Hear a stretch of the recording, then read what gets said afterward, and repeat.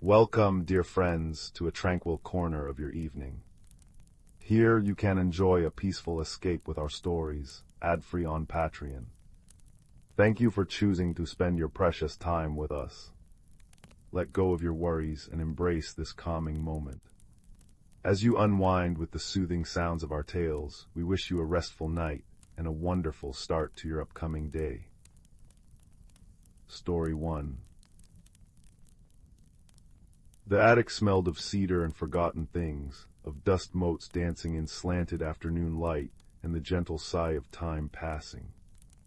It was there, beneath a faded quilt patterned with falling stars and a stack of geography books from a century ago, that a small boy named Leo found the box. It wasn't a grand chest bound in iron, nor a casket glittering with jewels. It was a simple thing made of pale, sanded wood, its surface smooth and cool against his fingertips. A single, tarnished silver clasp held it shut. The only sound was the soft thump-thump of his own heart and the distant, rhythmic tock-tock of the grandfather clock in the hall below. With a gentle click that seemed to echo in the quiet space, the clasp gave way. Leo lifted the lid. There was no burst of light, no shower of sparks. Instead, nestled in a bed of faded blue velvet, lay a teacup. It was the color of a winter sky just before snow, a delicate, almost translucent porcelain. And painted on its side in fine, swirling lines of silver was a single sleeping dragon, its tail curled around the base of the cup, its head resting peacefully on its paws. It was the most beautiful thing Leo had ever seen. He reached out, his hand trembling just a little, and lifted it from its velvet nest. It was lighter than he expected, and as he held it, a strange thing happened. A soft, warm hum began to emanate from the porcelain, a vibration so gentle it felt like the purr of a contented cat. And then from the bottom of the box, he noticed a small, folded piece of parchment.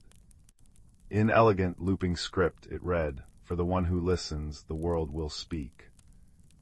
Leo carried the cup downstairs as if it were a fallen baby bird, holding it with both hands. He placed it on the small table by the window in his room, where the last of the day's golden light could touch it. He didn't know what to do with it. It was just a cup. And yet it didn't feel like just a cup. That night, as a soft rain began to pitter-patter against the windowpane, Leo sat on his bed, staring at the pale cup. He felt a pull towards it, a quiet curiosity. He remembered the words on the parchment. Listen. So he did. He sat very still, and he listened. He heard the rain, the sigh of the wind in the oak tree outside, the steady drip, drip, drip from the gutter. And then he heard something else. A voice, small and clear as a crystal bell, coming from the direction of the cup. "Well, it's about time," the voice said. Leo blinked. On the rim of the teacup, perched as if it were a balcony, was a creature no bigger than his thumb. It had the shimmering wings of a dragonfly and the neat, velvet-suited body of a gentleman squirrel. It tipped a tiny, non-existent hat. "Barnaby," it said, its voice crisp and efficient. "Keeper of the hearth and harbinger of hot beverages, at your service. You've been staring for an awfully long time. One might think you'd never seen a celestial teacup before." Leo's mouth fell open. I haven't," he managed to whisper. "Obviously," Barnaby said, polishing one of his wing joints with a miniature handkerchief. "They're frightfully rare. This one in particular has been waiting. It gets a bit lonely, you know, in a box, all that dust, dreadful for the wings." "Waiting for what?" Leo asked, his voice hushed. "For you to pour some tea into it, of course." Barnaby exclaimed, as if it were the most obvious thing in the world. "It's a teacup, my dear boy. Its purpose is to be filled, but not just any tea. The tea must match the quest." "What quest?" Leo felt a flutter of both excitement and nervousness in his chest. Barnaby gestured with his handkerchief towards the painted dragon on the cup. His name is Somnus. He's been asleep for 100 years. A rather nasty case of the glooms, I'm afraid. It's a fog that settles on a heart, making it heavy and still. The only thing that can wake him is the steam of shared joy, and to create that we need a very special kind of tea. This was the beginning of Leo's journey. It would not take him across mountains or oceans. His journey would be measured in the steps it took to find the ingredients for this tea, a journey that would require all the courage he possessed. For Leo was, by nature, a quiet boy who found the world a little too loud and a little too big. The first ingredient, Barnaby explained, flitting around the cup like a nervous hummingbird, was a petal of patient listening. It grows in the garden of the weeping willow, he said. But be warned, the willow itself does all the talking. You must simply listen. The next morning, Leo ventured into the back garden. The sun was warm and bees buzzed a lazy, drowsy song amongst the lavender. The great weeping willow stood in the corner, its long, trailing branches creating a green, whispering cave. As Leo approached, he heard a sound like 1,000 soft sighs. "Oh, the weight of it all," the willow murmured, its leaves rustling. "The sparrows were so noisy at dawn, and the ant family has built a new thoroughfare right by my roots. The traffic is simply dreadful."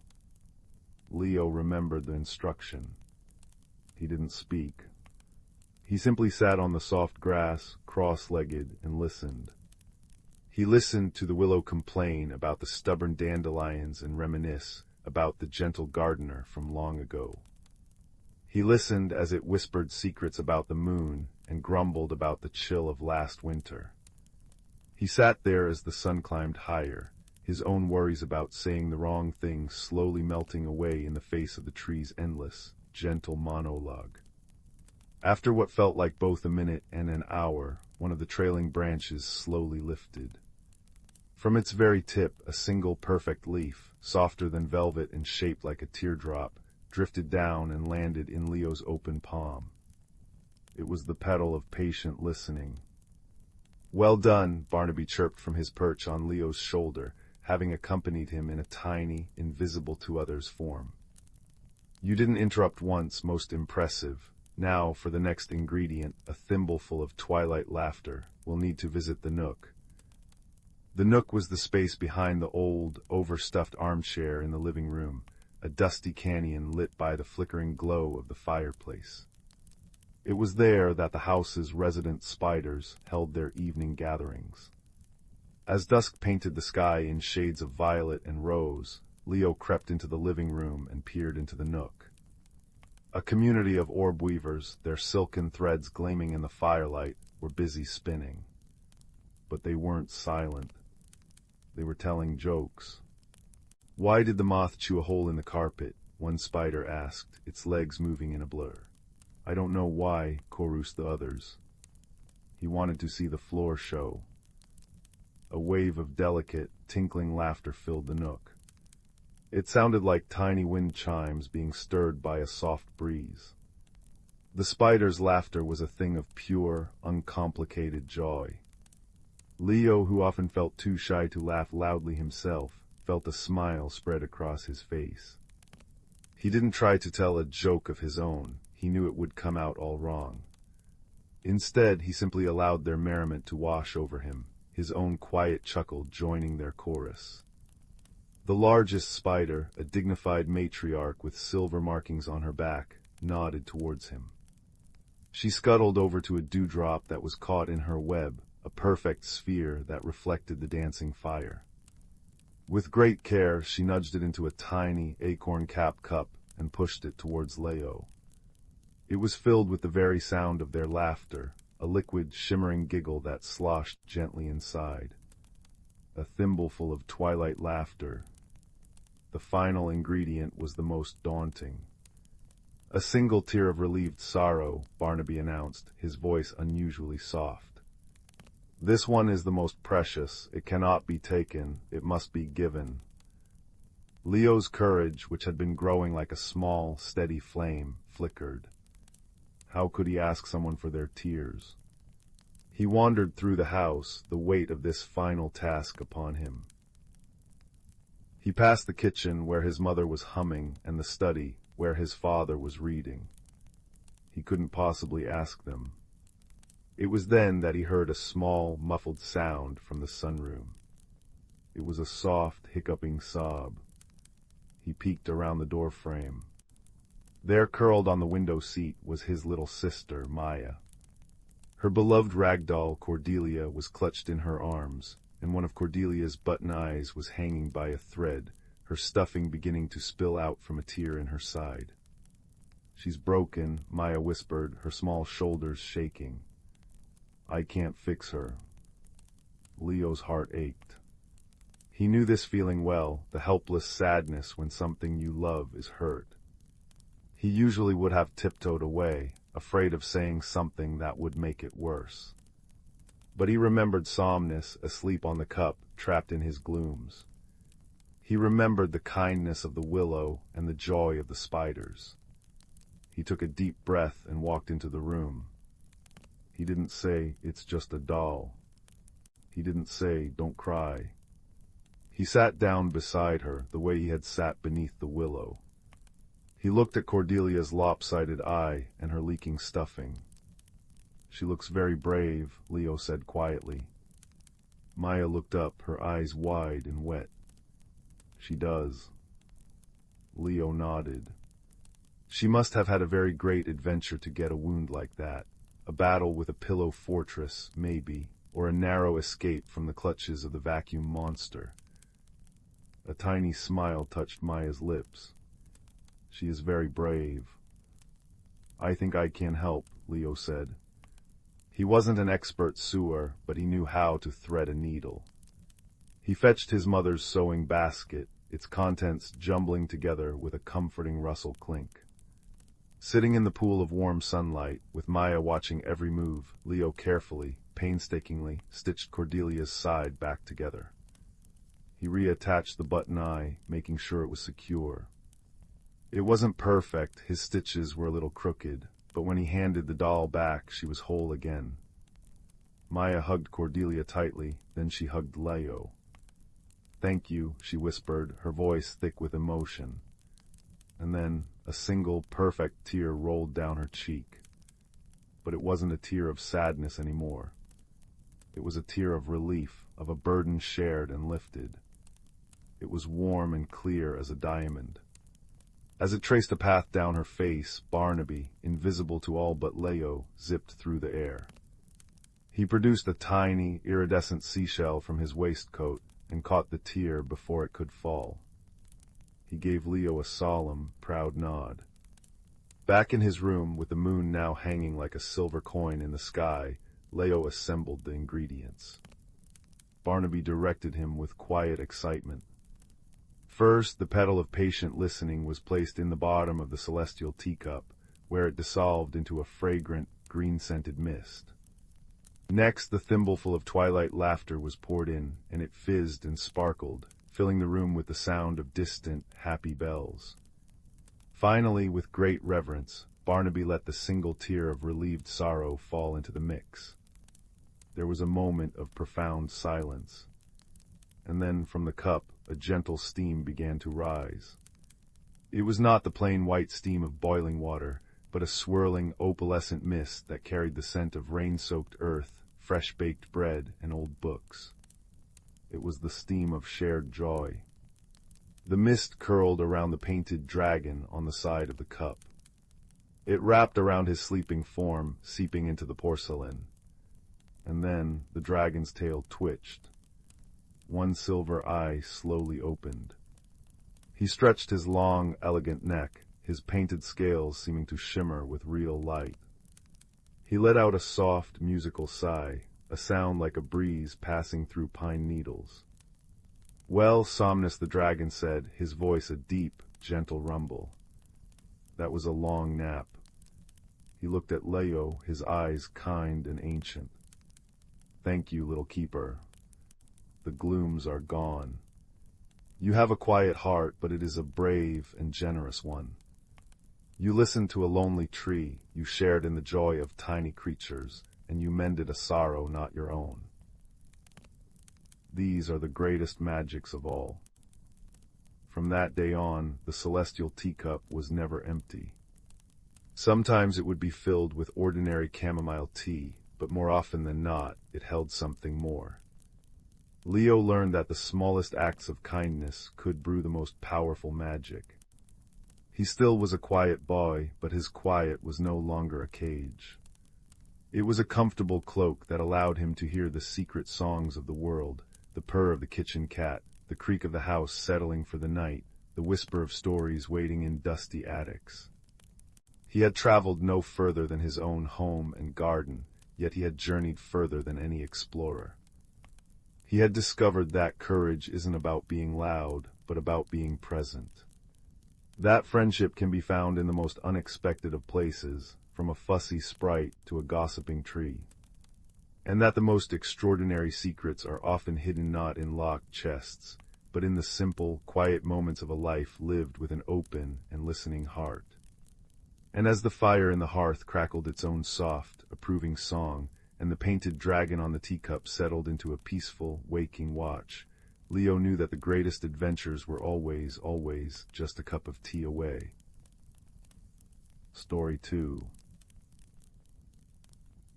The old house on Willow Lane had a particular way of breathing.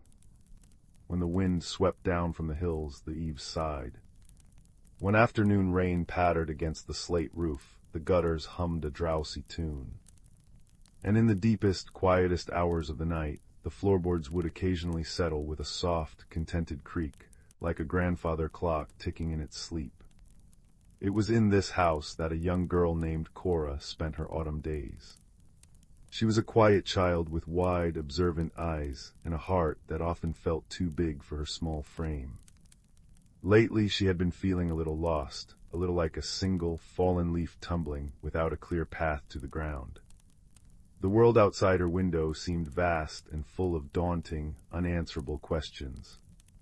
One such afternoon, with a gentle drizzle pitter-pattering against the window panes, Cora found herself in the one place that always felt like a world unto itself, the attic.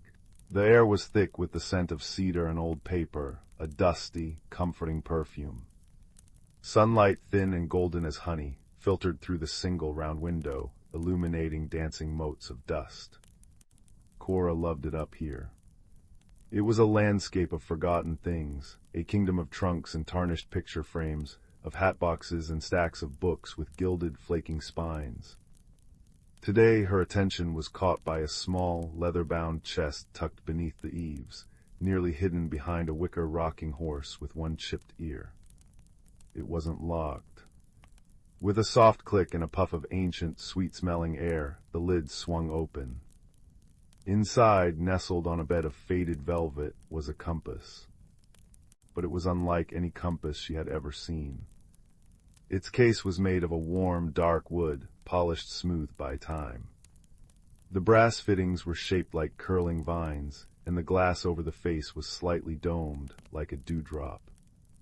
The needle itself was not red and white, but a shimmering silver, and it didn't point north. As Cora lifted it carefully from its nest, the needle quivered, spun in a slow, lazy circle, and then came to rest, pointing not towards the door or the window, but directly at her own heart. A soft, purring sound emanated from a nearby stack of quilts. A moment later, a magnificent ginger cat emerged, blinking his large, amber eyes. This was Barnaby, the attic's resident guardian. His fur was the color of autumn leaves, and his purr was a low, steady rumble, like a tiny, contented engine. That, Barnaby murmured, his voice as rough and soft as old velvet, is the heart's compass. It's been waiting for you. Cora started, nearly dropping the compass. She was used to Barnaby's company, but not to him speaking. It's pointing at me, she whispered. Of course it is, Barnaby replied, weaving a figure eight around her ankles. It always points toward what your heart needs most. The trouble is, the heart's true needs are rarely simple and never close by. They require a journey. A journey where? Cora asked, her eyes wide. Not over hills or across seas, purred Barnaby. A journey measured in courage, not in miles. The compass will guide you. I shall come with you, of course. and I suspect we shall need the advice of the Keeper of Whispers." As if on cue, a section of the wall, a panel of dark oak, gave a long, low creak and swung inwards, revealing not the other side of the house, but a dim, cozy passage lined with bookshelves. A warm, buttery light glowed from within, and the air smelled of cinnamon and old stories. Hesitantly, Cora stepped through, Barnaby padding silently at her heels. The passage opened into a circular room that felt both impossibly vast and wonderfully snug. A fireplace carved from pale stone crackled merrily, though there was no visible wood burning within it. The walls were not walls at all, but shelves that stretched up into shadow, filled with thousands of scrolls, each tucked into a niche and labeled with tiny silver script. Seated in a high-backed armchair woven from willow branches was a small, kind-faced creature. He had eyes like chips of mossy stone and long, delicate fingers that were currently mending a torn page with a needle of light. This was the Keeper of Whispers. "Ah," the keeper said, his voice like the rustling of pages in a quiet library. "The compass has stirred, and it has chosen its traveler. Come closer, child, let us see what it seeks." Cora held out the compass. The silver needle trembled, then spun away from her heart, pointing steadily towards a high, dark corner of the library room. "The needle points to the forest of fading light," the keeper said gravely. "A place where shadows grow long not from the setting sun, but from forgotten joys. The path is not dangerous, but it is uncertain. It is easy to lose your way when the light you're following is a memory." "How will I find what I'm looking for?" Cora asked, her voice small. The keeper smiled, a gentle crinkling around his eyes. "You will not find it by searching with your eyes alone. You must listen. The forest is full of echoes. Listen for the one that feels like a warm blanket on a cold night. And remember," he added, tapping the compass with his mending needle, "this does not point to a place but to a feeling. Your courage will be your map." With those mysterious words echoing in her mind, Cora, with Barnaby a reassuring presence beside her, followed the compass needle out of the library and into the forest of fading light. It was not a forest of trees, but of towering, softly glowing pillars that looked like frozen twilight. The ground was soft and mossy, muffling their footsteps into silence. The air was cool and still, and indeed, long, velvety shadows draped everything, though there was no source of light to cast them. Distantly, like wind chimes miles away, came the faint, melancholic tinkling of bells. Rustle, sigh, the sounds were whispers of past moments, brushing against them as they walked. They hadn't gone far when they came upon a little creature, weeping by a pool of dark, still water. She was no bigger than Cora's hand, with wings like crumpled silver lace and hair of spun moonlight. "What's wrong?" Cora asked, kneeling down. "I've lost my chime," the tiny creature sobbed, her voice a high, clear chime itself. "I am a glimmerbell, and without my chime I cannot ring, and if I cannot ring, I cannot remember the song I was born from." She pointed a trembling finger at the dark pool. "It fell in there, and the water is too deep for me." Barnaby sniffed the water's edge. "It's not water," he rumbled. "It's pooled shadow, it's heavy with sadness." Cora looked at the pool, then at the weeping glimmerbell. The compass in her hand was pulling her forward, but her heart was pulling her to stay. The keeper had said the challenge would be solved through kindness. Perhaps this was part of the journey. She reached into the pocket of her dress and pulled out a small, smooth river stone she'd found in the garden. It was warm and comforting in her hand. She didn't throw it. Instead, she knelt and began to gently skim the stone across the surface of the dark pool. Instead of sinking, the stone skipped, and with each skip, a soft, warm light blossomed where it touched, pushing back the heavy shadows. On the third skip, something at the bottom of the pool glinted. On the fifth skip, the light reached it, and a tiny, perfect silver bell floated to the surface. The glimmer bell gave a cry of joy, snatched her chime, and shook it. a single, pure, resonant ding filled the air. The sound was so full of happiness that the shadows around them recoiled, and the path ahead seemed a little brighter. "Thank you," the glimmer bell chimed. "For your kindness, I will light your way." She flew ahead of them, her tiny bell ringing a cheerful, constant note, and the oppressive gloom of the forest retreated before her melody. They walked on, the bells song a beacon in the quiet. After a time, the compass needle began to spin wildly. "We're close," Barnaby murmured, his purr a steady counterpoint to the glimmer bell's song. The path opened into a small, circular clearing. In the center stood a single, withered tree, its branches like skeletal fingers against the gloom. And there, tangled in the highest branch, was a small, faintly pulsing light. It was the source of the feeling the compass was leading her to. But it was so far up, and the tree looked so brittle. Cora's courage, which had felt so strong a moment before, wavered. "I can't reach it," she whispered. Kriek groaned. The sound wasn't from the forest. It was the tree itself. It was speaking in a voice of splinters and dry wind. "No one has touched my light in a long, long time," the tree sighed. "They are all too afraid I will break. They see my age and my frailty, and they turn away. So I have held this light alone and have grown weary." Cora looked at the ancient tree. She wasn't being asked to conquer it or defeat it. She was being asked to trust it. The keeper had said the challenge would be solved through patience. "I'm not afraid," she said, though her heart was beating very fast. She reached out and placed her hand gently on the tree's rough bark. "May I climb? I will be very careful." The tree gave a soft, shuddering sigh that was also a sob of relief. "Yes," it whispered. "Please." Slowly, carefully, testing each branch before putting her full weight on it, Cora began to climb. The tree held firm, its old wood stronger than it looked. Barnaby watched from below, his tail twitching with concern, while the glimmer bell hovered, casting her gentle light on Cora's path. Finally, she reached the highest branch. There, nestled in a crook, was the light. It wasn't a jewel or a star. It was a memory.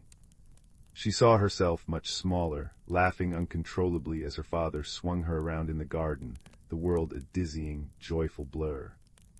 The feeling of that moment, the absolute safety, the pure, unthinking happiness, washed over her like warm sunshine. This was what her heart needed. Not the memory itself, but the reminder that such a feeling existed, that it was a part of her, and that it could be found again. As her fingers closed around the warm, bright memory, the entire forest of fading light seemed to take a deep, shuddering breath. The long shadows dissolved, not into harsh light, but into the soft, gentle glow of a perpetual golden hour. The melancholic bells in the distance were replaced by the cheerful, distant sound of a stream chuckling over stones. The journey back was swift and easy. The Keeper of Whispers was waiting for them in his library, a knowing smile on his face. "You see," he said softly, "you had the light within you all along. You just needed the courage to go and find it, the kindness to help others along the way, and the patience to see the strength in what seemed fragile." Cora placed the compass back in its velvet-lined chest. The needle was still once more. She didn't feel lost anymore. She felt full. Later that night, tucked safely in her bed, with the rain still gently pit-patting on the roof and Barnaby purring like a little motor at her feet, Cora closed her eyes. She could still feel the warm glow of the memory in her heart, a cozy, steady light that no shadow could ever truly extinguish. The old house gave a final, contented creak, and she drifted into a deep and peaceful sleep, knowing that the greatest adventures are often the ones we take inside ourselves, guided by the simple, steady needle of a brave and kind heart. Story 3. In a quiet corner of the world, nestled between rolling hills that slumbered beneath woolly blankets of mist, there stood a small cottage with windows like kind eyes. Within this cottage lived a young soul named Rowan, whose heart beat in time with the gentle rhythms of the earth. Rowan was quiet, often found gazing at the way morning light painted the walls or how raindrops traced paths on the window panes. Yet deep within there stirred a quiet unrest, a sense that something was waiting to unfold like a seed sleeping in winter soil. Rowan's days were simple and soft, filled with small tasks and long, thoughtful walks through the meadows and woods. But lately, something peculiar had begun to happen. When Rowan felt a swell of joy, tiny flowers would bloom in their footsteps. When a wave of calm washed over them, the air would shimmer with the faint scent of lavender and honey. And when uncertainty clouded their thoughts, a soft, silver dust would settle on their shoulders, clinging like powdered moonlight. These changes were beautiful, yet they unsettled Rowan, who longed to understand their meaning. One afternoon, while wandering along a mossy path, Rowan came upon a garden unlike any they had ever seen. It was not grand or neatly ordered, but wild and whispering, as though each plant had a story to tell. At its heart stood an old wooden bench, and seated there was a woman with hair like spun silver and eyes that held the deep, knowing calm of still waters. She introduced herself as Alara, the keeper of the garden, and she welcomed Rowan with a smile that felt like coming home. "You have been changing," Alara said gently, her voice like the rustle of leaves. "And the world is changing with you, do not fear it. This garden and you are part of the same quiet magic." Rowan confessed their confusion, their wonder at the blossoms that sprouted where they walked and the colors that seemed to dance just for them. Alara listened, her presence as steady as an ancient oak. "You are in a cocoon season, dear one," she explained. "Not the kind that binds, but the kind that protects while you grow. Your heart is learning to speak in a new language, and the world is simply answering." And so began Rowan's visits to the garden.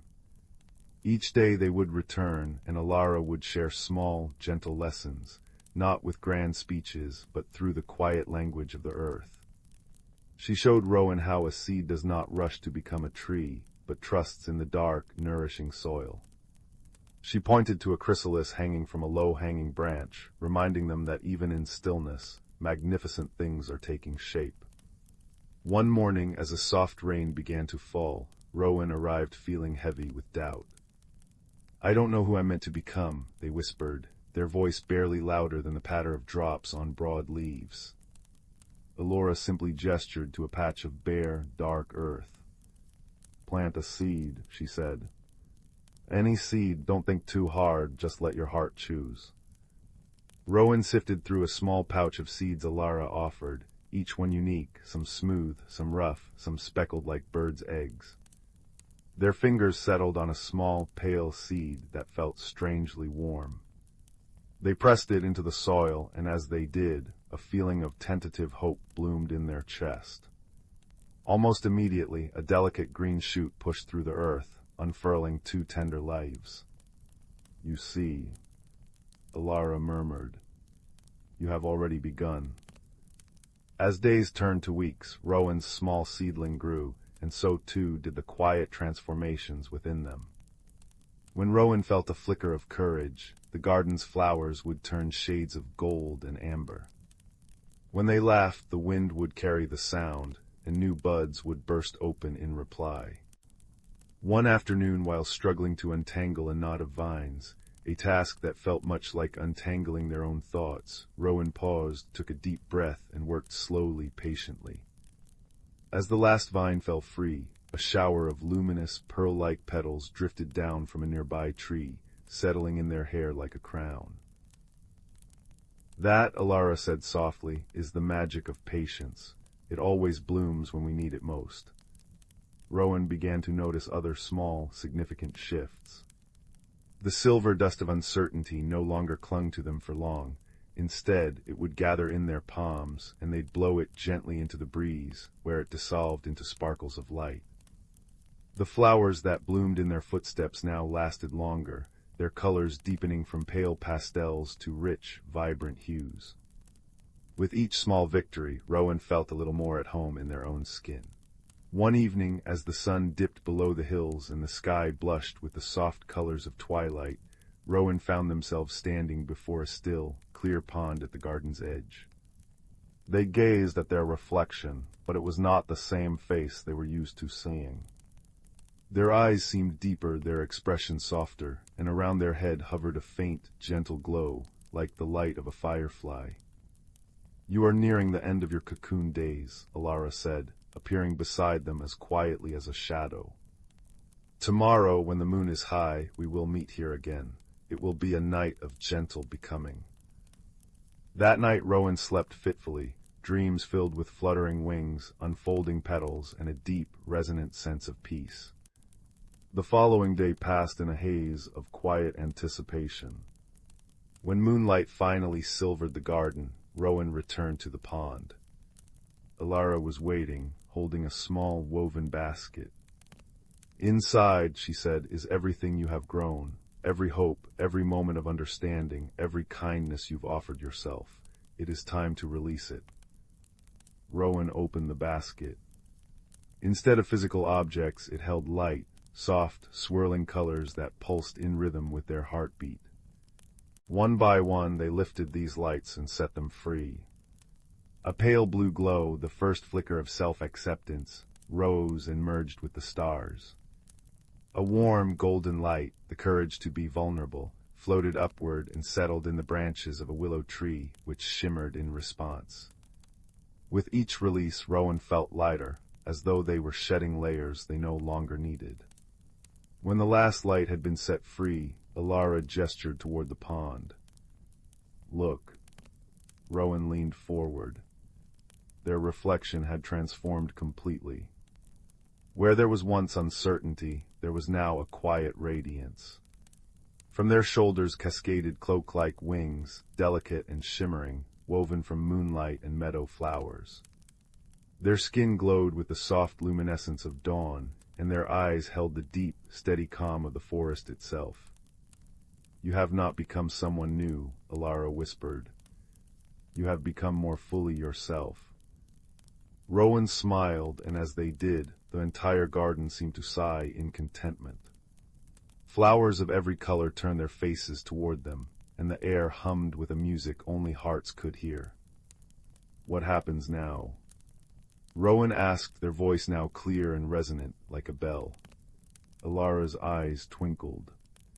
Now you begin. The cocoon was never meant to be a forever home, only a safe space to grow.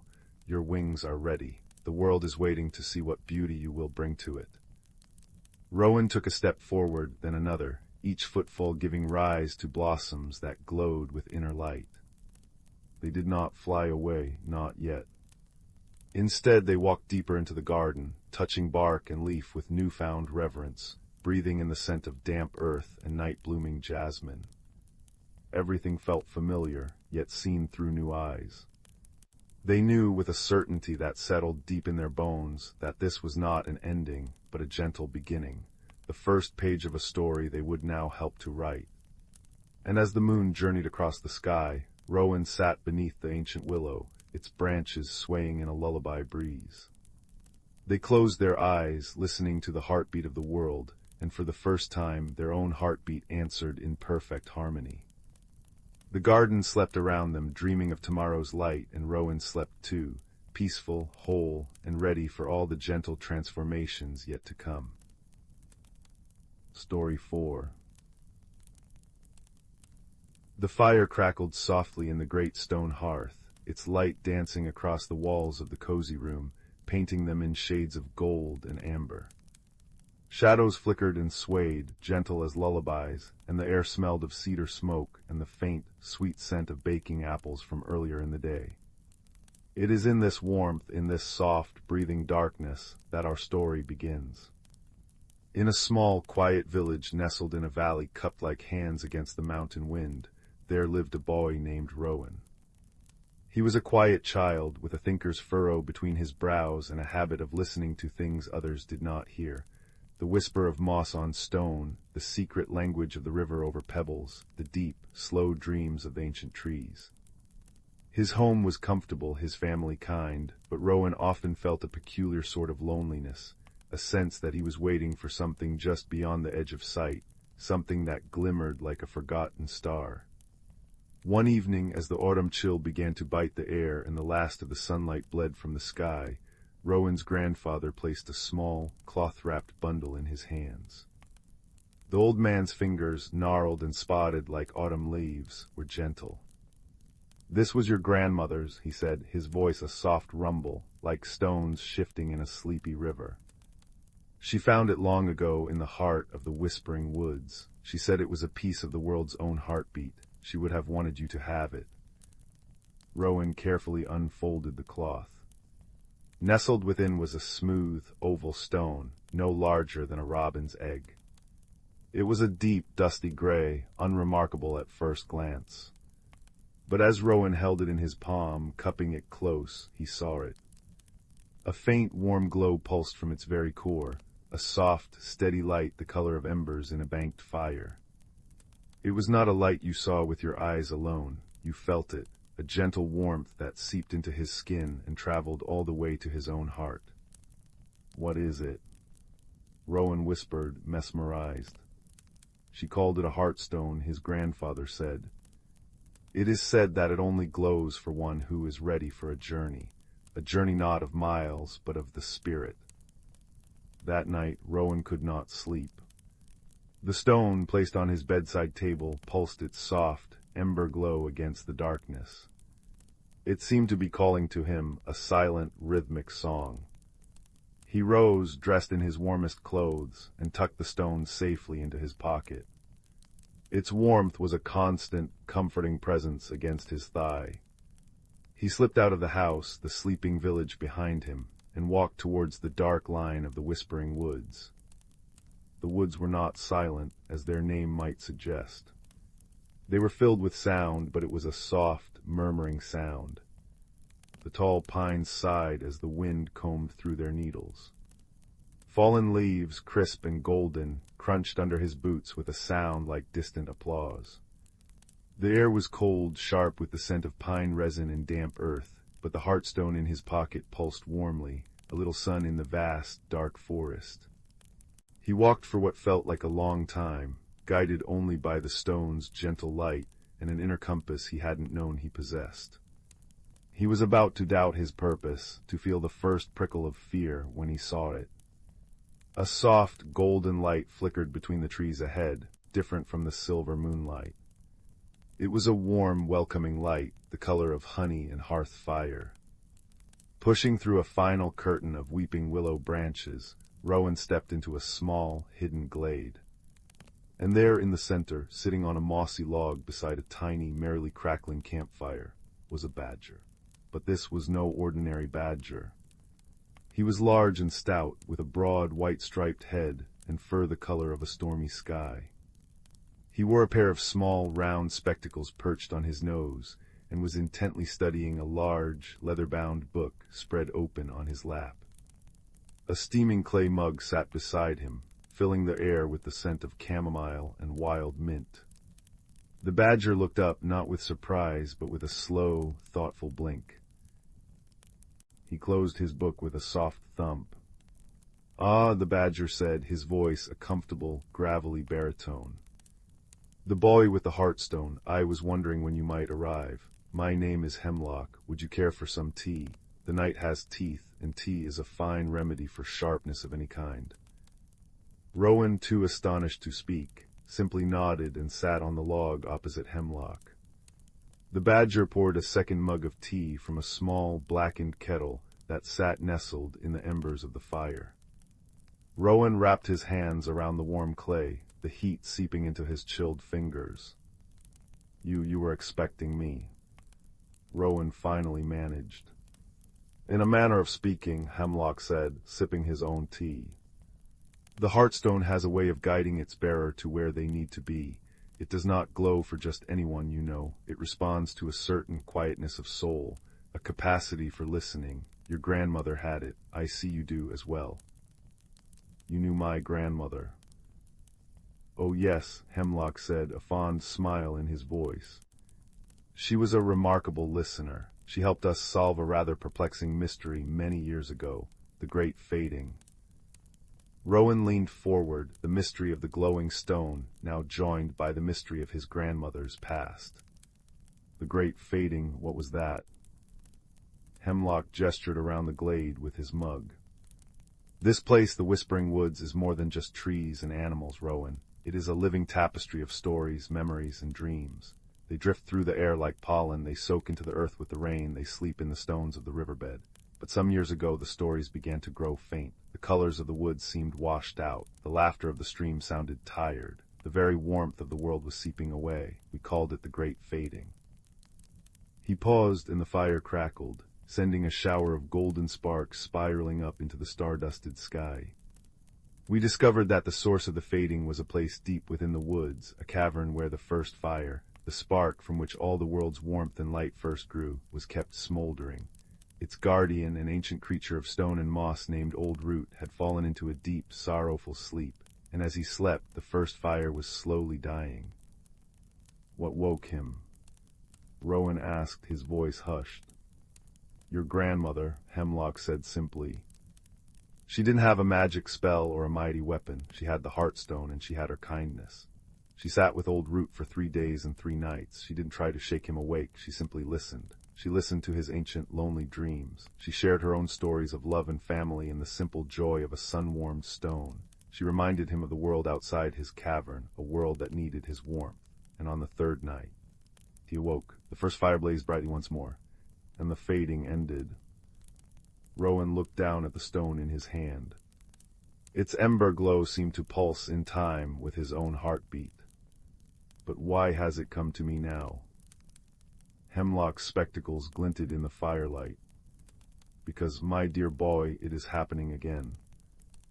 A cold dread, colder than the night air, trickled down Rowan's spine. The fading is returning. In a different form, Hemlock said, his gravelly voice grave.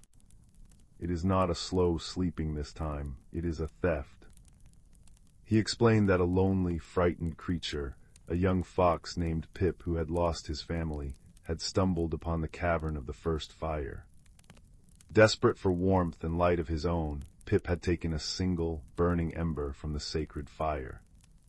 He had fled deep into the most tangled, forgotten part of the woods, a place of shadows and silence called the Tangled Briar. But an ember from the first fire cannot be possessed, it can only be shared.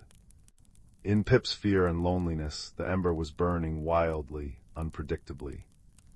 It was not spreading its warmth evenly through the woods, but flickering and guttering, causing patches of unnatural heat and deep, unnatural cold. The balance was being undone. We must find Pip, Hemlock said.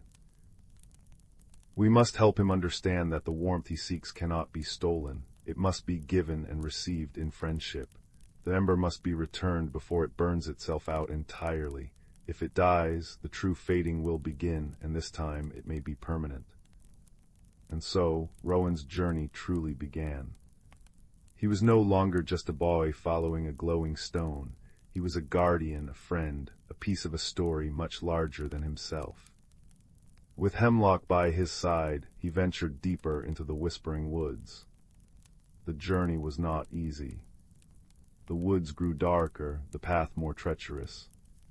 They walked for hours, the only constants being the soft crunch of their footsteps, the murmur of the wind, and the steady, reassuring glow of the Heartstone. Rowan found himself noticing things he never would have seen alone. He saw how Hemlock would pause to gently move a beetle from their path, or how he would hum a low, rumbling tune to a sapling that seemed to be shivering in the cold. The badger's friendship was as solid and comforting as the earth itself. They came to a wide, rushing river, its waters black and silver in the moonlight. The bridge was a single fallen log, slick with spray and moss. I'm not sure I can cross that, Rowan said, his voice small. Hemlock placed a steadying paw on his shoulder. Do not look at the whole length of the log, he advised. Look only at the next step, and the one after that, and remember the warmth you carry. Rowan took a deep breath, felt the heartstone's pulse in his pocket and stepped onto the log. He didn't look down at the churning water. He focused on the rough bark under his boots, on Hemlock's calm presence behind him, on the next step and the next. Halfway across, his foot slipped. For a terrifying second he flailed, his arms wheeling. But then he felt Hemlock's strong, solid weight behind him, holding him steady. "I have you," the badger said, his voice calm. "You are doing splendidly." They reached the other side, and Rowan's heart swelled with a feeling he couldn't quite name. It was more than relief.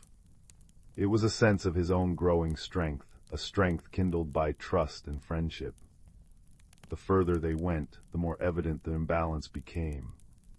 They passed a clearing where the air was oppressively hot and thick, the plants wilted and drooping. A little further on they found a patch of forest locked in a silent, glittering frost, the leaves frozen mid-fall. The heartstone's glow would brighten in the cold patches, sharing its warmth with Rowan and dim slightly in the hot ones, as if conserving its energy. It was their guide and their protector. On the third day of their journey, as the sun was setting once more, they found a clue. A single bright orange feather, tipped with black, caught on a thorny bush. It was vibrant, full of life, yet it trembled in a pocket of strangely icy air. "Pip," Hemlock murmured, "we are close." The entrance to the tangled briar was a wall of thorns and knotted vines, a fortress of neglect and fear. It seemed impenetrable. "How do we get through?" Rowan asked, his hope faltering. Hemlock did not answer immediately. He sat, closed his eyes, and seemed to be listening. After a long moment, he opened them. "We do not force our way in, we ask for permission." He approached the wall of thorns, and in his low, rumbling voice began to speak. He did not demand. He told a story. He spoke of the woods, of the dappled sunlight on the forest floor, of the taste of ripe blackberries, of the joy of a safe, warm den. He spoke of friendship, of not being alone. At first, nothing happened. Then slowly, almost imperceptibly, the vines began to shiver. They rustled, and then, like a curtain being drawn aside, they parted just enough to form a narrow, dark passage. The woods themselves were listening, Hemlock said softly. They remember kindness. They stepped into the tangled briar. It was a place of deep shadows and profound silence. The air was still and cold. And there in the very center, huddled in a nest of dried grass and leaves, was a small, trembling red fox. And before him, hovering in the air, was the ember. It was not the warm, steady glow of the heartstone. It was a frantic, flickering thing, flaring up with bursts of angry orange light before sinking to a sullen, pulsing red. It cast long, dancing, menacing shadows on the walls of the thicket. Pip flinched every time it flared, his eyes wide with a mixture of fear and desperate hope. "Stay back," the little fox yelped, his voice high with panic. "It's mine, it's my warmth, you can't have it." Hemlock stopped a good distance away and sat down, making himself small and non-threatening. Rowan did the same, his heart aching for the frightened creature. "We are not here to take anything from you, Pip," Hemlock said, his voice as soft and deep as velvet. "We are here because we are worried. The woods are growing cold and sick. The ember is not happy here. It is lonely." "I'm lonely too," Pip cried, a sob catching in his throat. "Everyone is gone. I have no one. This is all I have." Rowan felt a profound understanding then. He remembered his own loneliness, the feeling of waiting for something he couldn't name. He knew that Pip wasn't a thief. He was just a lost soul, trying to find a little light in the darkness. Without a word, Rowan took the heartstone from his pocket. He didn't thrust it forward. He simply held it in his open palm, letting its steady, ember glow pulse softly into the gloomy thicket. Pip's eyes, wide and shining, fixed on the stone. What is that?" "It's a heartstone," Rowan said, his own voice gentle. "It doesn't belong to me, it's a friend. It shares its warmth with me, and I try to share my warmth with the world. The ember you have, it's the same. It's meant to warm the whole world. When you keep it here all to yourself, it's like trying to hold a breath forever. It just hurts." He took a slow, careful step forward. Then another. Hemlock watched, silent and still, his presence a quiet anchor. "I was lonely too," Rowan said, now only a few feet from the trembling fox. "Before I met Hemlock, before I started this journey, but you don't have to be lonely. Warmth isn't something you can trap, it's something you make with friends." He knelt down so he was at Pip's level. He held out the heartstone. Its gentle, rhythmic light fell upon Pip's face, and for the first time the fear in the little fox's eyes began to soften. "Would you like to hold it?" Rowan asked. Pip looked from Rowan's kind face to the steady glow of the stone, and then to the frantic, sputtering ember. A single tear traced a path through the fur on his cheek. He gave a tiny, hesitant nod. Rowan carefully placed the heartstone into Pip's waiting paws. The moment the fox touched it, his whole body seemed to relax. A sigh escaped him, a release of a breath he seemed to have been holding for a very long time. The stone's glow enveloped him, a gentle, accepting warmth. "It feels like a hug," Pip whispered, his voice full of wonder. As he spoke, the stolen ember, which had been flickering wildly, suddenly stilled. Its frantic light softened, steadied, and transformed. It was no longer an angry orange, but a deep, gentle gold, the color of the first morning light. It floated slowly, serenely, from its place in the air, and came to rest beside the heartstone in Pip's paws. The two glows, one steady and ember red, the other soft and sun-gold, pulsed together in a perfect, harmonious rhythm. The change was immediate. A wave of pure, gentle warmth radiated out from Pip, from the two glowing treasures he held. It washed through the tangled briar, and the oppressive shadows retreated. The knotted vines seemed to loosen and sigh. The still, cold air began to move, carrying with it the scent of thawing earth and new growth. The fading was over. The journey back was a different thing entirely. Pip walked between them, his step light, his spirit unburdened. He carried the two glowing objects, which now seemed inseparable. The woods welcomed them back with open arms. The patches of unnatural heat and cold were gone, replaced by the crisp, even chill of a healthy autumn night. The colors seemed richer, the sounds clearer. The whispering woods was whole again. They arrived at the cavern of the first fire, a great, domed space deep within the mountain. The walls were encrusted with crystals that reflected light in 1,000 directions. And in the center, on a great stone dais, slumbered Old Root. He was a magnificent being, looking as if the mountain itself had decided to take the shape of a great, sleeping bear made of stone, moss, and ancient, gnarled wood. As they approached, his eyes, like pools of molten amber, opened. He saw Pip, and he saw the returned ember, glowing peacefully beside the heartstone. There was no anger in his gaze, only a deep, abiding sadness and a glimmer of profound relief. Pip, with newfound courage, stepped forward. "I'm sorry," he said, his small voice echoing in the vast cavern. "I was cold and scared. I didn't understand." Old Root's voice was the sound of continents shifting, slow and deep. "The cold and the fear are gone now, little one. You have brought back more than the ember. You have brought back understanding. That is a greater gift."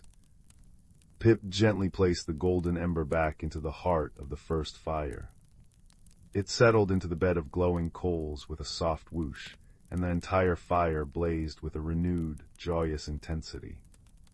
The light in the cavern swelled, warm and golden, and the crystals in the walls sparkled like a sky full of happy stars.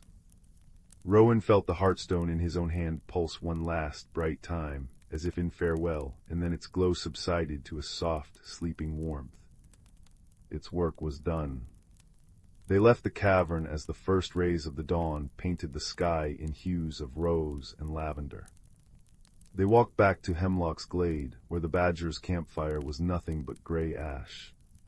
"What will you do now, Pip?" Rowan asked. The little fox looked up at him, then at Hemlock. I was hoping I might stay here, with you, Hemlock, if that's all right." Hemlock's whiskers twitched in a smile. He placed a heavy, gentle paw on Pip's head. "I think my den has been too quiet for too long. I would be glad of the company." Rowan knew it was time for him to go home. He felt different. The loneliness that had been a hollow space inside him was gone, filled with the memory of a badger's wisdom and a fox's courage, with the warmth of shared tea and a journey taken together. He said his goodbyes, promises of future visits hanging in the morning air like dew. He walked back through the waking woods, the sun warming his back. He emerged from the trees to see his village just beginning to stir, smoke curling from chimneys into the clear blue sky. He slipped back into his house and into his bed just as the first birds began their morning chorus. He placed the now dormant hearthstone back on his bedside table. It was just a gray stone again, but he knew the warmth it held was merely sleeping, waiting for the next heart that needed to learn its gentle lessons. As he drifted into a deep, peaceful sleep, he knew he had been transformed, as surely as fire transforms wood. He was no longer just a listener. He was a part of the story. He carried the warmth of the first fire and the wisdom of friendship inside him now, a steady, glowing ember in his own heart, burning true and bright against any darkness, ready to be shared. And outside, the sun rose fully over the whispering woods, setting the autumn leaves ablaze with a light that was, for the first time in a long time, perfectly, completely, and wonderfully warm. Story 5. The fire crackled softly in the hearth, its light dancing across the walls like a troop of gentle, golden sprites. It was on such an evening, when the world outside was wrapped in a blanket of velvet darkness, and the only sounds were the whisper of the wind and the settling of the house, that our story begins. It is the story of a boy named Leo, a small, quiet boy with a heart as deep as the old well in his grandmother's garden, and a loneliness that felt as vast as the winter sky. Leo lived with his grandfather in a cottage at the edge of a great, whispering wood. His grandfather was a kind man, a clockmaker by trade, whose hands were stained with ink and whose eyes always held a far-away look, as if he could see the turning of the great gears of the universe. But he was often quiet, lost in his work, and the cottage, for all its warmth, could feel very large and very empty. One afternoon, while exploring the dusty, cobweb-draped attic, a place he was usually forbidden to go, Leo discovered a small, forgotten wooden box tucked beneath the eaves. It was carved with strange, swirling patterns that seemed to shift in the dim light. His curiosity, a flickering candle in the gloom of his loneliness, urged him to open it. Inside, nestled on a bed of faded velvet, was a single, smooth stone. It was no larger than a robin's egg, and it was the color of cooled ash, flecked with tiny, almost imperceptible specks of deep orange and red. He picked it up. It was surprisingly warm to the touch, as if it had been resting in a sunbeam. As he held it in the palm of his hand, standing in the dusty attic light, something miraculous happened. The specks within the stone began to glow. They pulsed with a soft, gentle light, the color of embers in a dying fire. A deep, resonant warmth spread from the stone, up his arm and settled in his chest, quieting the lonely ache he carried there. It felt like a friendly hand on his shoulder, a silent promise of companionship. That night he placed the ember stone, as he had come to call it, on his bedside table. Its gentle, pulsing glow painted the ceiling with soft, shifting patterns of light and shadow, and for the first time in a long while, Leo did not feel alone as he fell asleep. The next day, he showed the stone to his grandfather. The old man's eyes, usually so distant, sharpened with recognition and a touch of sadness. "Ah," he said, his voice a soft rasp. "The heart of the wood, my own grandfather spoke of it. They say it is a guide, a key of sorts. It is drawn to those who need to find their way, and it glows for those who are ready to listen to the quieter songs of the world." He placed a gentle hand on Leo's head. "But the path it shows is not always an easy one. It is a journey that changes you, my boy, as surely as fire changes wood." Leo didn't fully understand, but the words settled in him. That evening, as dusk began to paint the sky in shades of lavender and rose, the ember stone in his pocket began to glow more brightly, its pulse a soft, rhythmic thrum against his leg. It seemed to be pulling him, a gentle, insistent tug, towards the ancient wood that bordered their cottage. Taking a deep breath, Leo pulled on his warmest coat, its fabric soft and familiar, and stepped out into the cooling air. The stone's light grew stronger as he approached the tree line, illuminating a path he had never noticed before. It was not a path made by human feet, but a subtle trail of moss-covered stones and softly glowing fungi that wound between the great, gnarled oaks and slender silver birches. The air smelled of damp earth, pine needles, and something else, something sweet and wild like crushed juniper berries. He walked for what felt like a long time, the forest deepening around him. The ordinary sounds of the countryside faded, replaced by the rustle of unseen creatures, the sigh of the wind in the high branches, and the gentle, musical trickle of a hidden stream. The ember stone was his only lantern, its warm, pulsing light pushing back the shadows, which seemed not menacing but merely slumbering. Just as a sliver of moon began to silver the tops of the trees, Leo heard a sound that was out of place. It was a soft, frustrated snuffling, followed by a tiny, distressed whimper. Following the sound, he pushed aside a curtain of hanging ivy and found himself in a small, moon-dappled clearing. There, caught in a thicket of brambles, was a small, furry creature. It was about the size of a hare, with fur the color of moss and twilight, and enormous, liquid eyes that shone with panic. Its long, delicate ears were twitching, and from its back sprouted what looked like two crumpled, silken wings, currently tangled hopelessly in the thorny vines. Leo's heart went out to the little thing. "SHHH," he whispered, his voice barely a breath. "It's all right, I'll help you." He approached slowly, his movements calm and deliberate. The creature stilled, its wide eyes fixed on him, and then, curiously, on the glowing stone in his hand. The light from the ember stone seemed to soothe it. Leo worked with painstaking care, his small fingers gently untangling the silken wings from the sharp, clutching brambles. A thorn pricked his thumb, and a single drop of blood welled up, but he didn't stop until the last vine fell away. The creature scrambled free, shaking itself. It looked at Leo, then tentatively hopped closer. It nudged his injured thumb with its cool, damp nose, and then, to Leo's astonishment, it began to purr, a sound like a tiny, contented hive of bees. It was then that Leo noticed the creature's most remarkable feature. As the purring grew stronger, a soft, bioluminescent light began to emanate from its fur, a gentle greenish gold that mingled with the orange-red glow of his stone. "You're a glimmerwing," Leo breathed, remembering a picture from one of his grandfather's old, fantastical bestiaries. The glimmerwing chirruped in agreement, then fluttered its now-free wings, rising unsteadily into the air before settling on Leo's shoulder. Its warmth was a comforting weight, and its purring vibrated through his coat. His loneliness, that cold, hollow space inside him, felt a little smaller. The ember stone pulsed once brightly, and the glimmerwing chirped again, pointing its nose deeper into the woods. Their journey was not over. Now, however, Leo was not traveling alone. Together, Boy and Glimmerwing followed the ember light. The forest grew even more enchanted. Trees seemed to lean in to listen as they passed. Flowers with petals like stained glass closed up for the night with soft, chime-like sighs.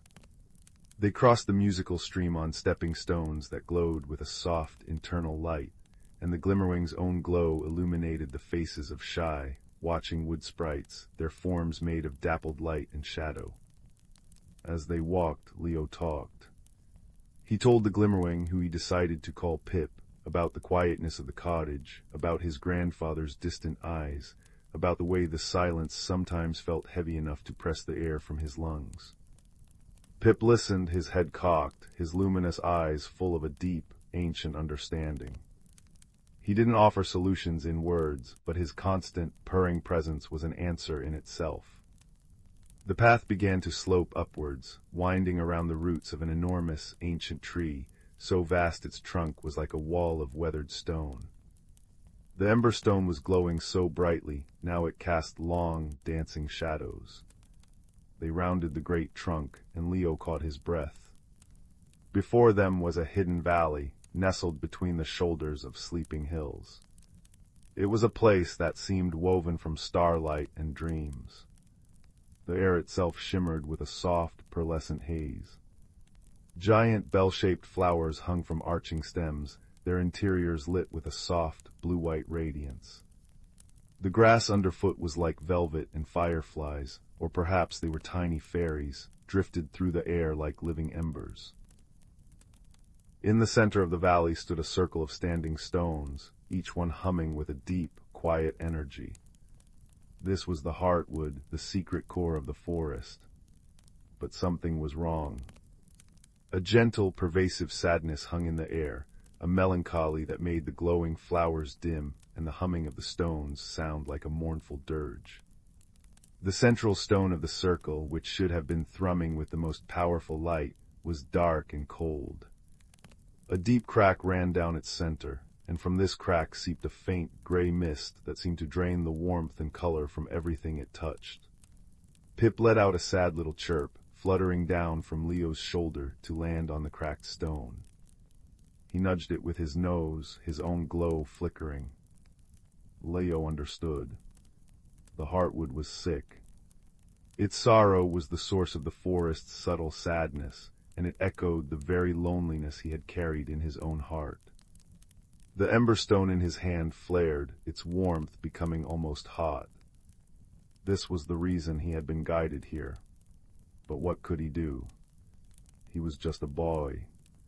He looked at the cracked stone, at Pip's distressed form, and felt the weight of the valley's sadness. He thought of his grandfather's words, a journey that changes you. He had thought the journey was about finding a place, but he realized now it was about finding a purpose. He walked to the center of the circle and placed his hands on the cold, cracked stone. He closed his eyes and did the only thing he could think to do. He poured his own feelings into the stone, not just his recent loneliness, but his memories of warmth. The sound of his grandfather's laughter on a rare, sunny day. The taste of warm berry pie. The feeling of the ember stone's first comforting warmth in his hand. The newfound purring friendship of Pip. He offered up his small, authentic moments of happiness. For a long moment, nothing happened. Then the ember stone in his pocket blazed with a light so brilliant it pierced through his coat. He took it out, and its light was no longer just orange and red, but filled with the golden green of Pip's glow, the blue-white of the valley's flowers, the silver of the moon. It had absorbed the light of the friendships he had found along the way. Holding the stone tightly, he pressed it against the crack in the great central stone.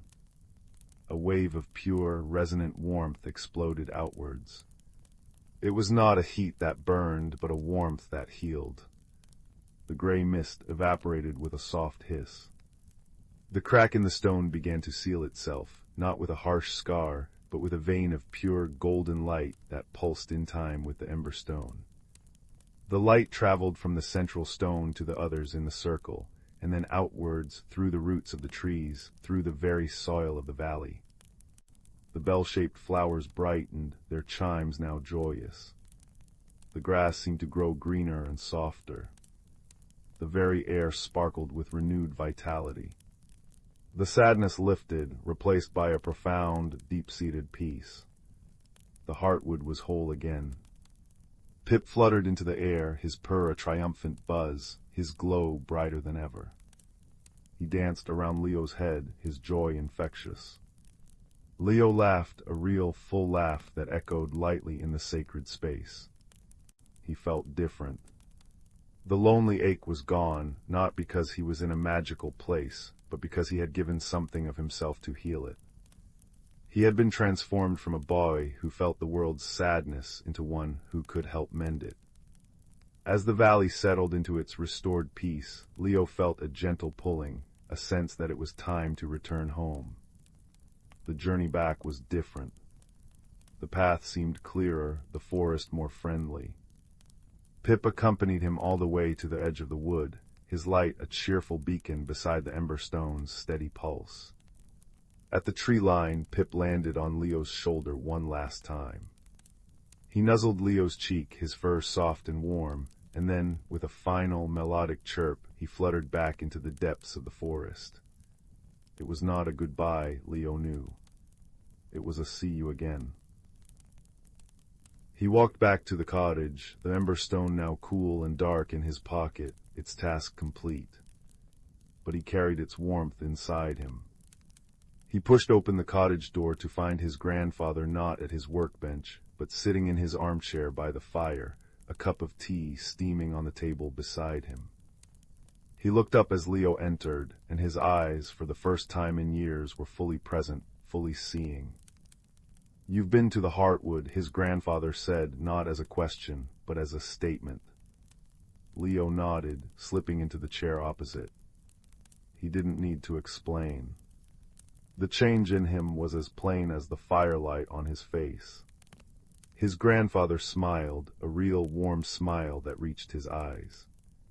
"It gives its light to those who are ready to share their own," he said softly. "You have a brave and kind heart, Leo. I think I have been forgetting to look for it." They sat together in a comfortable silence, watching the fire dance. The quiet of the cottage was no longer empty, but filled with a new understanding, a shared warmth. The grandfather had been on his own long journey, and in seeing the change in his grandson, he had found his own way back. Later, as Leo lay in bed, the room was dark, the ember stone silent on his bedside table. But he didn't need its light anymore. He closed his eyes and could still see the glowing valley, feel Pip's purring weight on his shoulder, and sense the steady, pulsing warmth of the healed heartwood.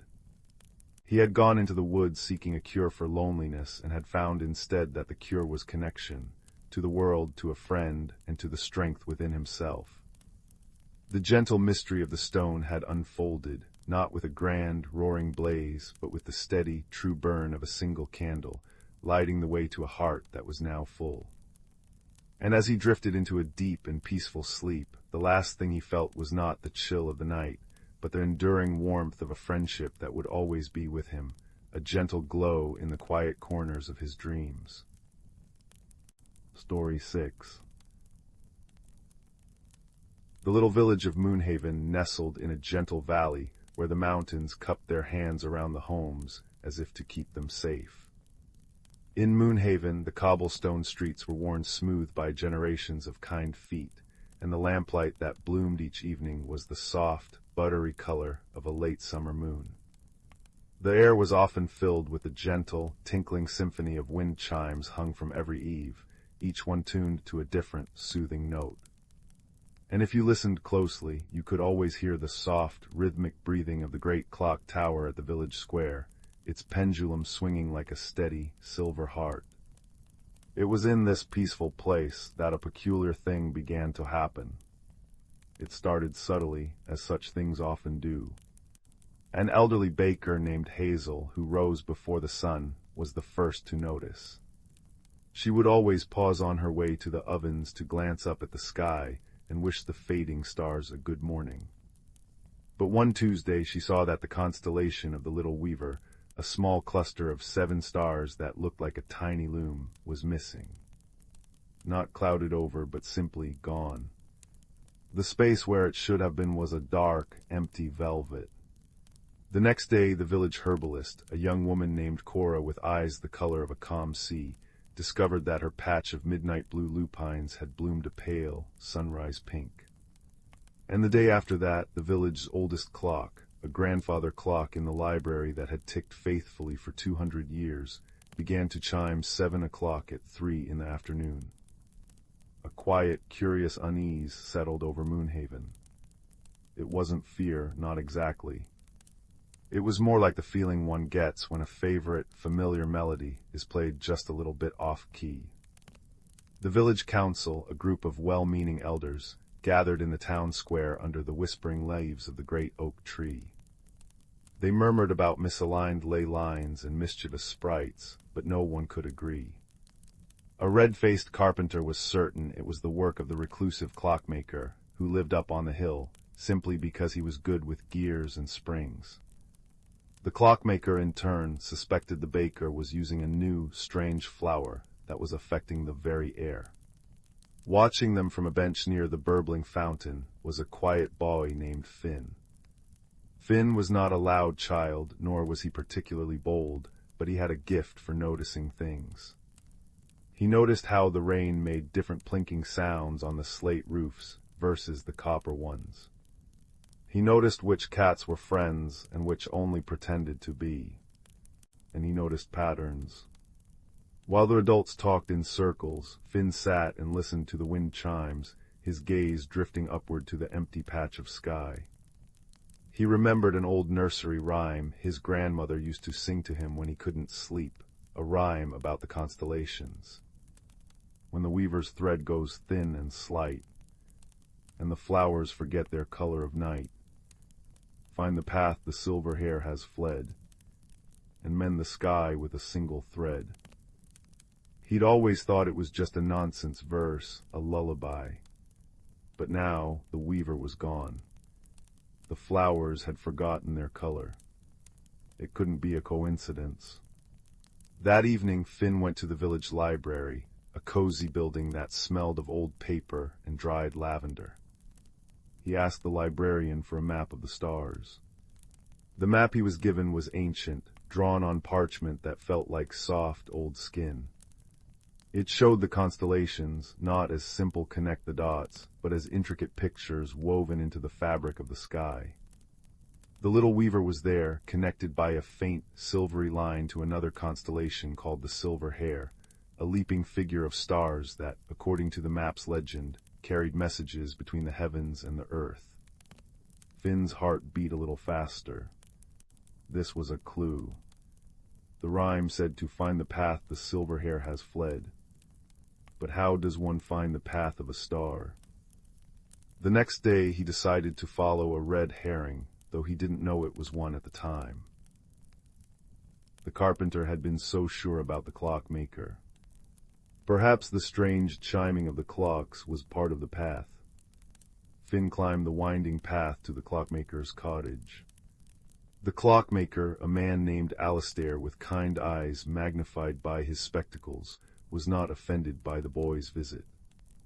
He was, in fact, delighted to have company. "Ah, the chiming," he said, leading Finn into a workshop filled with the gentle, overlapping ticks and tocks of 100 clocks. "It is peculiar, isn't it? But it's not my doing. My clocks are all keeping perfect individual time. It's as if the flow of time itself has developed a gentle bend in the river, like the one behind the old mill." This was a delightful discovery, but not the solution. As Finn was leaving, however, Alistair pointed to a beautiful orrery on his desk, a model of the solar system. "You know," he said softly, "everything is connected. The tides to the moon, the seasons to the sun. Perhaps the stars are connected to things here too." Finn thanked him and walked back down the hill, the sound of the wind chimes guiding him home. He thought about connections. The rhyme mentioned mending the sky with a single thread. A thread connects things. That night a soft, persistent rain began to fall, pattering a gentle rhythm on the rooftops. Finn lay in bed, listening to the rain and the distant, off-kilter chime of the clock tower. He thought about the silver hare. Where would a hare run? It would run through fields and glens. It would follow a path. He sat bolt upright. The map. The old star map didn't just show the stars in the sky. It showed their reflections, their terrestrial counterparts, in the geography of the valley itself. The silver hare was depicted leaping over a stream on the map. There was only one stream in the Moonhaven Valley, the Glimmer Brook. The following morning the rain had ceased, leaving the world washed clean and sparkling. Finn packed a small satchel with an apple, a piece of bread, and the old star map, and set off for the Glimmer Brook. The path was damp and fragrant with the smell of wet earth and pine. Sunlight filtered through the canopy, dappling the ground like scattered coins. He followed the brook, its water chattering over smooth stones, his eyes scanning the banks for any sign of a path. For hours he found nothing but ferns and forget-me-nots. Just as he was about to turn back, feeling a pang of disappointment, he saw it. A series of unusually pale, almost silver, stones formed a faint, winding trail leading away from the brook and into a part of the woods he'd never explored. The silver hare's path. His pulse quickened with curiosity, not fear. He followed the stones. They led him deep into a quiet glen where the light was green and gold. In the center of the glen stood a single, ancient willow tree, its branches trailing down to the grass like a curtain of tears. And there, nestled in the roots of the willow, was the source of all the peculiar happenings. It was not a monster or a mischievous spirit. It was a small, shimmering creature, no bigger than a rabbit, with fur the color of starlight and eyes like liquid opals. It was trembling, and one of its long, silky ears was tangled in a fallen, thorny vine. As it struggled, tiny motes of light fell from its fur like tears. Where the motes landed, the moss at the base of the tree pulsed with a faint, pink light instead of its normal green. This was the silver hare from the stories. And it was trapped. Finn's heart swelled with empathy. He approached slowly, his movements gentle and deliberate. "SHHH," he whispered, his voice as soft as the rustling leaves. "It's all right, I'm here to help." The creature stilled, its opal eyes watching him. Finn carefully knelt and began the delicate work of untangling the thorny vine from the hare's ear. It was painstaking work, for the thorns were sharp and the vine was stubborn. As he worked, he hummed the old nursery rhyme, the melody blending with the drip-drip of water from the willow leaves and the distant chime of the Moonhaven clock tower, which now sounded like it was chiming in sympathy. Finally, with one last gentle tug, the vine came free. The silver hare shook its head, then nuzzled Finn's hand once, a touch as cool and soft as moonlight. It then turned and leaped into the air. But it did not land. It bounded upward as if climbing an invisible staircase, its form dissolving into a shower of brilliant, silver sparks that shot up into the sky. That very evening, the whole village of Moonhaven gathered in the square, as was their custom. The rain had left the air clean and crisp, and the wind chimes sang their crystalline song. As the sun dipped below the mountains, Hazel the baker gave a joyful cry and pointed to the sky. There in the deepening blue, the 7 stars of the little weaver were back, shining more brightly than ever before. And they seemed to be connected by a faint, new, silvery thread to the constellation of the silver hare, which now gleamed with a renewed vigor. The next morning, Cora found her lupines had returned to their proper midnight blue. And the grandfather clock in the library resumed its steady, reliable tick-tock, chiming the hours with perfect accuracy. Finn told his story to the gathered villagers, showing them the old map and explaining the nursery rhyme. The carpenter clapped the clockmaker on the back, apologizing for his suspicion. The clockmaker just smiled and said, "It seems time just needed a friend to set it right." The peculiar happenings were over, but they had left a gift behind. The village was closer than it had been before. They had shared a mystery, and now they shared its wonderful resolution. They realized that their home was even more magical than they had known, a place where the sky and the earth were connected by threads of story and starlight. That night, as the gentle rain began to fall again, each drop a tiny drumbeat on the roofs of Moonhaven, everyone slept a little more soundly. The steady tick-tock of the clocks, the soft chime of the tower, and the eternal, silent dance of the stars above wove together a blanket of peace over the valley. And in their dreams, the people of Moonhaven all saw a single, silvery thread, connecting everything, mending everything, and reminding them that even the most peculiar of problems could be solved with a little observation, a little empathy, and the courage to follow a path of stones into the quiet, waiting woods. Story 7. The little village of Starlight Hollow nestled in a gentle valley where the twilight always lingered just a little longer than anywhere else. It was a place cobbled together with winding cobblestone paths, cottages with mossy roofs, and gardens where flowers bloomed in colors that shifted with the hour, soft lavender at dawn, buttercup yellow by midday, and dusky rose by evening.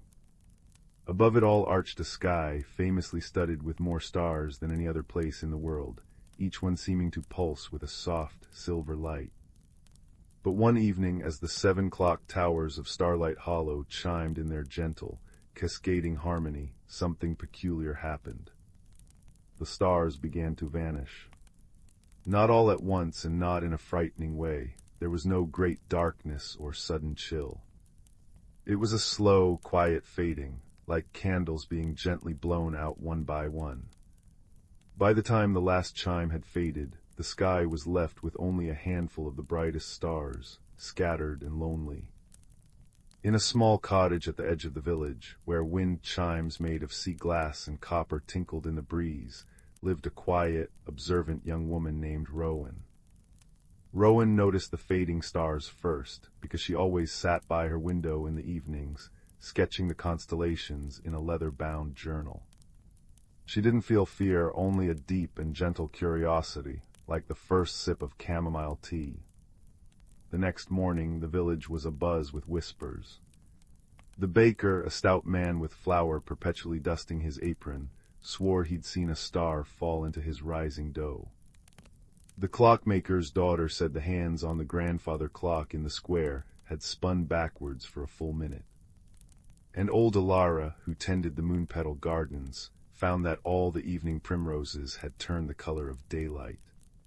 Rowan listened to all of this as she walked through the village, the sound of gentle rain beginning to tap on the cobblestones and the leaves above.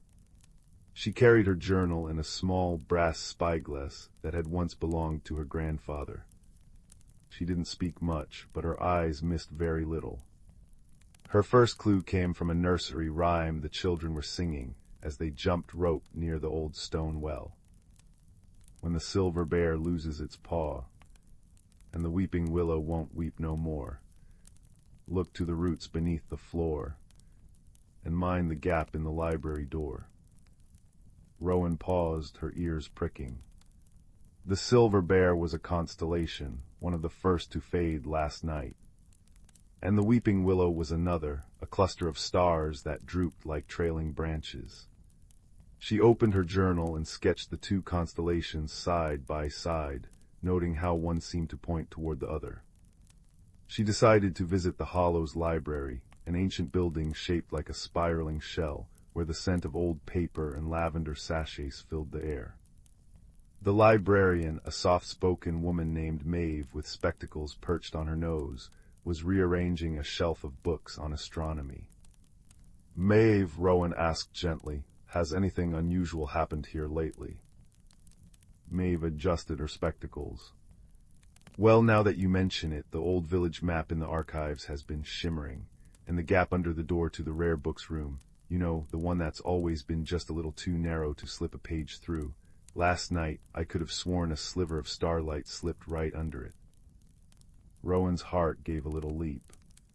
She thanked Maeve and made her way to the rare books room.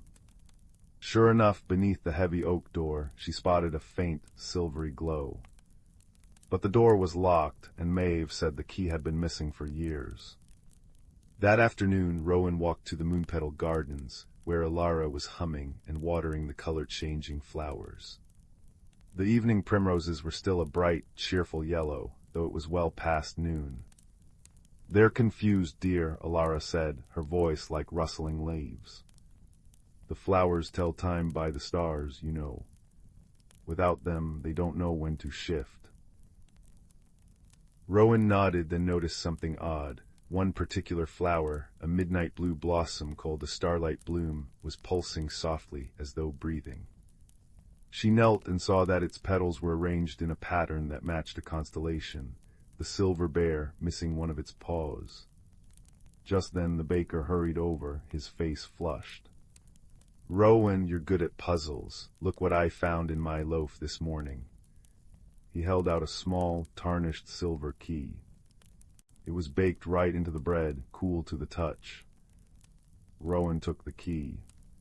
It was old, intricately carved with tiny stars. Could it be the key to the rare book's room? But why would it be in the baker's bread? She returned to the library, the gentle rain still pattering on the roof. The key fit perfectly into the lock of the rare book's room. With a soft click, the door swung open. Inside, the room was lit by no candle or lamp, but by a soft, swirling haze of starlight that drifted like dust motes in the air. On a central pedestal lay an ancient, open book, the village founder's diary. And tucked into its pages was an old map of Starlight Hollow, but this one showed not just the streets and houses, but constellations drawn over specific locations, connected by silver lines. Rowan studied the map. The Silver Bear constellation was drawn over the old stone well. The weeping willow hung above the clock tower square. And there in the margins was the same nursery rhyme, but with an extra verse. When maps gleam and clocks spin back, and starlight follows a hidden track, then gather the village, don't you lack, to light the way and bring them back. She realized then that the vanishing stars weren't lost, they were hiding. And they'd left a trail for the villagers to follow, a trail woven into the very fabric of their home. Over the next 2 days, Rowan and the villagers worked together, following the clues. The baker remembered that the roots beneath the floor referred to the old root cellar beneath his bakery, where they found a beautifully carved wooden star that glowed when placed in starlight. The clockmaker discovered that if he set all 7 clock towers to chime at once, the sound created a harmonic vibration that made the stars above flicker in response. But there were red herrings too, delightful ones.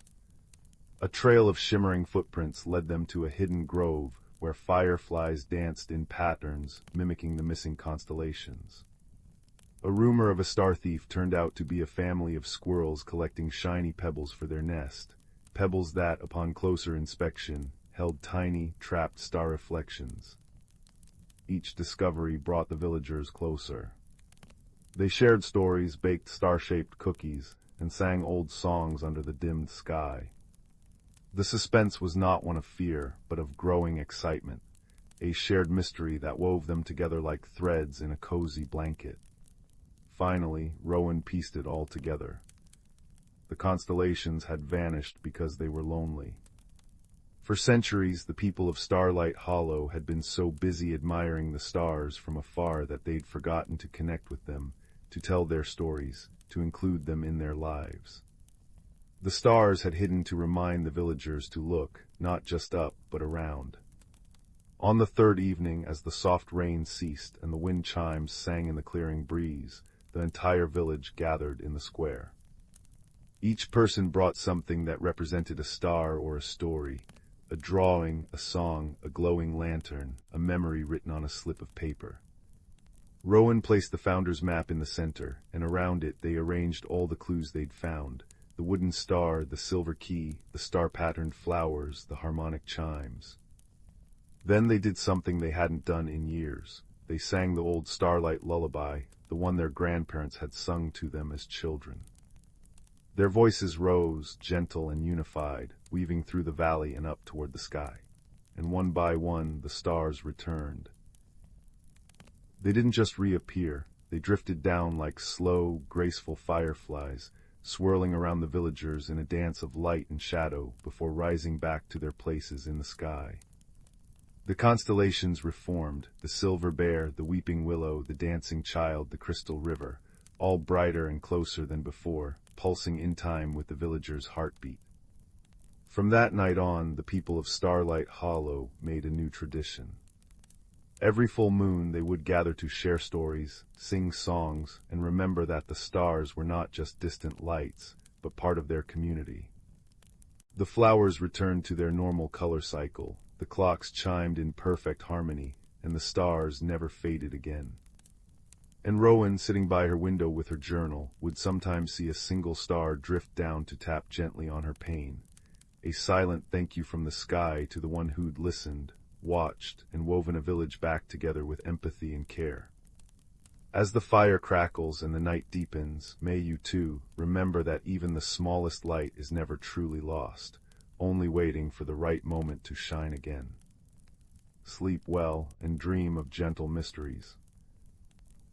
Story 8. In a quiet corner of the world, nestled between two softly sloping hills, lay the village of Stillwater, where the river moved with such gentleness that it seemed to breathe rather than flow.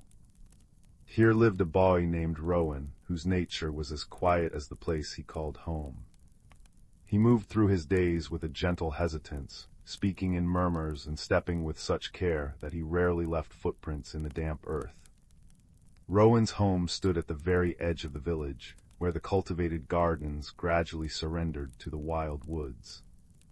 Behind his cottage stretched a garden that had long been sleeping, a tangle of gray vines and brittle stems, where colors had faded to memory and fragrance had surrendered to the crisp scent of undisturbed air. It was a place that mirrored something deep within Rowan himself, a landscape waiting patiently for a reason to awaken. The first change came on an evening when the moon hung like a silver button in the dusky sky. Rowan had spent the afternoon feeling particularly unseen, his words lost even before they left his lips. As he walked through the dormant garden, his fingertips brushing against the sleeping plants, he noticed something peculiar. Where his shadow fell across a patch of earth, tiny silver sprouts pushed through the soil, unfurling into flowers that glowed with the soft light of fireflies. When he stepped away, they faded back into the earth, leaving no trace behind. The next morning he discovered that his skin had developed delicate patterns resembling moth wings, silvery lines that shifted and shimmered when he moved. They were beautiful yet strange, and Rowan found himself wearing long sleeves even in the warmth of spring, fearful of what these changes might mean. It was then that the gardener appeared. Her name was Alara, though nobody in the village could quite remember when she had arrived or where she lived. She simply seemed to exist where she was needed, her hands always carrying the rich scent of soil and her eyes holding the deep knowing of ancient trees. She found Rowan staring at his reflection in the still pond behind his cottage, tracing the patterns on his arms with trembling fingers. "Nothing in nature apologizes for its transformations," she said, her voice like wind moving through pine needles. "The caterpillar doesn't beg forgiveness for becoming a butterfly." Rowan started, pulling his sleeves down self-consciously. "But these changes, they're not normal." Alara smiled, her wrinkles deepening around her eyes like rings around an ancient tree. "Normal is simply what we've grown accustomed to. Come, let me show you something." She led him to a corner of the sleeping garden where a single rose bush stood, its branches bare except for one remarkable flower that seemed woven from moonlight. "This garden responds to what grows within you," she explained. "The changes you're experiencing aren't happening to you, they're happening through you." Over the following weeks, Alara became Rowan's gentle guide. She taught him that the garden was a reflection of his inner landscape, and that his physical transformations were simply the visible manifestation of his emotional growth. When he felt small and unnoticed, pale mushrooms would appear in circles around the oak trees. When a spark of curiosity flickered within him, unusual plants with leaves like stained glass would emerge along the pathways. The moth-wing patterns on his skin, Alara explained, were merely the beginning, nature's way of preparing him for a beautiful unfolding. "You are like a seed that has been waiting in the dark earth," she told him one afternoon as they sat near the pond. "All seeds must break open before they can grow toward the light." Rowan's first small victory came during a village gathering. Normally he would hover at the edges, a silent observer of conversations and laughter. But that day he noticed a young girl sitting alone, looking as out of place as he often felt. Gathering his courage, he approached and offered her one of the luminous flowers that now grew reliably in his pockets. Her face brightened, and as they talked, Rowan felt a warmth spread through his chest. When he returned home that evening, he found that a section of the garden had burst into bloom, not with the silver flowers that appeared with his uncertainty, but with blossoms of soft gold that turned their faces toward the setting sun. The patterns on his arms had deepened, now resembling the intricate veins of leaves rather than moth wings. His transformations continued through the seasons. During a period when Rowan struggled with understanding a complex concept in his studies, colors would shift throughout the garden, petals turning from blue to violet as his frustration mounted, then settling into brilliant sapphire when comprehension finally dawned. The air itself seemed to shimmer with new understanding, and Rowan noticed that his own thoughts felt clearer, as if the garden was helping to untangle the knots in his mind. One rainy afternoon, Alara found Rowan watching a chrysalis hanging from a low branch. The cocoon trembled slightly, evidence of the struggle occurring within. "Does it hurt?" Rowan asked quietly. "Changing so completely." "All meaningful growth requires some discomfort," Alara answered, placing a weathered hand on his shoulder. "But nature is never in a hurry. The caterpillar knows exactly when it's time to become something new, and it takes exactly as long as it needs." As summer deepened, Rowan found himself spending more time in the garden, tending to the plants that now responded to his presence. Where he felt confidence growing, vibrant red flowers would unfold like tiny celebrations. When he experienced moments of peace, the entire garden would exhale a sweet fragrance that lingered in the air for hours. The patterns on his skin had spread across his back and shoulders, forming a tapestry of silver and green that shifted with his emotions. The village children began visiting the garden, drawn by rumors of its magical transformations. At first, Rowan hid, uncertain of how to explain the changes occurring within him and his surroundings. But one day, a little girl with wide eyes asked if he could make the rainbow flowers appear. Taking a deep breath, Rowan focused on the joy he felt in sharing this space, and as he did, a patch of flowers bloomed in cascading colors that flowed like liquid light. The children's delighted laughter became a regular sound in the garden, and Rowan discovered that his ability to nurture the magical plants grew stronger when he shared them with others. The silver patterns on his skin developed subtle golden edges, shimmering when he felt connected to those around him. Alara watched these developments with quiet satisfaction. "You're learning the language of growth," she told him one evening as fireflies danced above the pond. "Not just for yourself, but for others as well." As autumn approached, Rowan noticed that Alara's visits became less frequent. When he mentioned this, she simply smiled. "Mentors are like scaffolding for growing plants, necessary for a time, but the strongest growth happens when the support is removed." The final transformation began on the first day of autumn. Rowan woke with a restless energy, a sense that something significant was approaching. The garden seemed to feel it too. The plants were unusually still, as if holding their breath. The patterns on his skin had spread across his entire body, and they glowed with a soft inner light.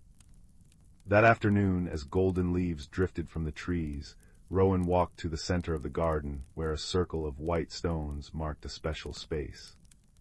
He realized that he was no longer afraid of the changes happening to him. Instead, he felt a profound sense of rightness, as if he were finally becoming who he was always meant to be. As he stood in the stone circle, a gentle breeze stirred the air, carrying the scent of damp earth and blooming night flowers. The silver and gold patterns on his skin began to shimmer more brightly until he was enveloped in a soft light. He felt not pain but a profound release, like a seed finally breaking open after a long winter or a butterfly emerging from its chrysalis. When the light faded, Rowan found that the patterns had transformed into delicate, functional wings that shimmered with every color in the garden. They weren't separate from him but an extension of his very being, beautiful and natural. With a thought he could make them flutter, stirring the air with the sound of rustling leaves. The garden responded in celebration. Flowers of every hue bloomed simultaneously, their fragrances mingling into a symphony of scent. Trees heavy with fruit seemed to bow in acknowledgement. The entire space had awakened completely, no longer reflecting his inner world but existing in harmony with it. Ilara appeared one last time, her form barely substantial in the twilight. "You've learned the most important lesson," she said, her voice like distant wind chimes. "That transformation isn't something to fear, but something to embrace, the continuous, beautiful process of becoming." Rowan noticed that she seemed to be fading, blending into the garden itself. "Will I see you again?" he asked. Her laughter echoed like falling water. "I was never separate from this place, just as you aren't separate from the changes within you. Look for me in the opening buds, in the shifting colors, in the quiet understanding that grows between heartbeats." With those words she dissolved into the evening air, leaving behind only the scent of rain on dry earth. Rowan didn't feel alone, though. He felt connected to the garden, to the village, to the endless cycle of growth and change that defined all living things. His wings, he discovered, allowed him to communicate with the plants in ways he never thought possible. He could understand their needs, encourage their growth, and help them thrive through the coming winter. The villagers, rather than fearing his transformation, celebrated it. They recognized that Rowan's changes had brought beauty and magic to their corner of the world. Children would ask to see his wings shimmer in the sunlight, and he would show them how different emotions created different patterns of light. Joy sparked gold, contentment glowed silver, love radiated soft rose. On the first morning of winter, Rowan stood in the garden, his wings wrapped around him like a cloak. The plants slept beneath a blanket of snow, but he could feel their potential waiting beneath the surface, the promise of spring already stirring in their roots. He realized that his transformation hadn't ended with the appearance of his wings. It was simply a new beginning, the start of a lifelong journey of growth and discovery. Like the garden he tended, he would continue to change with the seasons, always unfolding, always becoming. As the stars emerged in the twilight sky, Rowan spread his wings and felt the gentle tug of the night breeze. He didn't fly away but remained grounded, his feet firmly planted in the earth he loved. He had learned that the most beautiful transformations aren't about becoming someone else, but about becoming more fully yourself. The garden slept around him, holding its breath before the next awakening, and Rowan understood that every ending is simply a new beginning in disguise. The embers of today always contain the seeds of tomorrow, and in the quiet spaces between what was and what will be, there is always the comfort of continuous becoming. Story 9. In the heart of the whispering woods, where the moon poured its silver milk upon the earth, there existed an ancient forest that knew no true darkness. As the sun retreated, another kind of light would awaken. Soft, green foxfire fungi glowed at the bases of grand, slumbering trees, and colonies of tiny glowworms lit the underbrush like scattered constellations. This was the domain of the night, a realm of gentle magic and quiet understanding, where the very air hummed with the secret languages of the world. On this particular night, a young badger named Pip was feeling a deep, gnawing unease. He was a creature of routine, his heart beating in time with the steady, reliable turn of the seasons. But lately a strange stillness had fallen over his corner of the forest.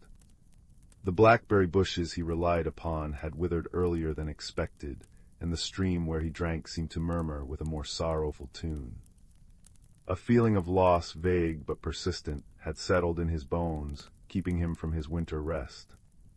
Driven by this disquiet, Pip ventured from his warm, earthy set and into the luminous embrace of the night. The path was paved with moss so deep and velvety it swallowed his footfalls, leaving only a soft, sighing sound. Moonbeams, thin and sharp as silver needles, pierced the canopy, illuminating drifting motes of pollen that glittered like dusted gold. He could hear the secret language of the trees, a low, resonant hum that was not heard with ears but felt in the soul. It was a language of slow growth, of deep roots drinking from hidden aquifers, of memories stored in concentric rings. He followed the sound of water, a babbling brook that chuckled over smooth, time-worn stones.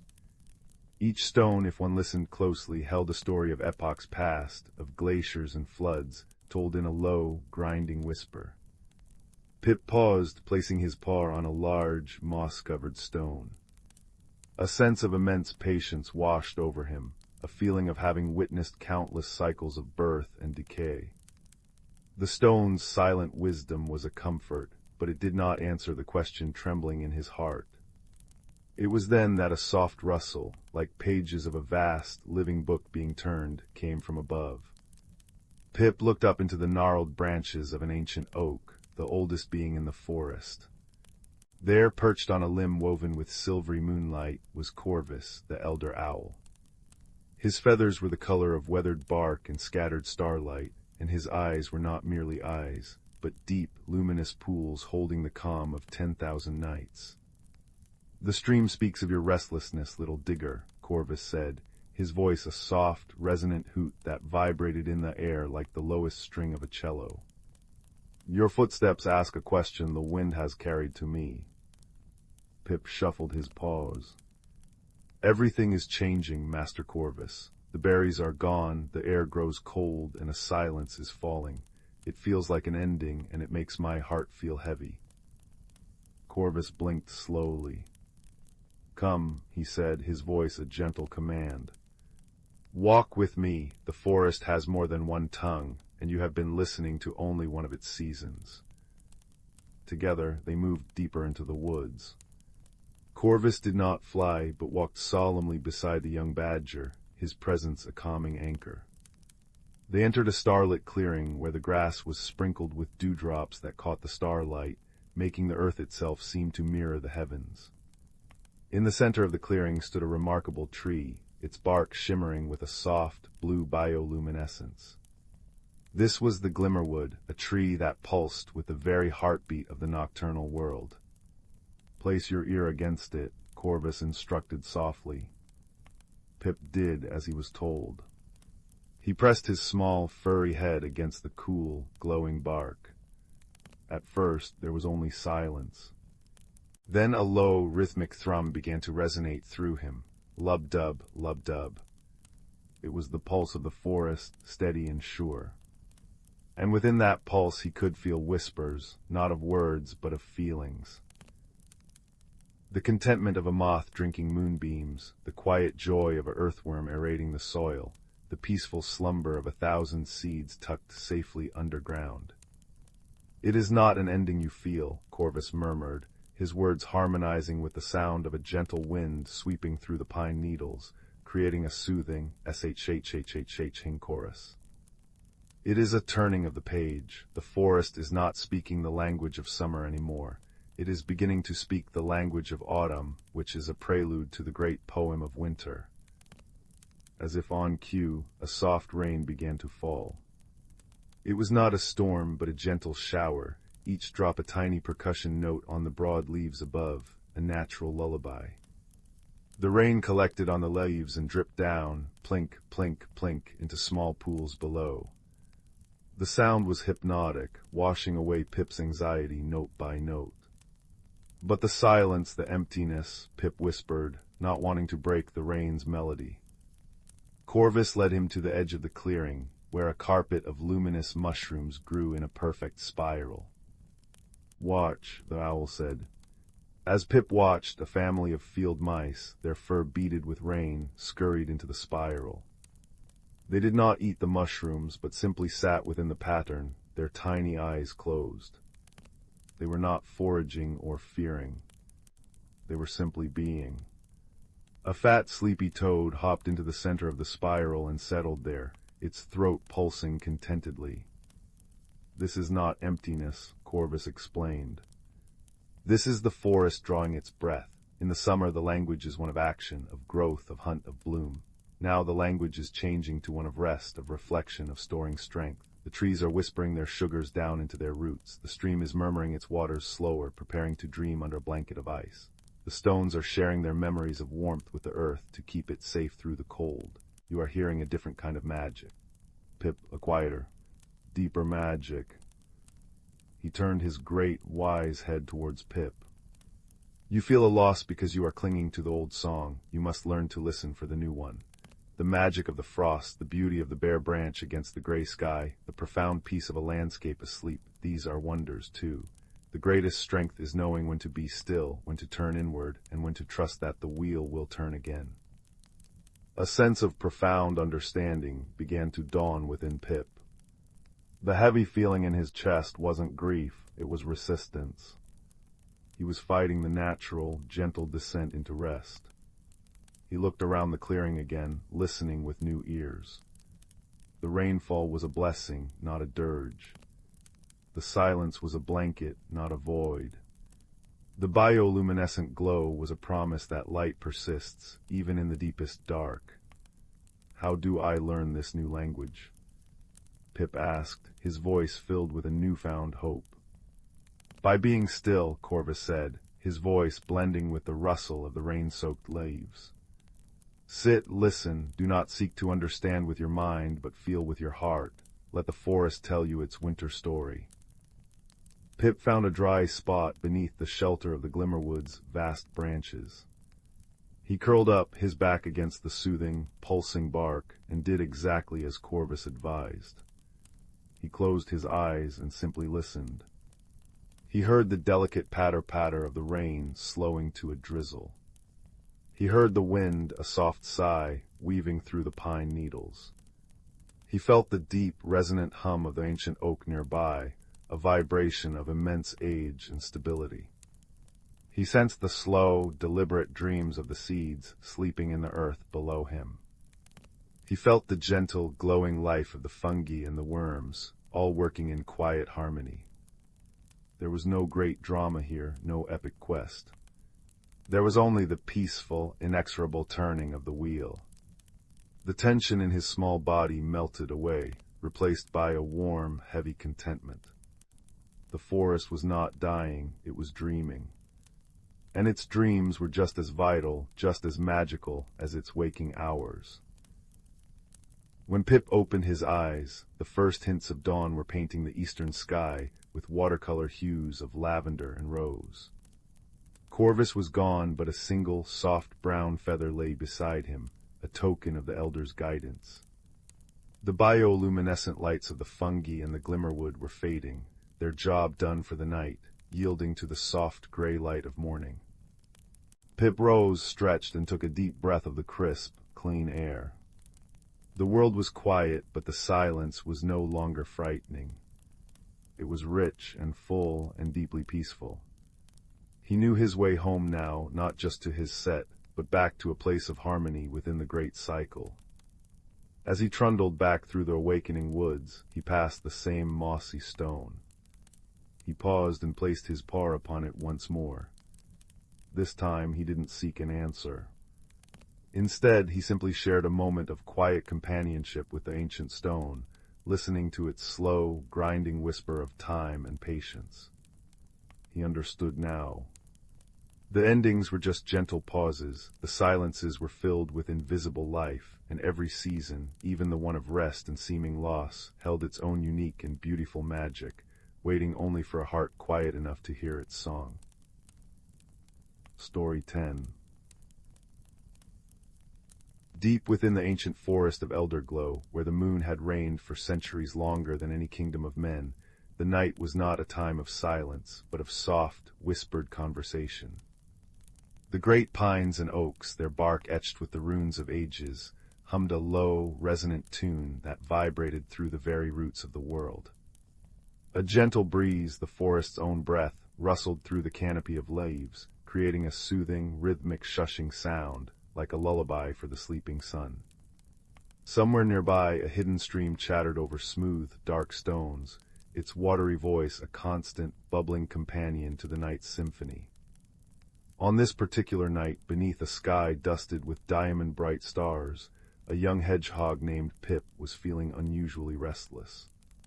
He had curled and uncurled himself 3 times in his nest of soft moss and dried ferns, but sleep would not come. The usual comforting sounds felt distant, and a strange, hollow feeling had settled in his chest. "The forest is speaking," his mother had often told him, "but tonight you are not listening with the right part of your heart."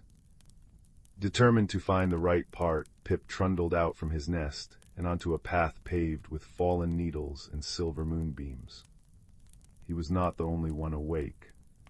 Fireflies like living embers drifted in slow, graceful arcs, painting the air with fleeting golden script. A family of badgers snuffled softly in the undergrowth, their dark fur brushed with streaks of phosphorescent moss that glowed with a soft, blue-green light.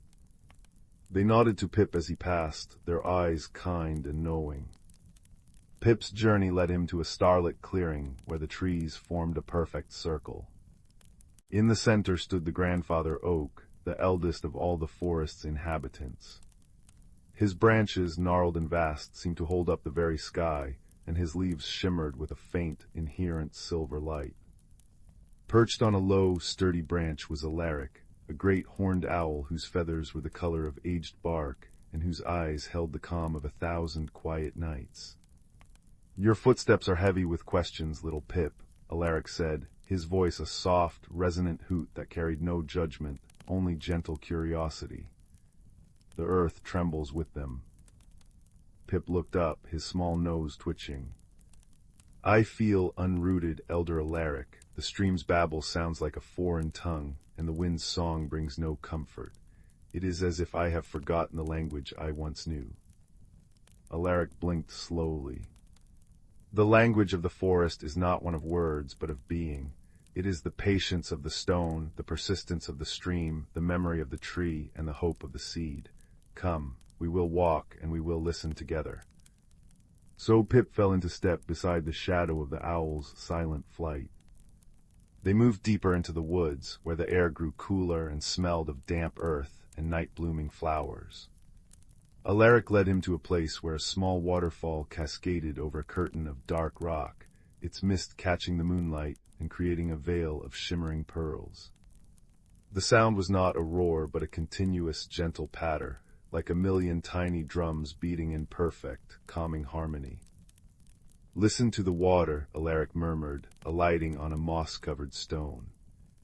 "It does not struggle against the rock, it simply persists. It wears away resistance not with force, but with constant, gentle presence. It teaches the lesson of patience." Pip closed his eyes and let the sound wash over him.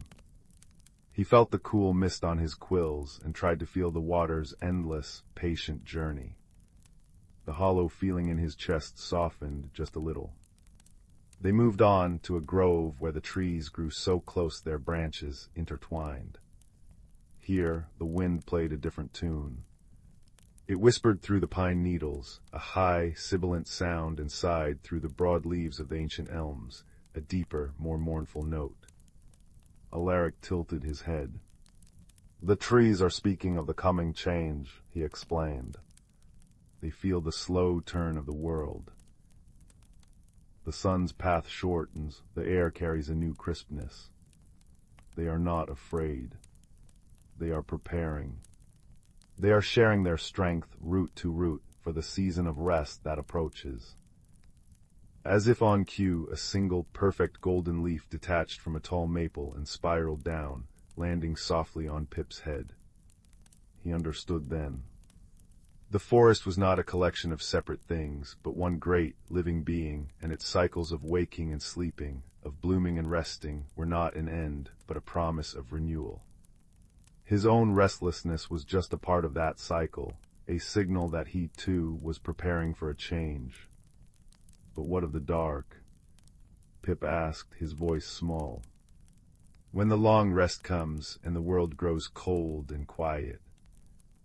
Alaric's eyes seemed to gleam with captured starlight. Ah, that is when the deepest magic stirs. Follow me. The owl led him off the path, through a thicket of ferns that glistened with dew.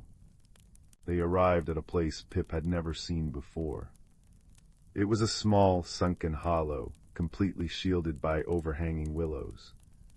And here the darkness was not empty. It was alive. All across the ground, the fallen logs and the drooping willow branches grew a carpet of bioluminescent fungi. They glowed with an unearthly, soft blue light, pulsing gently as if breathing. Ghost mushrooms with caps like tiny, luminous parasols clustered at the base of a stone. Foxfire fungus painted dead wood in streaks of eerie green. The entire hollow was bathed in this silent, cool radiance, a secret starfield mirrored on the earth. This is the heart of the forest's winter dream, Alaric said softly. While the world above sleeps under a blanket of snow, this light remains. It is the memory of the sun, stored deep within the earth. It is the promise that light endures, even in the deepest dark. It is the magic of rest, of gathering strength for the renewal to come. Pip sat in awe, the hollow feeling in his chest now completely gone, replaced by a warm, swelling wonder. The gentle, pulsing light was the most soothing thing he had ever witnessed. He could hear the faint, almost imperceptible hum of the fungi, a natural ASMR that vibrated in his bones and calmed his spirit. He understood now.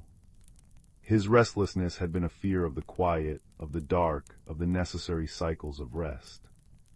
But here in this hidden grove, he saw that rest was not emptiness. It was a different kind of fullness, a quiet, glowing potential. He looked at the ancient stone beside the glowing mushrooms. It was half buried in the earth, covered in a velvet cloak of deep green moss. He placed a small paw upon it.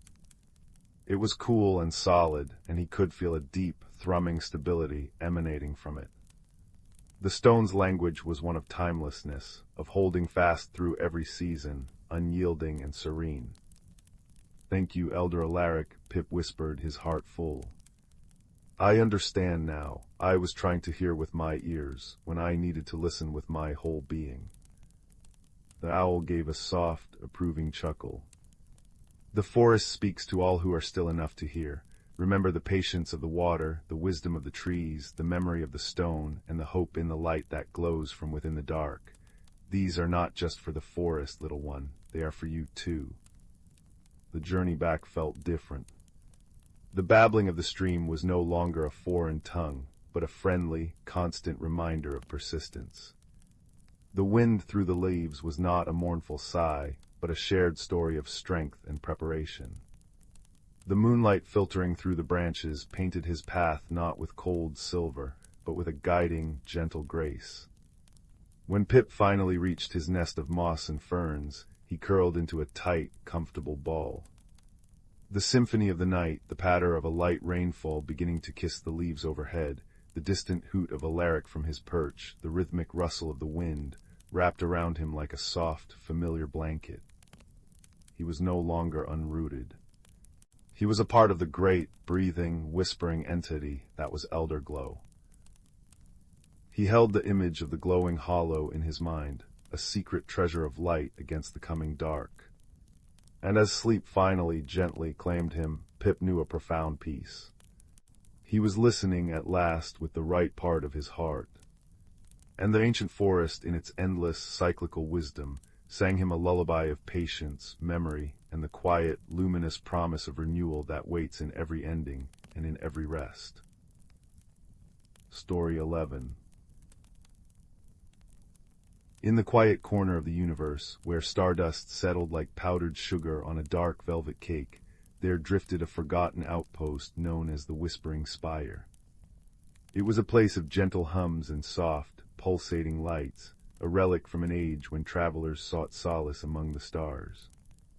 Its walls, though aged, glowed with a warm, amber light, and its viewports opened onto a tapestry of swirling nebulae and distant suns. It was here that two souls from worlds apart would find one another, and in doing so, discover that friendship needs no common tongue to bloom. On one side of the spire was a being from the planet Chroma, a world where emotions painted the air in vivid hues. His name was Kaelen, and he was a gentle creature with skin that shifted in color like liquid light. When he was calm, he glowed a soft cerulean blue. When curious, speckles of gold danced across his arms. Kaelen communicated not with words, but with the ebb and flow of color, a ripple of magenta for joy, a slow fade to violet for sorrow. He had come to the Whispering Spire seeking quiet, for his homeworld buzzed with constant, brilliant chatter, and he longed for moments of stillness. On the other side was Lyra, a visitor from the harmonic fields of Sinara. Her form was slender and crystalline, catching starlight in prisms that scattered rainbows across the floor. Lyra's voice was not a sound but a resonance, a series of harmonies that vibrated through the air, felt more than heard. A contented hum could make the very metal of the spire sing along. A worried tremor might cause the lights to flicker. She too had sought refuge in the spire, weary of the symphonic debates of her people, and craving the simple silence of the void.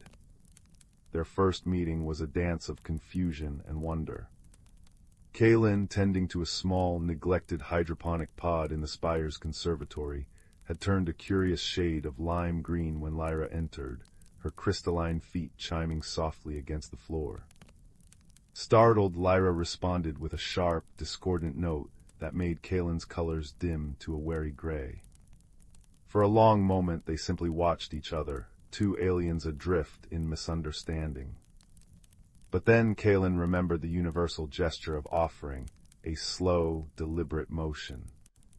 He reached into a pouch at his side and withdrew a seed from his homeworld, one that glimmered with an inner light. Holding it out, his hands shifted to a warm, inviting yellow. Lyra, though uncertain, felt the sincerity in the color. She replied with a gentle, rising chord, like a question set to music, and carefully extended a hand. When their fingers brushed, Kaelen's warm and pliant, Lyra's cool and resonant, a spark of understanding passed between them. It was not yet friendship, but it was a beginning. Over time, they decided to create a shared sanctuary within the spire, a garden where both their worlds could intertwine. They chose a domed chamber with a crystal-clear viewport that looked out upon the Serenity Nebula, a vast, lavender cloud where new stars were born in whispers. Kaelen brought seeds that responded to emotional hues. When he glowed with happiness, the plants would unfurl petals in matching colors. Lyra contributed crystalline shards from her home, which she arranged in patterns that amplified harmonious frequencies, causing the air to thrum with soothing vibrations. Their collaboration was not without its amusing stumbles. One day Kaelen, feeling particularly cheerful, bathed the garden in a brilliant sunrise orange. To him, this was an invitation to share in his joy. But Lyra, whose people associated sharp, bright colors with alarm, responded with a frantic, high-pitched melody that made the plants recoil. Kaelen's colors faded to a confused murky brown, while Lyra's form rattled with anxiety. It took several moments of patient observation before Kaelen realized the issue. Slowly he shifted to a soft, calming indigo, and Lyra, understanding the adjustment, answered with a low, steady hum. They spent the rest of the day laughing in their own ways, Kaelen's colors swirling in merry patterns, Lyra's harmonics bubbling like a stream, as they learned that on Chroma, orange meant warmth, while on Sinara, it signaled danger. Another time, Lyra arranged her crystals into a spiral that emitted a tranquil, descending scale. To her, this was a lullaby, a gift of peace. But Kaelen, whose people used descending notes in morning rituals, felt a pang of sadness, and his skin washed over in a somber blue-gray. Seeing this, Lyra paused, her crystals falling silent. She then experimented, shifting the pattern until the harmonics rose in a gentle crescendo, which Kaelen recognized as a sonorant gesture of hope. His colors brightened, and they shared a moment of silent gratitude, their differences becoming bridges rather than barriers. As the garden flourished, so did their bond. They cultivated plants that bloomed in sync with Lyra's harmonies, flowers that opened with a major chord, vines that curled tighter with a minor key. Kaelen's emotional hues nurtured the soil, causing bioluminescent fungi to glow in response to his moods. Together they created a space that was alive with color and song, a testament to their growing friendship. In the center they placed a cushioned nook where they could sit and watch the stars, their safe harbor in the vastness of space. It was during these quiet moments that their connection deepened beyond any need for translation.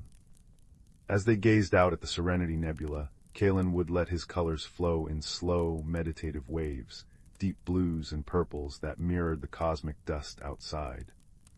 Lyra would answer with a soft, continuous hum, a sound that vibrated through the bench and into Kaelen's being, a tactile comfort. They learned to read each other's silences, to feel the weight of a memory in a shift of hue or the lift of a harmonic. One evening, as a shooting star traced a silver path across the viewport, Kaelen glowed a delicate pink, a color he had never shown before, one that meant you are not alone. Lyra, in turn, resonated with a chord so pure and warm that it seemed to wrap around them like a blanket. In that instant, they understood that some feelings are universal, woven into the fabric of existence itself. But their peace was gently tested when a malfunction in the spire's ancient systems caused the garden's climate regulators to falter. The temperature began to drop, and a frost threatened the delicate plants. Kaelen, in his worry, flashed urgent reds and oranges, which Lyra misinterpreted as anger. She retreated, her harmonics turning brittle with hurt. For a few tense hours they worked in isolation, Kaelen trying to warm the plants with his own body heat, Lyra attempting to recalibrate the crystals to generate warmth. It was only when Kaelen, exhausted and shivering, let his colors fade to a pale, weary blue that Lyra saw his true distress. She remembered a story from her youth, where kindness was the first language ever spoken. Moving close, she enveloped him in a steady, warm resonance, and together they combined their strengths, Kaelen's colors guiding Lyra to the faulty panel, Lyra's harmonics stabilizing the energy flow. As the garden warmed, their relief was palpable. Kaelen's glow returned in a soft, grateful gold, and Lyra's song swelled into a triumphant melody. In the days that followed, they made a ritual of their stargazing. Each night they would sit in their nook, sharing stories without words. Kaelen would paint tales with his colors, a sweep of emerald for a forest on chroma, a flicker of silver for a meteor shower he once witnessed.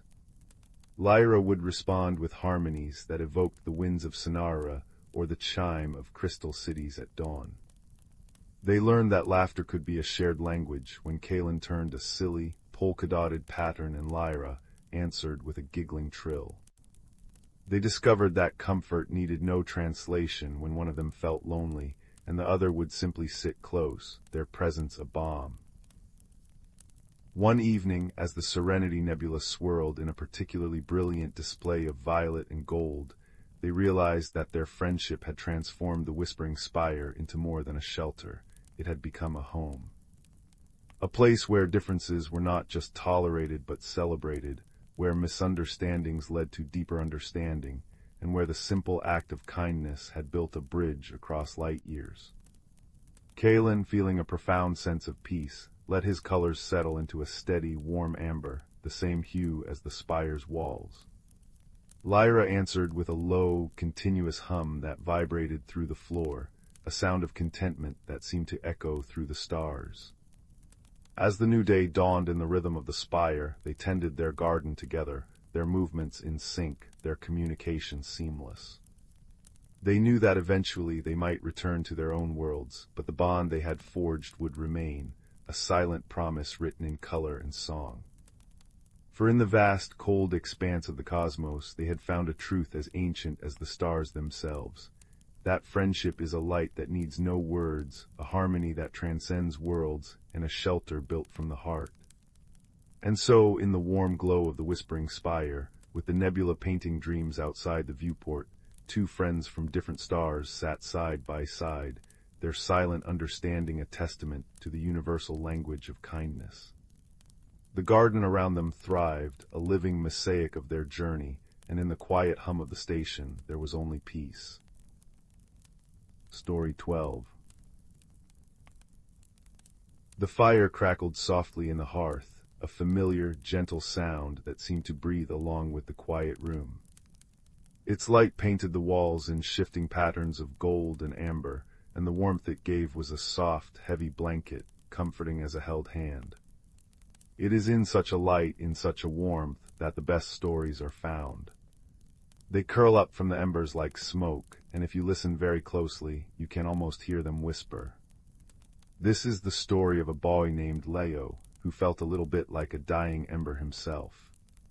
Leo lived with his grandfather in a small stone cottage at the very edge of a great, whispering wood.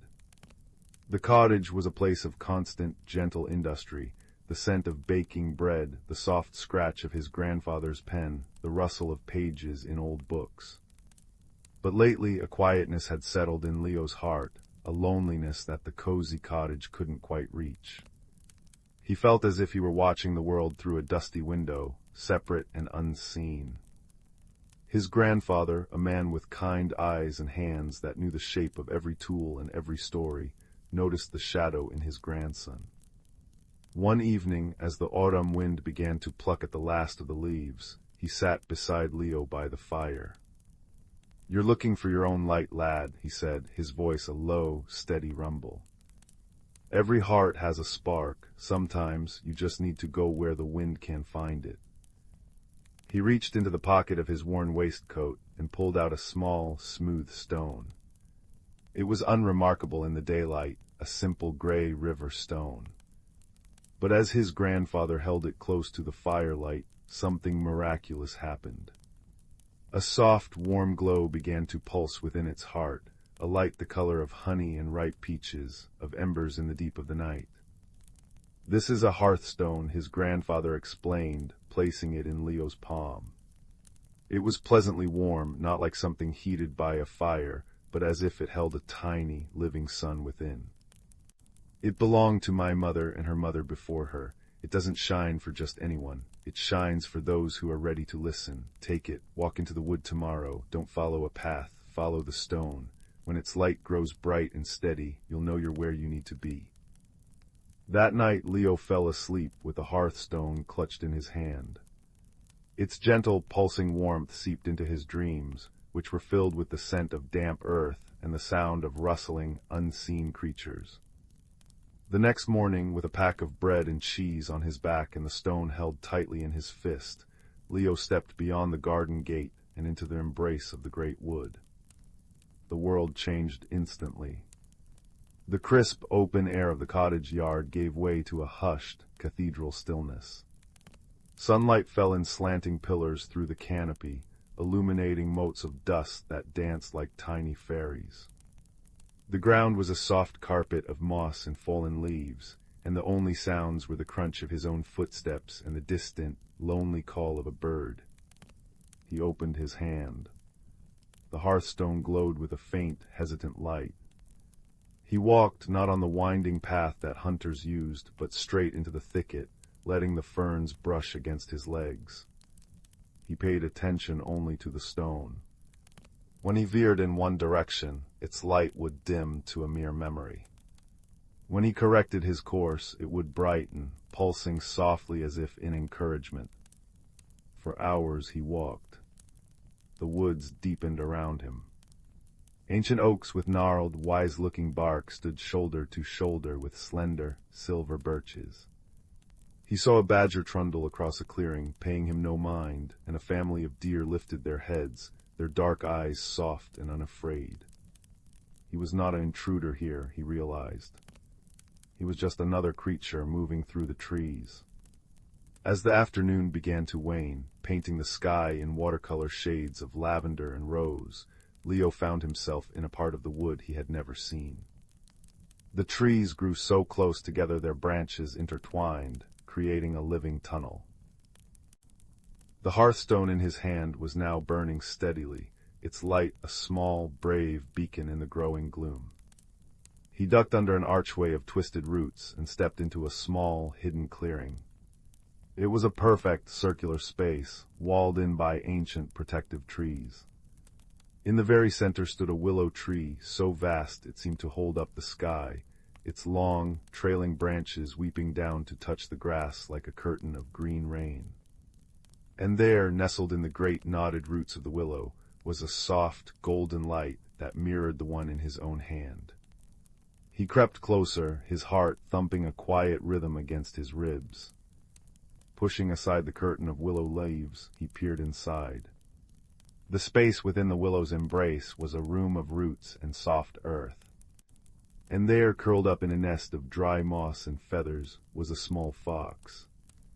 But this was no ordinary fox.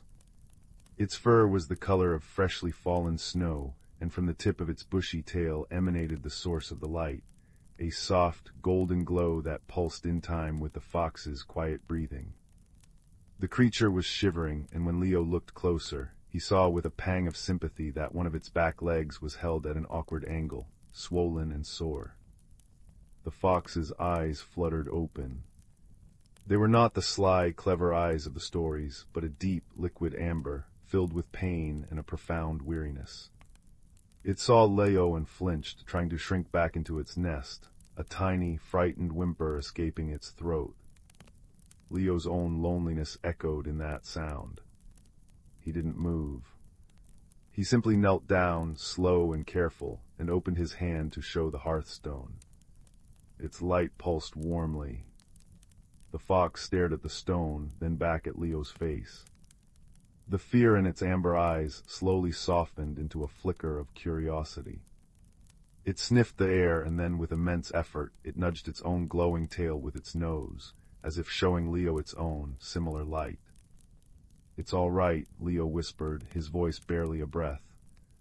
"I won't hurt you." He didn't know how to set a leg, but he remembered his grandfather tending to a lamb once.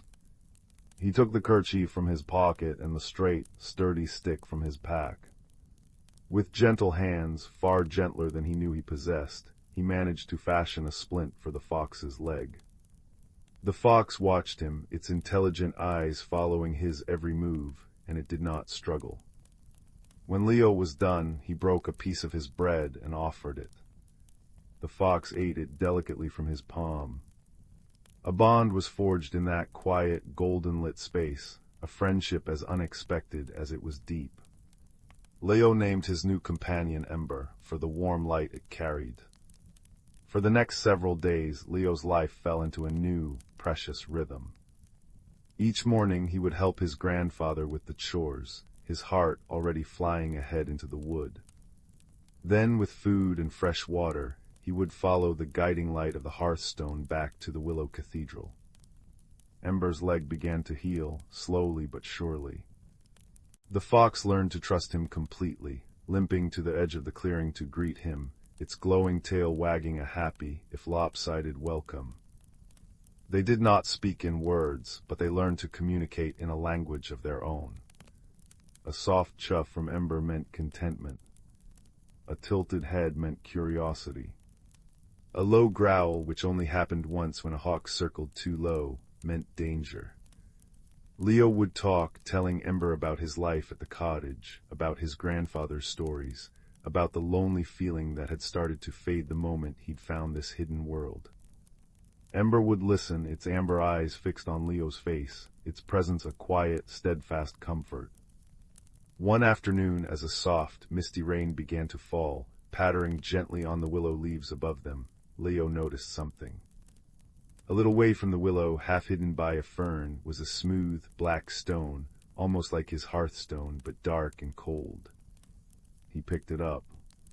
It was unnaturally heavy for its size and seemed to absorb the light around it. He showed it to Ember. The fox's ears flattened, and it let out a worried whine, nudging the stone with its nose as if to tell Leo to put it down. "What is it, boy?" Leo asked. That evening he brought the black stone home and showed it to his grandfather. The old man's face grew serious. He held the stone, his brow furrowed. "This is a sorrow stone," he said softly. "They are rare, they are not born of the earth, but of a heart's grief. When a deep, lonely sadness is left to fester in a place of magic, it can crystallize. It draws the warmth and light from the world around it." Leo thought of the lonely feeling he had carried, and a cold dread trickled down his spine. "Did I make this?" "No, lad," his grandfather said gently. "This is old, but your hearthstone led you to it for a reason. A hearthstone's purpose is not just to guide, but to mend, to bring warmth where there is cold. This sorrow stone is a wound in the wood. It is the source of the chill you felt settling in the air. It is why Ember was hurt, why the balance is off." The mystery, which had been a gentle background hum, now had a name and a shape. It was no longer just about his friendship with Ember. It was about the well-being of the hidden world he had come to love. The next day he returned to the willow with a new purpose. Ember was waiting, but the fox was agitated, pacing as best it could on its mending leg. The clearing felt different. The air was sharper, colder. The golden light from Ember's tail seemed dimmer, struggling against an invisible gloom. Leo took the hearthstone in one hand and the cold, heavy sorrow stone in the other. He didn't know what to do. He sat at the base of the great willow, between the roots, and placed both stones on the moss in front of him. The hearthstone pulsed bravely, but the sorrow stone seemed to suck at its light, casting long, deep shadows. He thought about what his grandfather had said, to bring warmth where there is cold. This wasn't a task for strength or cleverness. It was a task for the heart. He closed his eyes and let his mind drift. He thought of all the warm things he knew. The crackle of the fireplace, the weight of a quilt on a cold night, the taste of hot soup, his grandfather's laugh, the trust in Ember's amber eyes, the feeling of the fox's warm, furry body leaning against his side. He gathered all these feelings, all these memories of light and connection, and he poured them into the image of the hearthstone in his mind. He poured his own loneliness into it, not the cold, sharp kind he'd felt before, but the understanding that his loneliness had been a space waiting to be filled, with friendship, with purpose, with the quiet magic of the wood. When he opened his eyes, the hearthstone was blazing. It was no longer the soft glow of embers, but the brilliant, golden-white light of a tiny star held in his hand. The light fell upon the sorrow stone. For a long moment, nothing happened. Then a tiny crack appeared on the sorrow stone's dark surface. A wisp of something like black smoke seeped out and vanished in the brilliant light. The crack grew, spiderwebbing across the stone's surface. And then, with a sound like a sigh of relief, the sorrow stone crumbled into a fine, dark dust that was caught by a sudden, warm breeze and scattered into nothing. The moment it was gone, the clearing sighed. The oppressive cold lifted. The colors seemed to brighten. The green of the moss was richer, the silver of the birch bark more luminous. Ember let out a joyful bark, and the light from its tail flared, bright and strong and steady. It limped over to Leo and licked his hand, its gratitude shining in its eyes. Leo felt different too. The last of the shadow in his own heart was gone, not pushed away, but transformed. His loneliness had been a hollow space, and the wood, his grandfather and Ember had filled it not with noise, but with a profound and peaceful sense of belonging. He had not conquered his challenge with a grand gesture, but with a quiet, steady offering of his own warmth. He had learned that the truest light is the one you share. The days grew shorter, and the first frost jeweled the grass each morning. Ember's leg healed completely, and the fox grew strong and sleek. Their friendship continued, a constant, joyful thread in the tapestry of Leo's life. He no longer needed the hearthstone to find the clearing. The path was written on his heart. One evening, as the first snow began to fall in large, soft flakes, Leo knew it was time. He walked with Ember to the edge of the hidden clearing. The fox understood. It nudged Leo's hand with its cool, wet nose, then turned and looked back at the great willow, its home. It was a guardian of this place, and its work was done for now. With one last look, its amber eyes full of a love that needed no words, Ember turned and trotted back into the embrace of the willow, its glowing tail the last thing to disappear behind the green curtain. Leo walked home through the silent, snow-blanketed wood. His feet knew the way. The cottage windows glowed with a welcoming light, a twin to the one he carried inside him now. His grandfather was waiting by the fire, 2 mugs of warm cider steaming on the hearth. He looked at Leo's face, saw the peace in his eyes, and smiled a slow, deep smile. He asked no questions. Leo sat down beside him, soaking in the fire's warmth. He pulled the hearthstone from his pocket. It still glowed, but it was different. It was no longer a guide for a journey outward, but a reminder of the journey within. It pulsed softly, steadily, a tiny, captured piece of starlight and friendship. Outside, the snow continued to fall, hushing the world to sleep. But inside the stone cottage, all was warm and bright. Leo knew that Ember was safe in the hidden world, its light burning steady beneath the weeping willow. And he knew with a certainty that settled deep in his bones that his own light, once a fading ember, now burned steady and true. He had been transformed not by a great adventure, but by the quiet, persistent warmth of an unexpected friendship and the courage to offer his own heart to mend a broken thing. He closed his eyes, the crackle of the fire and the memory of a fox's trust weaving themselves into his dreams, dreams of golden light and whispering trees, of a friendship that would warm all his nights to come, guiding him gently into a deep and restful sleep. Story 13. The fire crackled softly in the hearth, a living, breathing thing of golden light and whispering sparks. Its warmth reached across the room like a gentle hand, and in its flickering dance, shadows waltzed upon the walls. It is in such a light that promises stories and dreams, that our own tale begins. It begins not in a grand castle or a bustling city, but in a small, quiet cottage nestled in a fold of the hills, where the wind spoke in rustling secrets to the trees. In this cottage lived a boy named Kaelen, a child with a thoughtful heart and eyes that noticed the small, shy wonders of the world. He was a quiet boy, often found tracing the patterns of frost on the windowpane, or listening to the distant hoot of an owl, feeling a little lonely in the vast, whispering world. On the mantelpiece of that very cottage, amidst a collection of smooth stones and dried flowers, sat a small, unassuming object. It was a river stone, gray and smooth, but with a curious quality. When the firelight caught it just so, deep within its heart, a faint, reddish-gold glow would pulse, like a tiny, sleeping ember. Kaelen's grandmother, a woman with a face like a kindly map of her long life, had called it the Emberstone.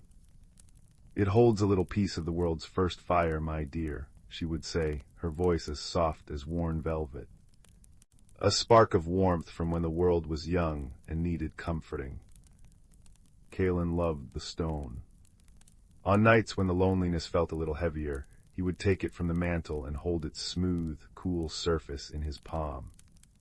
He would sit by the fire, and as the flames danced, he would watch, waiting for that secret glow to awaken. It was a small, private magic, a friend that asked for nothing but a little attention. An evening when the autumn wind had a particularly keen edge and moaned like a lost thing around the eaves, something different happened. Kaelen was holding the Emberstone, as was his habit.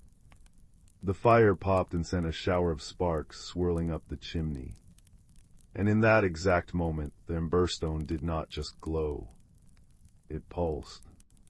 A single warm thrum of light, like a heartbeat, passed from the stone into Kaelen's palm.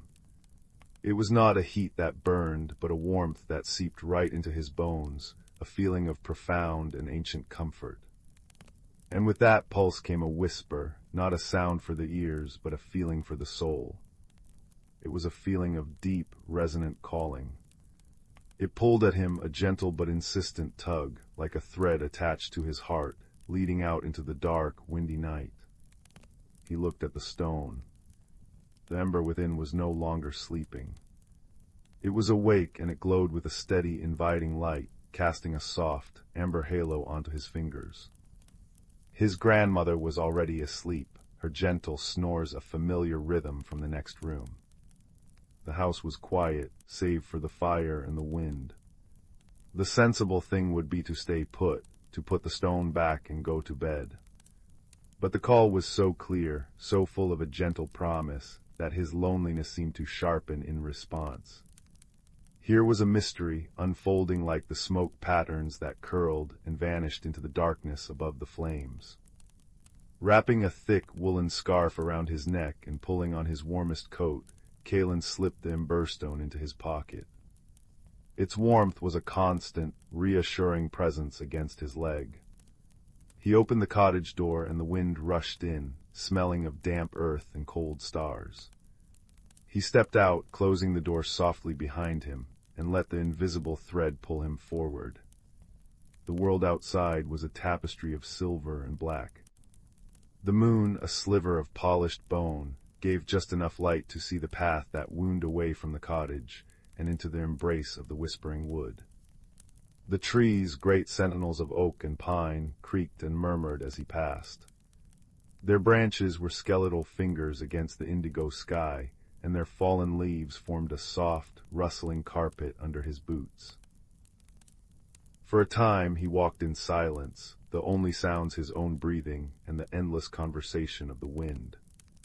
The emberstone's glow, visible through the fabric of his pocket, was his only lantern. He began to feel a prickle of doubt. Was this foolish? Was he just imagining the call, led by nothing more than a wish for adventure? It was then that he heard a different sound.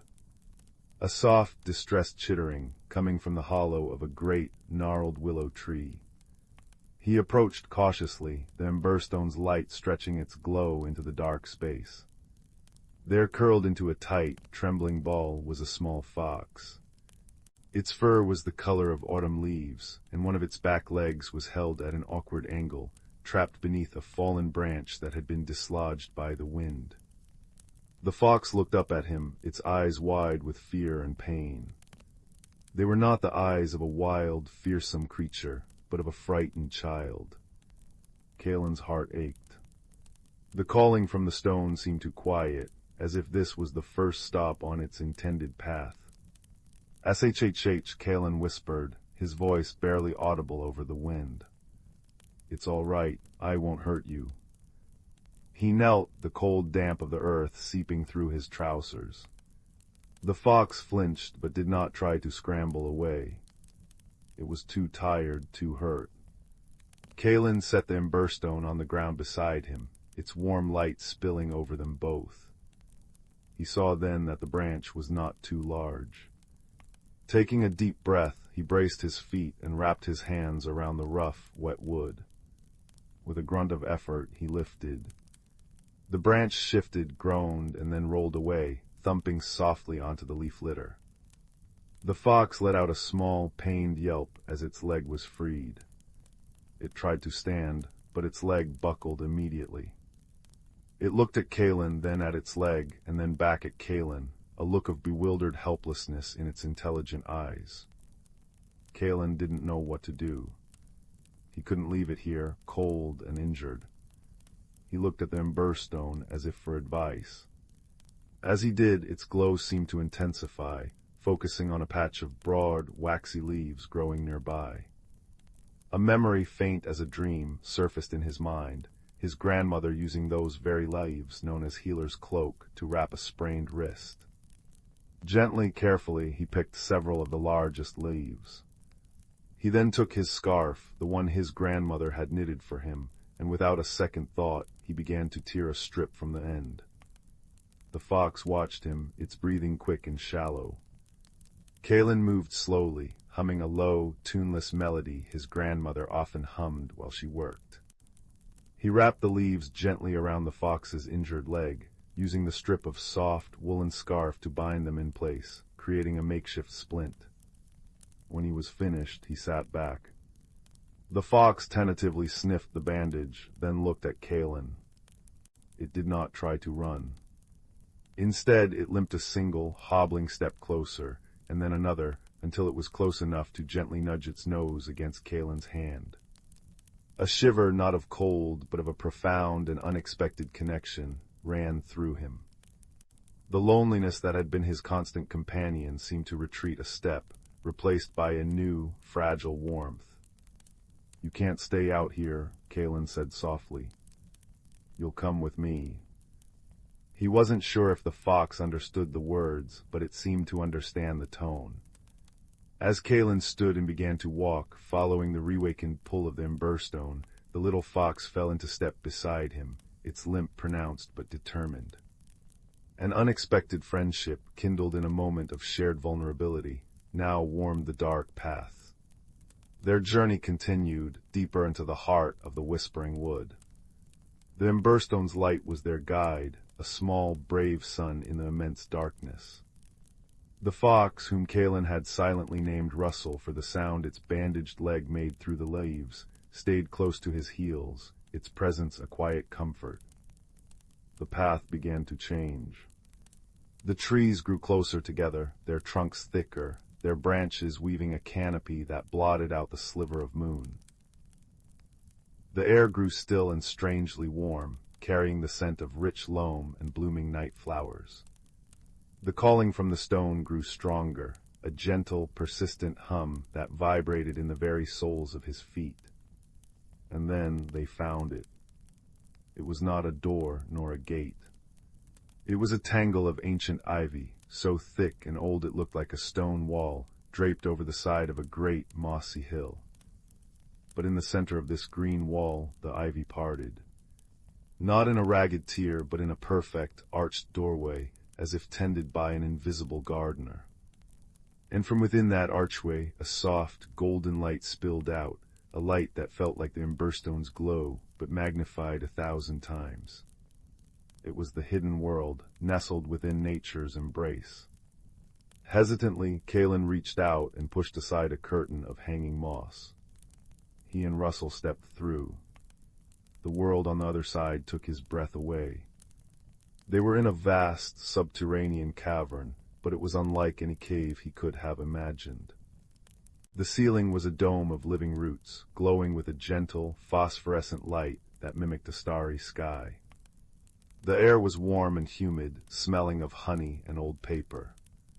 In the center of the cavern, a great, still lake reflected the glowing ceiling, its surface like dark, polished glass. And all around the shores of the lake and climbing the walls were buildings.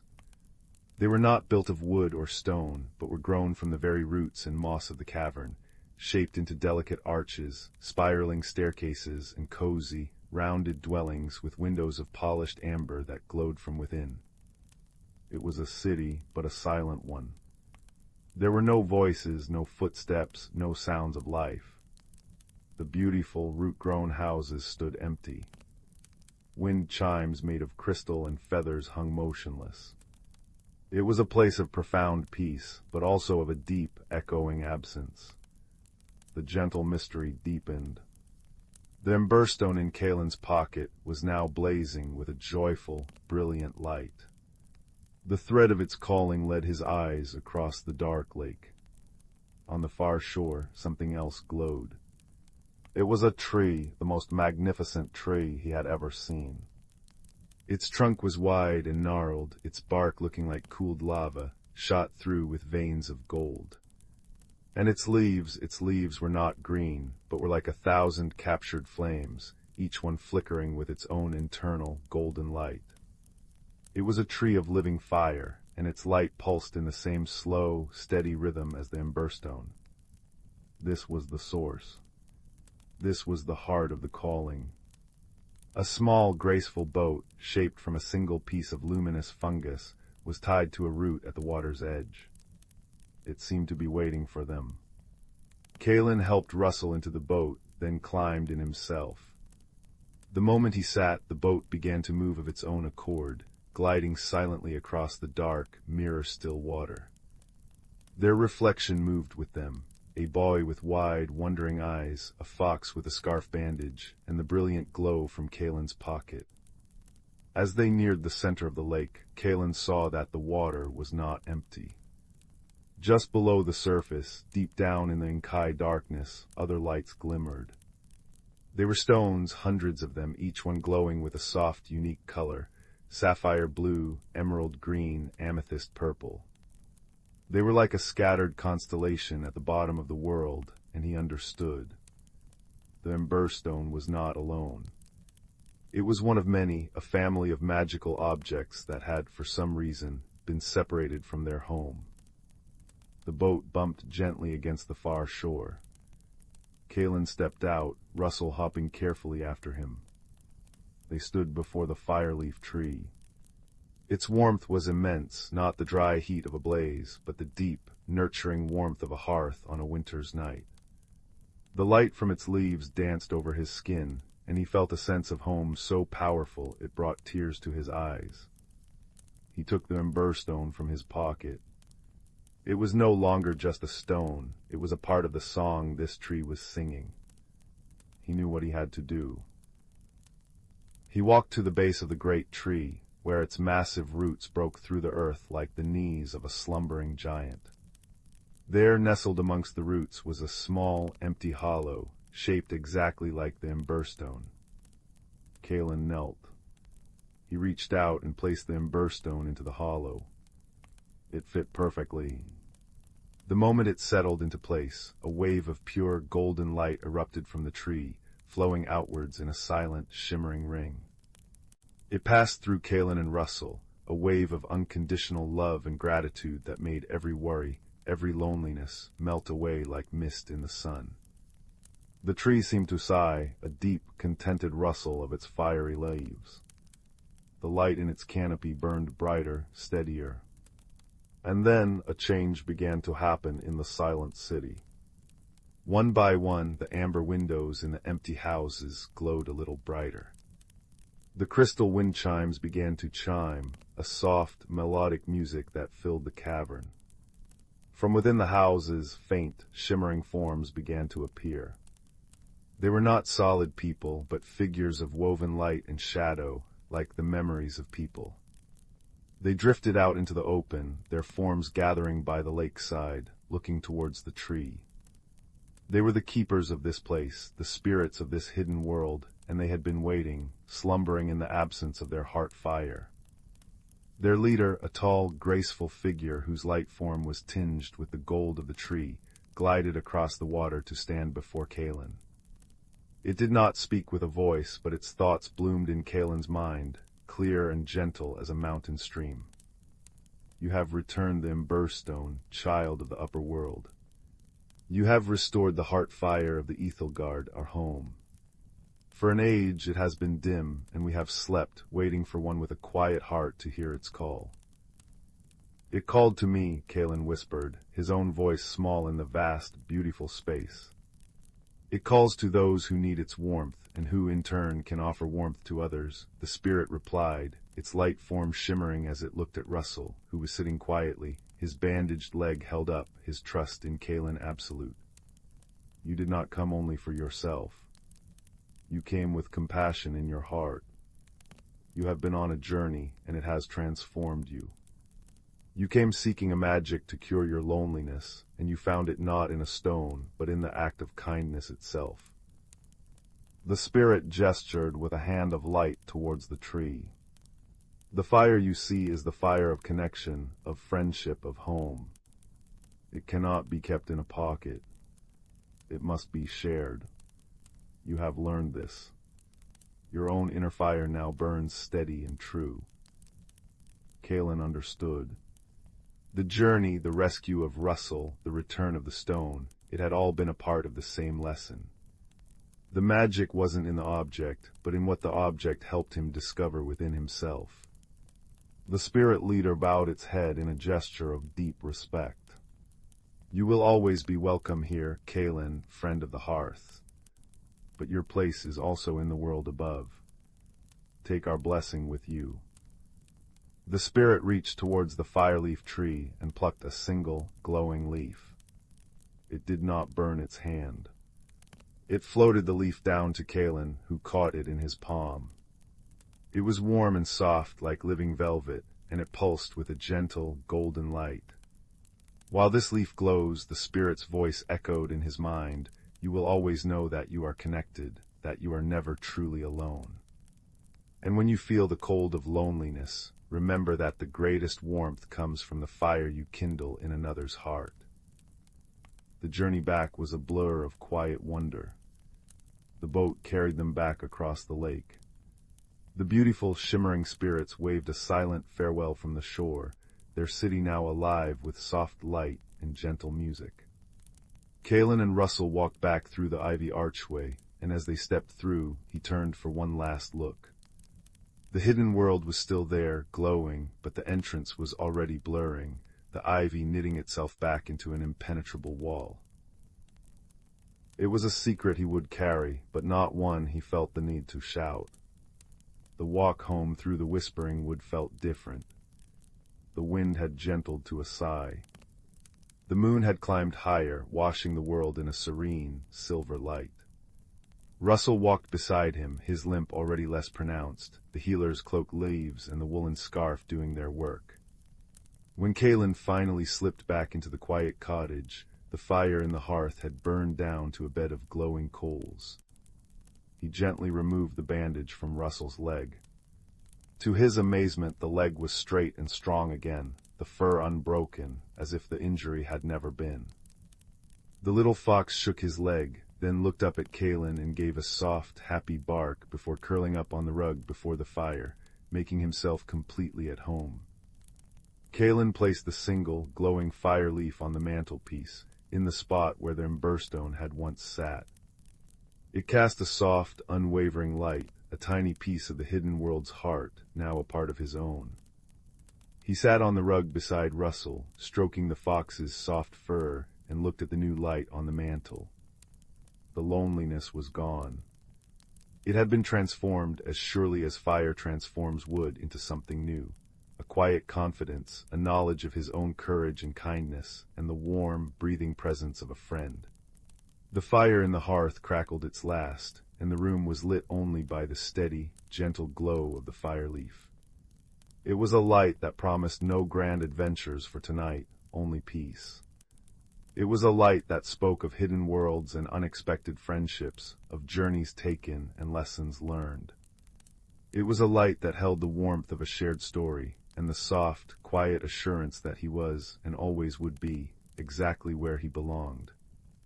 And in that cozy, quiet light, with a trusted friend at his side and a heart full of a newfound warmth, Kaelen closed his eyes, and let the peaceful resolution of the night carry him away into deep, contented, and restful dreams. Story 14. Story 15. Story 16. Story 17. Story 18. Story 19. Story 20. Story 21. Story 22. Story 23. Story 24. Story 25. 26. Story 27. Story 28. Story 29. Story 30. Story 31. Story 32. Story 33. Story 34. Story 35. Story 36. 37. Story 38. Story 39. Story 40. Story 41. Story 42. Story 43. Story 44. Story 45. Story 46. Story 47. Story 48. Story 49. Story 50. Story 51. Story 52. Story 53. Story 54. Story 55. Story 56. Story 50. Story 58. Story 59. Story 60. 61. Story 62. Story 63. Story 64. Story 65. Story 66. Story 67. Story 68. Story 69. Story 70. Story 71. Story 72. Story 73. Story 74. Story 75. Story 76. Story 77. Story 78. Story 79. Story 80. In the quiet village of Stillwater, nestled between whispering pines and a silver-woven river, there existed a peculiar sort of magic. It was not the kind that roared with thunder or flashed with lightning, but the kind that hummed in the background, like the gentle ticking of the old clock tower at the village square, or the soft chime of glass ornaments hanging from the eaves of every cottage. It was a magic of small wonders and gentle happenings, and for a long time it had been as predictable as the sunrise. Until the day the colors began to fade. It started subtly. Young Finn, a boy with a quiet nature and eyes that noticed the flight patterns of bees and the secret language of tree rings, was the first to notice. The brilliant crimson of the maple leaf he'd pressed in his book yesterday had softened to a pale pink. The vibrant yellow sunflowers in his mother's garden now wore the muted hue of old parchment. It wasn't a frightening change, but a puzzling one, as if the world was slowly being washed in a gentle, colorless rain. The village of Stillwater was abuzz with theories, spoken in hushed, curious tones over cups of chamomile tea and bowls of spiced stew. Old Man Hemlock, who tended the library and knew more about the world's oddities than anyone, suggested it was the work of a chroma thief, a mischievous spirit from a forgotten nursery rhyme. Others whispered that the great celestial clock in the sky was winding down, and with it, all of life's vibrancy. Finn, however, didn't believe in thieves or broken clocks. He believed in patterns. He spent his days walking the cobbled paths, his ears tuned to the ambient music of Stillwater, the plink-plonk of water dripping from mossy gutters after a soft rain, the harmonious dong of the clock tower marking each hour, and the constant, gentle rustle of the wind chimes that hung from every porch, their notes tinkling like frozen starlight. He noticed other small peculiarities, too. The hands on the sundial in the town square occasionally quivered and spun backwards for a single, breathless second. The stars at night seemed fewer, as if someone were gently plucking them from the velvet sky like ripe berries. And the flowers in the glimmerwood just beyond the village didn't just lose their color. Some of them began to change hue entirely, a bluebell turning the soft green of a new leaf, a buttercup blushing a faint lavender. One evening, sitting by the crackling fireplace with his grandmother, Finn remembered an old rhyme she used to sing to him when he was very small. It was a simple, looping melody about the weaver of hues and the tuner of time. When the weaver's thread grows thin and slight, and the tuner's chime forgets the light, seek the map the stars have drawn, before the coming of the dawn. Find the heart where colors blend, and make the fractured world mend. No one had thought much of it, it was just a nursery rhyme. But to Finn it felt like a clue. The map the stars have drawn, he murmured, looking out his window at the night sky. He grabbed his warmest cloak and a lantern, its light a brave, golden star in the encroaching dimness, and made his way to the village square. The old clock tower stood sentinel, its face illuminated by the moon. Finn looked up not at the clock, but past it, to the constellations. He knew them all, the great oak, the silver trout, the dancing maidens. But tonight he saw something new, or rather, something old that he'd never noticed. A faint cluster of stars, usually overlooked, now seemed to form a distinct pattern, a spiral like a snail's shell or an unfurling fern. It looked exactly like the ancient mosaic set into the floor of the town hall, a mosaic everyone walked over but no one really saw. This was his map. The next day Finn gathered a small, curious party.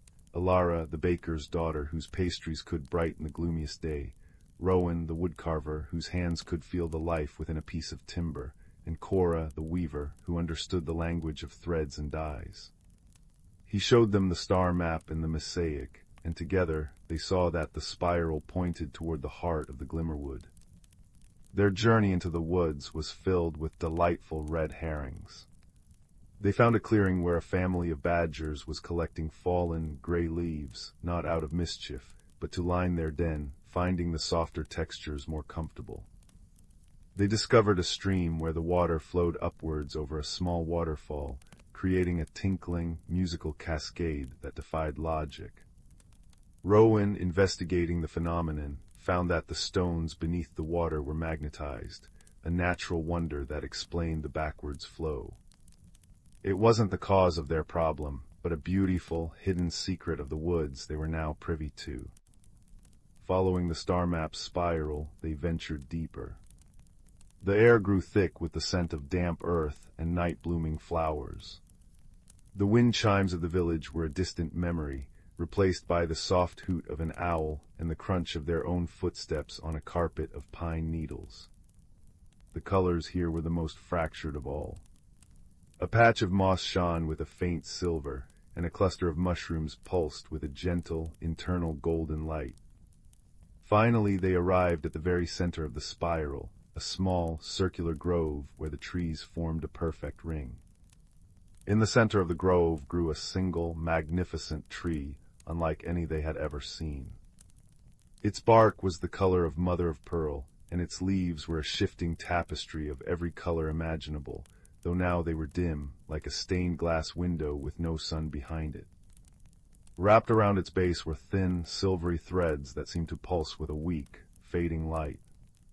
At the foot of the tree, curled and trembling, was a small, fox-like creature. Its fur was normally a brilliant, fiery orange, but now it was a pale, washed-out beige. Its large, intelligent eyes were filled with a deep, resonant sadness. It was softly humming the tune of the nursery rhyme. This was no chroma thief. This was the weaver of hues.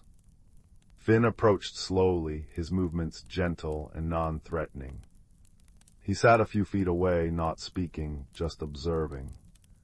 He saw how one of the creature's paws was tenderly resting on a root of the great tree, and how with every pained breath it took, a thread of silver light would flicker and dim. The creature wasn't stealing the color, it was connected to it. It was in pain. "Your thread," Finn said softly, his voice barely a whisper. "It's growing thin, isn't it?" The creature looked at him, surprised. It gave a slow, sad nod. It gestured with its nose towards its paw, and Finn, with empathy guiding his eyes, saw the problem. A sharp, dark thorn from a bramble was deeply embedded in its pad, and a faint, shadowy discoloration was spreading from the wound. The thorn of sorrow, Finn thought, another fragment from the old rhymes. The creature's suffering was directly causing the magic of the world to fade. Rowan, with his carver's steady hands, carefully approached. "May I?" he asked the creature. It looked at Finn, then back at Rowan, and hesitantly offered its injured paw. With a delicate touch born of a lifetime of working with fragile things, Rowan extracted the thorn. The moment it was free, the creature let out a soft, shuddering sigh of relief. But the color did not immediately return. The shadowy infection remained. Cora, the weaver, understood. "The thread is still frayed," she said. "It needs to be mended." She reached into her pouch and brought out a small, luminous spindle she always carried, a tool passed down through her family. She didn't know its true purpose until this very moment. She held it out, and a strand of the silvery, fading light from the tree drifted towards it. With practiced soothing motions, she began to respin the thread, her movements as rhythmic and calming as the ticking of the clock tower. Alara, meanwhile, had brought a basket. From it she took one of her famous honey and sunseed cakes, still warm from her oven. She broke off a small piece and offered it to the weary creature. As it ate, a tiny spark of its natural, fiery orange returned to the tip of its tail. The mending was a communal effort. Finn held the light steady, Rowan supported the creature, Cora respun the threads, and Alara provided comfort and sustenance. As the silver thread grew stronger and brighter, the magic began to flow back into the world. It started in the grove. The mother-of-pearl bark of the great tree of hues began to gleam, and its leaves ignited with 1,000 brilliant colors, casting dancing, prismatic light across their faces. The color washed out from the center of the grove in a gentle, visible wave. The silver moss turned a deep, vibrant green. The golden mushrooms shone like little lanterns. The wave continued through the glimmerwood, restoring the bluebells and buttercups to their proper glory, and then swept into Stillwater itself. Back in the village, people gasped with delight as the crimson returned to their quilts, the gold to their thatch, and the deep blue to the evening sky, now dotted with a full complement of twinkling stars. The clock tower chimed a perfect, clear note that seemed to resonate with the newly restored harmony of the world. The weaver of hues, now restored to its brilliant, beautiful self, nuzzled each of their hands in gratitude. It was the guardian of the world's palette, a gentle spirit who blended the light of the stars with the pigments of the earth, and it had been suffering in silence. Finn and his friends returned to Stillwater as the sun was setting, not with a tale of vanquishing a monster, but with a story of healing a friend. The mystery was solved not through fear or force, but through observation, empathy, and the simple, powerful act of helping someone in need. That night, the entire village gathered in the square. The air was filled with the scent of Alara's pastries, the sound of laughter, and the gentle, constant music of the wind chimes. The community was closer than it had ever been, bound by the shared wonder of the mystery and the joy of its resolution. They looked at their world with new eyes, appreciating every hue, every chime, every ticking second. And as they all looked up at the now complete tapestry of stars, they saw the constellation of the Weaver, shining brighter than ever before, a permanent map in the sky reminding them that the most powerful magic of all is the kindness woven between friends. The fire crackled, the night was warm, and in the peaceful, colorful silence of Stillwater, everyone drifted into dreams painted in the most vibrant and comforting of hues. Story 81.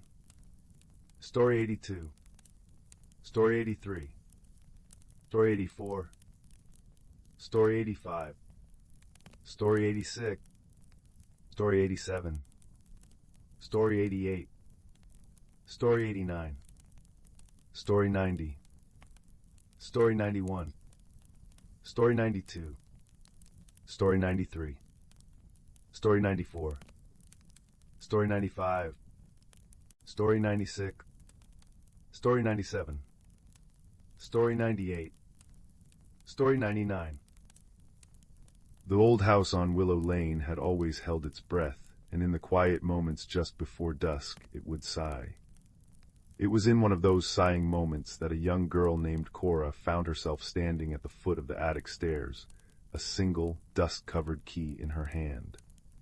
Her grandmother had given it to her that morning with a soft smile. "The house has more stories to tell," she'd said. "Perhaps you're the one to listen." The attic door opened with a soft creak, a sound that was less a complaint and more a gentle greeting. A puff of dust motes danced in the slanted golden light, swirling like tiny, excited fairies.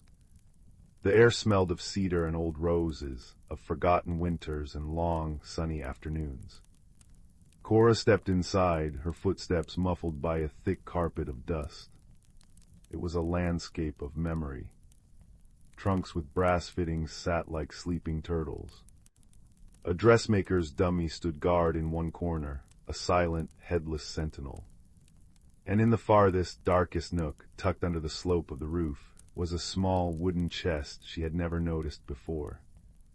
It was made of a warm, honey-colored wood, and on its lid was an inlaid design of a winding path leading to a star. Her heart beat a little faster, a soft thump-thump-thump against her ribs. She knelt, the old floorboards groaning softly beneath her knees, and fitted the key into the lock. It turned with a satisfying clunk. Inside, nestled on a bed of faded blue velvet, was a compass. But it was unlike any compass she had ever seen. Its case was made of what looked like mother of pearl, shimmering with soft rainbows. The needle was not pointing north, but was instead spinning in slow, lazy circles. And instead of the usual directions, the dial was marked with words: whisper, remember, courage, and home. As she lifted it, the compass grew warm in her hand. The needle stopped its wandering and pointed, quite firmly, toward whisper. At the same moment, a soft, rustling sound came from a stack of hatboxes nearby. A moment later, a small ginger cat with wise, green eyes emerged, blinking slowly. Cora knew this cat. It was Marmalade, who spent his days dozing on sun-warmed porch railings. "Took you long enough," Marmalade murmured, his voice a low, rumbling purr. "I've been napping on that velvet for decades, waiting for someone with quiet enough hands to open the box." Cora was too astonished to be frightened. "You can talk." "Everyone can talk," Marmalade said, leaping gracefully onto a nearby trunk and wrapping his tail neatly around his paws. "Most just don't know how to listen. That," he said, nodding his head toward the compass, "is the Heartstone compass.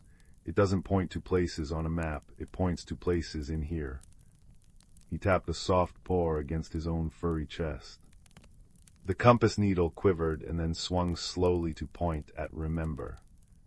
A gentle breeze, smelling of lavender and old paper, stirred the dust in the attic.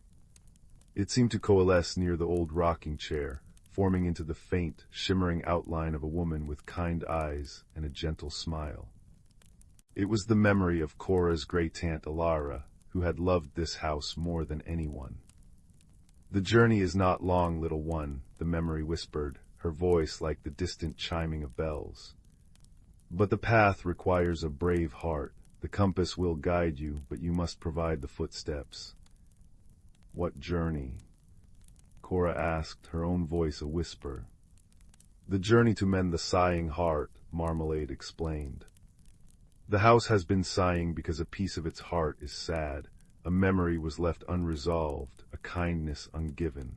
It sits like a cold stone in the very center of the home, and it needs to be warmed again." The compass needle shifted once more, now pointing firmly at courage. And so Cora's adventure began.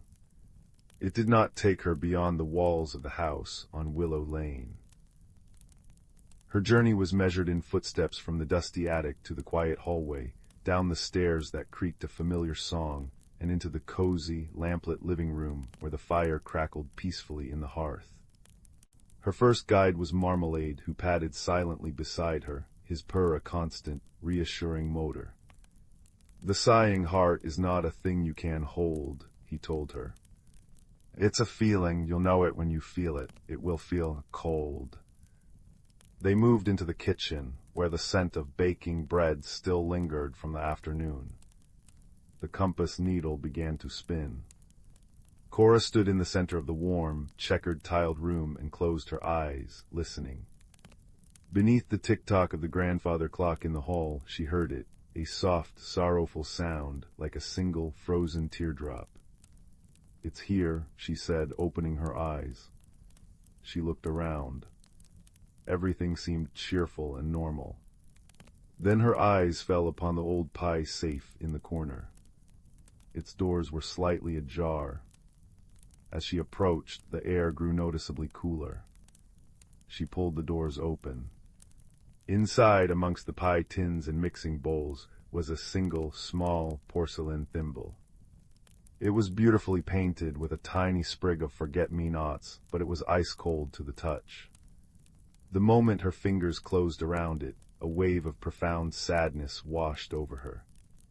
It was the sadness of a promise forgotten. The shimmering memory of her great-aunt Alara appeared beside her, her form flickering like candlelight. "Ah," she sighed, a sound of gentle recognition. "My thimble, I was using it to mend a dress for a friend who was moving far away. I promised to finish it before she left, but I fell ill, and the dress was never finished. The promise was left here." She gestured to the cold thimble. A small thing, but a kindness left undone. The challenge was clear. The kindness had to be completed. But the friend was long gone, and the dress was nowhere to be found. How does one mend a promise from the past? Cora thought not with force or frustration, but with patience and a clever heart. She sat on the warm kitchen floor, the cold thimble in one hand, the warm compass in the other. Marmalade curled up in her lap, his purrs vibrating through her, a steady rhythm of comfort. "The compass points to home," Cora murmured, thinking aloud. "And home isn't just a place, is it? It's a feeling of being loved, of belonging." The memory of Alara smiled, a little brighter now. "You understand." Cora stood up, the thimble held tightly. She didn't need the original dress or the original friend. The kindness was the act itself. She went to her grandmother's sewing basket and found a small, plain square of linen. With a needle and some blue thread the color of forget-me-nots, she began to stitch. She wasn't mending a dress, she was mending the promise. She stitched a tiny, wobbly heart onto the fabric, pouring all her own kindness and hope into every loop of the thread. As she sewed, the thimble in her hand began to grow warm. The icy sadness within it melted away, replaced by the gentle warmth of a task being seen through to its end. When she tied the final knot, the thimble was as warm as a sunbeam. A deep, contented sigh echoed through the entire house, a sigh not of sorrow, but of profound relief. It was the sound of a weight being lifted, of a heart finally made whole. The fire in the living room crackled a little more brightly. The grandfather clock's tick-tock seemed to chime with a newfound joy. The shimmering form of great-aunt Alara reached out and touched Cora's cheek. Her touch was like a sunbeam. "Thank you, my dear," she whispered. "You have a brave and clever heart." And then, like a sigh of smoke, she faded away, but the feeling of her love remained, warming the room. Marmalade stretched, arching his back. "Well done," he purred. "The house is happy again. I believe I shall resume my nap on the porch railing. It's much cozier now." Cora climbed back up to the attic, the now warm thimble and the quiet compass in her hands. She placed the thimble back in the chest and closed the lid. The compass needle had settled, pointing peacefully at home. She knew that home was right here, in this house full of love and stories, with a purring cat and a crackling fire downstairs. She descended the stairs, the soft creak of the attic door closing behind her sounding like a gentle good night. She settled into the large armchair by the fireplace, the flames dancing and whispering their own ancient stories. The journey was over. She had not traveled far in miles, but she had journeyed deep into the heart of her home and found that the greatest magic and the greatest courage was simply the will to be kind. And as the fire crackled and the distant bells of the town clock chimed the hour, Cora felt a deep and comforting peace, knowing that some secrets are not meant to be hidden, but to be shared, one gentle heartbeat at a time. The firelight flickered, casting dancing shadows on the walls, and if you listened very closely, you could almost hear the gentle pop and crackle of a story beginning to unfold. It's a story about a place not too far from here, if you measure distance in daydreams, called the Valley of Gentle Nonsense. In this valley, the rivers flowed backwards, which was terribly convenient if you ever dropped your hat in the water.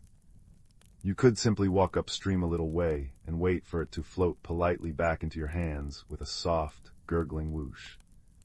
The forests were inside out, meaning the cozy, rooty parts with all the little animal burrows were on the outside, and the tall, leafy parts were in the middle. This made for excellent hide-and-seek, though sometimes a squirrel would accidentally end up in the sky. And in the very heart of this valley, perched precariously on a hill that wiggled when it laughed, was an upside-down tea shop. It was called the Steaming Kettle, though the kettle was always on the floor, and the floor was, technically, the ceiling. Patrons would sit on the ceiling, which was wonderfully carpeted, and their teacups would cling magically to the floor above their heads.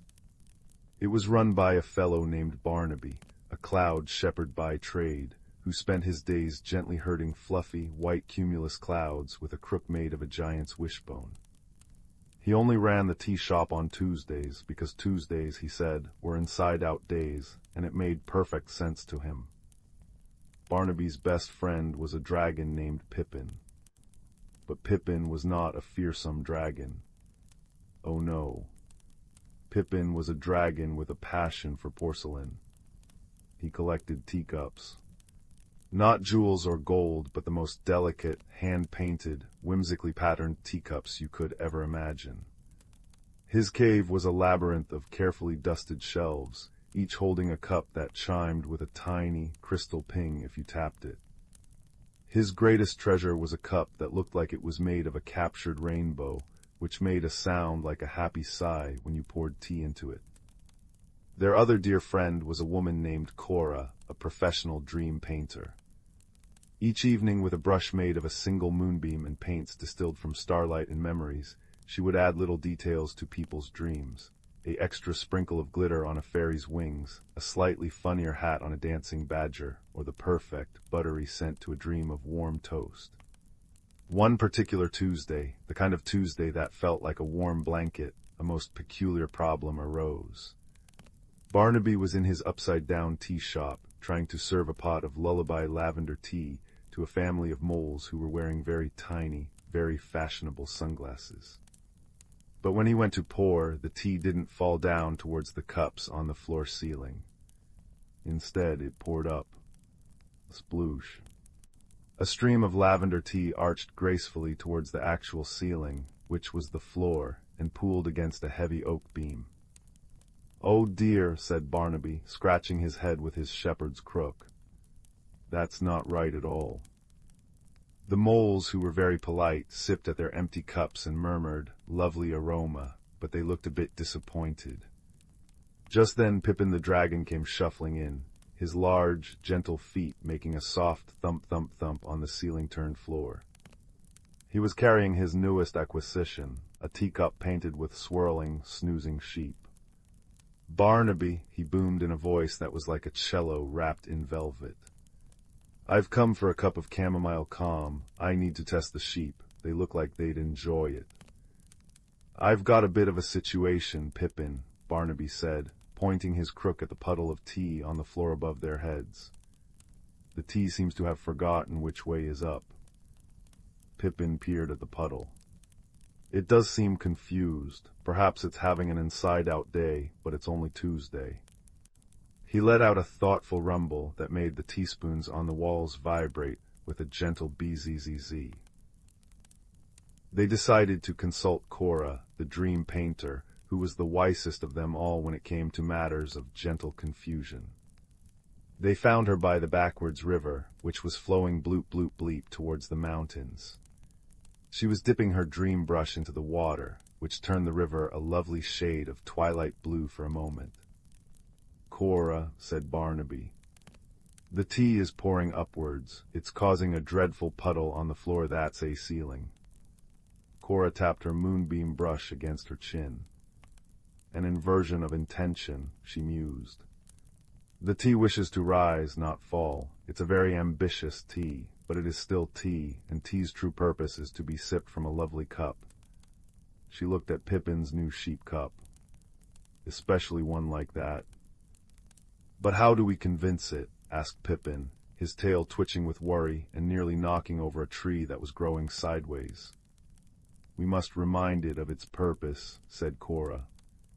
"We need to create a spectacle of sipping so delightful, so utterly irresistible, that the tea will forget its foolish ambitions and simply want to be drunk."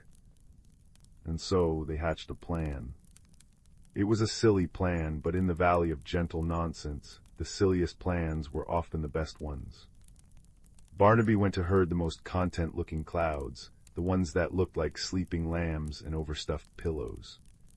He gently nudged them over to the tea shop until they formed a soft, fluffy staircase leading from the puddle on the high ceiling down to the cups on the low floor. F-whoomp, went the clouds as they settled into place. Pippin rushed back to his cave and returned with his most beautiful, most melodic teacups.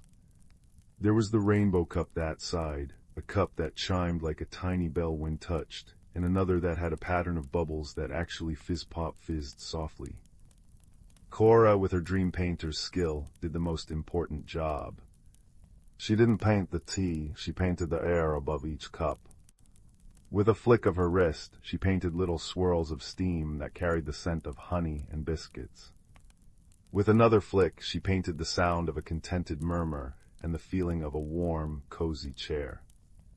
She painted the very idea of a perfect afternoon tea. Finally, everything was ready. Barnaby stood by the teapot. Pippin arranged his cups. Cora gave a nod. "Now, Barnaby," she said. Barnaby poured. Sploosh. Once again, the lullaby lavender tea streamed upwards, defying gravity with all its might. It reached the puddle on the ceiling floor. But then, something new happened. The tea, curious, began to trickle onto the first cloud step. Instead of splashing, it went blorp and was absorbed into the fluffy whiteness. The cloud, now smelling wonderfully of lavender, seemed to sigh with pleasure. Encouraged, the tea flowed onto the next cloud, and the next, each step a little blorp and a sigh, creating a cascading staircase of scent. It reached the bottom cloud, which was hovering just above Pippin's rainbow teacup. The tea hesitated for a moment, hovering over the cup that sighed with anticipation. And then it happened. The rainbow cup let out its happy little sigh. The bell cup gave a faint ting. The bubble cup fizz-pop-fizzed. And the air above them, painted by Cora, shimmered with such irresistible coziness that the tea could no longer resist. With a final, gentle plink, a single drop of tea fell into the rainbow cup.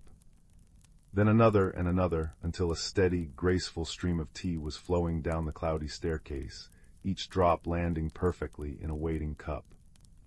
The tea had remembered its job. The moles, who had been watching with their tiny mouths agape behind their sunglasses, clapped their little paws. Barnaby beamed. Pippin did a happy little jig that made the teacups rattle a cheerful melody.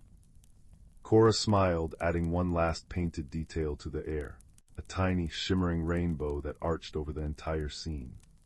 They all sat down, on the ceiling of course, and had the most wonderful tea party. The tea tasted all the better for its little adventure. The moles declared it the best tea they'd ever almost not had, and Pippin's sheep cup proved to be the perfect home for chamomile calm. And as the firelight here dances its own sleepy dance, you should know that in the valley of gentle nonsense, the tea now sometimes still pours upwards, just for the fun of flowing down the cloud stairs. Because even problems, when faced with friendship and a little bit of painted steam, can turn into the most delightful sort of nonsense. A soft, quiet sigh of an ending, perfect for drifting off to sleep. In a valley cupped between sleeping mountains, there lived a young woman named Anya. Her life was as quiet and orderly as the neat rows of vegetables in her garden, yet within her chest beat a heart that often felt like a trapped bird, fluttering against ribs that seemed too narrow a cage. She did not know what she longed for, only that a deep, resonant ache accompanied the setting of each sun. Her changes began subtly, as the most important ones often do. One morning after a night of troubled dreams, she awoke to find a single, silken thread the color of moonlight caught in her hair. She brushed it away, thinking it a stray bit of cobweb. The next day there were 2, then 3. They were soft and strong, and when she held them to the light, they shimmered with a hidden rainbow, like oil on water. She started collecting them in a small wooden box, a secret she kept from the world. Around this time, the small, walled garden behind her cottage began to behave strangely. The plants had always been healthy, but now they responded to her moods with an impossible vibrancy. On a day when she felt a rare surge of courage after standing up for herself at the village market, the climbing roses burst into blossoms of such a deep, valiant crimson they seemed to drink the sunlight. When she spent an afternoon in quiet contentment, listening to the bees hum, the chamomile patch released a perfume so soothing it lulled the sparrows to sleep on the fence. It was in this garden that she first met the old woman. Anya had been kneeling in the soil, feeling particularly tangled and confused. The silken threads were becoming more persistent, and she had woken to find a small, delicate web spun between her bedpost and the windowsill. "A fine thing, a garden that listens," a voice said, gentle as the rustle of leaves. Anya looked up to see a woman with hair as white as thistledown and eyes the color of a twilight sky. She wore a cloak that seemed woven from moss and shadows, and she smelled of damp earth and wild mint. She introduced herself as Maeve. "It's peculiar," Anya admitted, her voice barely a whisper. "It is honest," Maeve corrected, her smile crinkling the corners of her eyes.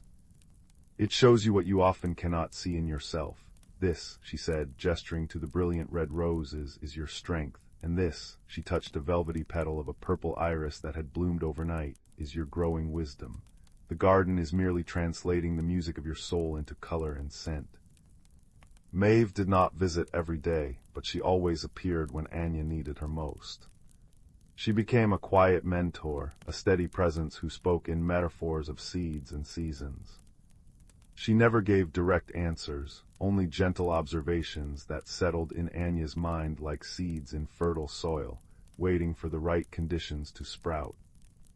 "A seed does not know it is to become a sunflower," Maeve said one evening as they sat on a stone bench, watching fireflies blink in the lavender dusk. "It only knows the dark, the damp, and the persistent push from within. It trusts the process, even when the process is one of dissolution. It must break itself open to become what it is meant to be." Anya looked down at her hands. The silken threads were no longer just in her hair. They occasionally drifted from her fingertips, especially when she felt a strong emotion. "But what am I becoming?" she asked, her voice trembling. "Something true," Maeve replied. "That is all we can ever hope for." The small victories began to accumulate, each one a stepping stone across the river of her fear. There was the day she decided to paint her front door a cheerful, buttery yellow instead of the practical gray it had always been. As she brushed on the first stroke, a cascade of golden marigolds erupted along the garden path, their faces turned to the sun as if in approval. Another day she found the courage to sing aloud while she worked, a folk song her mother had taught her, long forgotten. Her voice was shaky at first, but as the melody grew stronger, the silken threads that drifted from her lips began to weave themselves into a faint, shimmering harmony in the air, a visible echo of her sound. It was beautiful, and it did not frighten her. The threads became more abundant, weaving around her as she moved through her days. They formed a soft, hazy cocoon around her chair as she read, a gentle enclosure that felt not like a prison, but like a sanctuary. She began to spend more time within this self-spun haven, a quiet, semi-transparent tent of moonlight and rainbows. Inside, the world outside was muted, and the only sound was the rhythm of her own breath and the quiet, patient beating of her heart. Maeve would sit outside the cocoon and speak to her through the silken walls. "The caterpillar does not fret in its chrysalis," she murmured.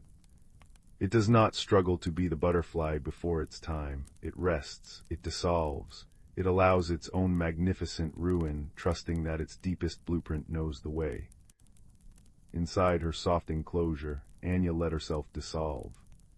She let go of the old stories she had told herself, that she was too quiet, too strange, too much, and yet not enough. She released the fear of what the villagers might think, the anxiety of not having a clear path.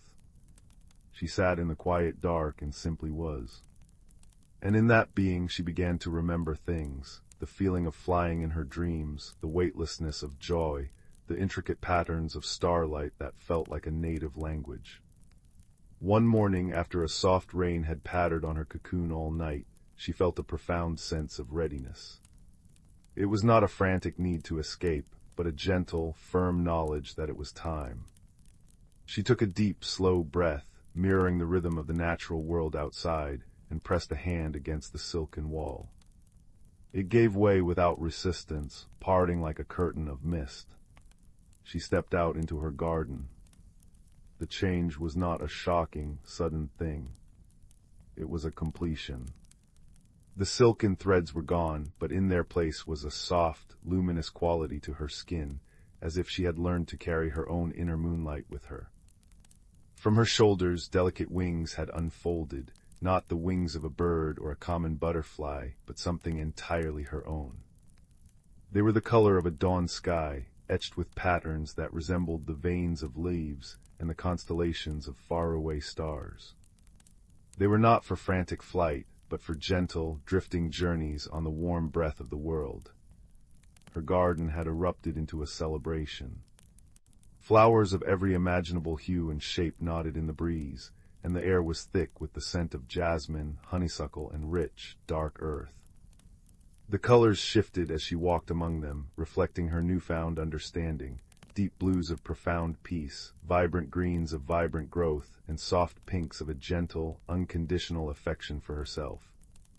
Maeve was there, of course, standing by the gate with a look of deep satisfaction. She did not say, "I told you so." She simply opened her arms, and Anya walked into her embrace. "You see," Maeve whispered. "The ache was not a flaw, it was the seed of your becoming." Anya looked at her mentor, her friend, her eyes clear and calm. "What happens now?" Maeve's smile was as warm as the sun on the stone path. Now you begin." The cocoon was not the end of the story. It was the quiet chapter that made the rest of the tale possible. You have learned the language of your own soul. Now you get to speak it to the world.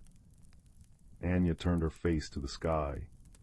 She took another of those slow, deep breaths, in and out, feeling the gentle weight of her wings on her back. They rustled softly, a sound like pages turning in a beloved book. She did not leap into the air. There was no rush. Instead, she took a step forward, then another, walking through her garden gate and onto the path that led toward the waking world. It was not an ending. It was the most beautiful beginning.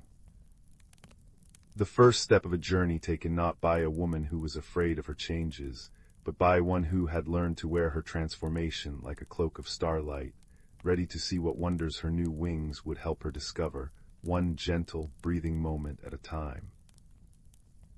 The fire crackled softly, its flames dancing like golden memories against the stone hearth. In the flickering light, shadows stretched and curled into shapes that almost looked like faces, like hands reaching across time. And in that warm, ancient glow, a story begins to unfold, a story of roots that run deep and remembrance that bridges generations. Lena lived in a small apartment in the city, where the stars were often hidden behind the glare of streetlights, and the past felt like something that happened to other people. She was a weaver of tapestries, her fingers skilled at threading colors into patterns, yet she often felt a peculiar emptiness, as if her own life's pattern was missing a crucial thread. One autumn afternoon, a package arrived from her grandmother's old house in the countryside, a house Lena hadn't visited since she was a child. Inside, swathed in tissue paper that smelled faintly of lavender and thyme, was a music box.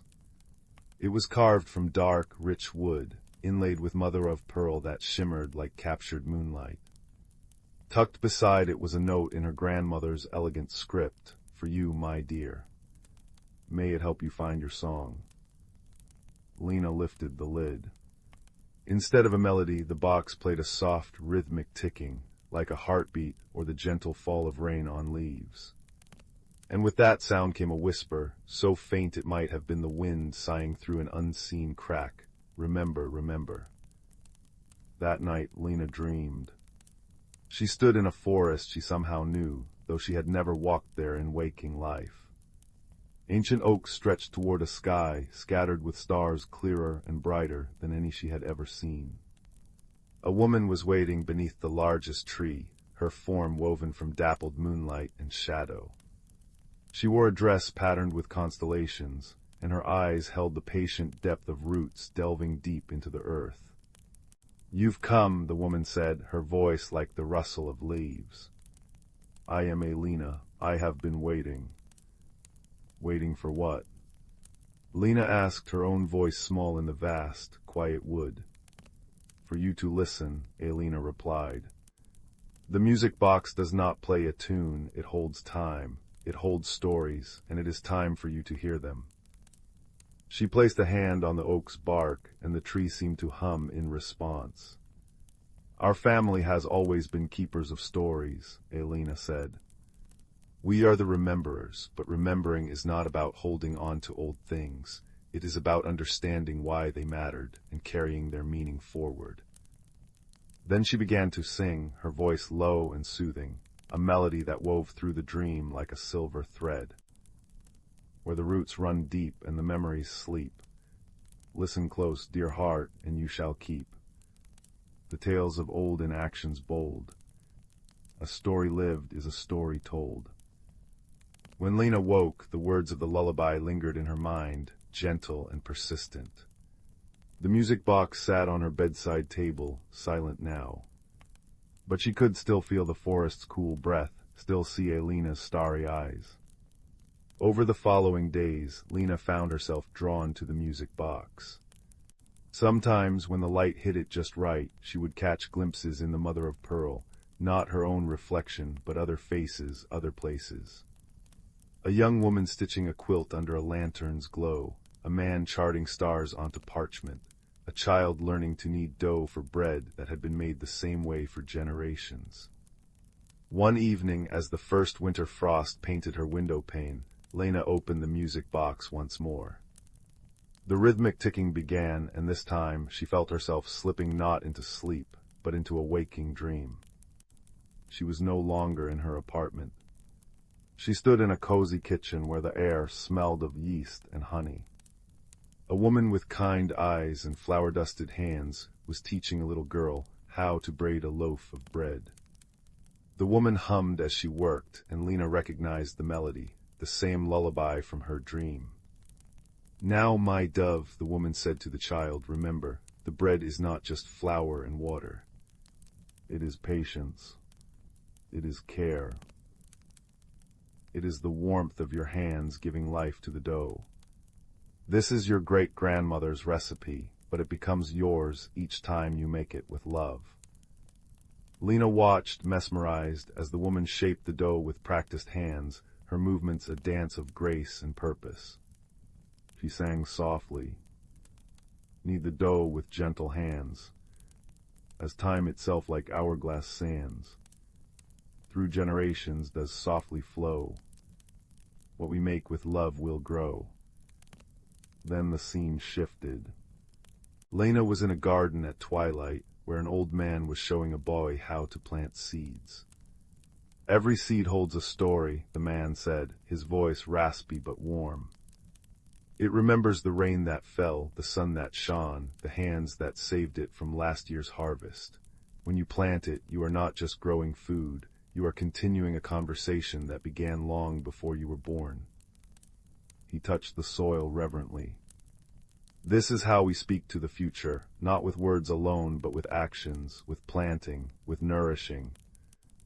Again the familiar lullaby wove through the air, sung by the man this time, his voice a low, steady rumble. Lena drifted through more visions, a woman mending a quilt, each patch a memory stitched together with intention. a young man learning to read the night sky, connecting stars into stories that guided travelers home. A girl listening to her grandfather's tales of kindnesses given and received, each one a pebble creating ripples across time. In every vision, the same themes echoed. Heritage was not a static thing to be preserved behind glass. It was alive, breathing in the daily acts of making, nurturing, guiding, comforting.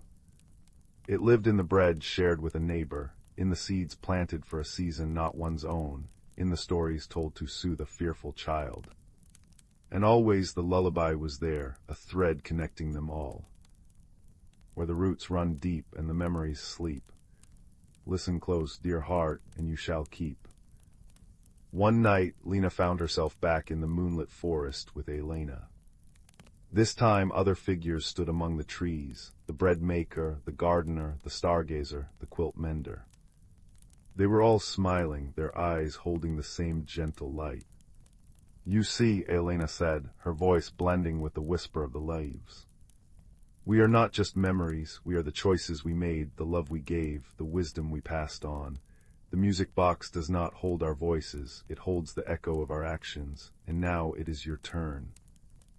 Lena looked down at her own hands, the hands that wove tapestries but had never planted a seed, never baked bread, never guided anyone by the stars. But I don't know how, she whispered. I've spent so long feeling disconnected. What if I forget? What if I fail?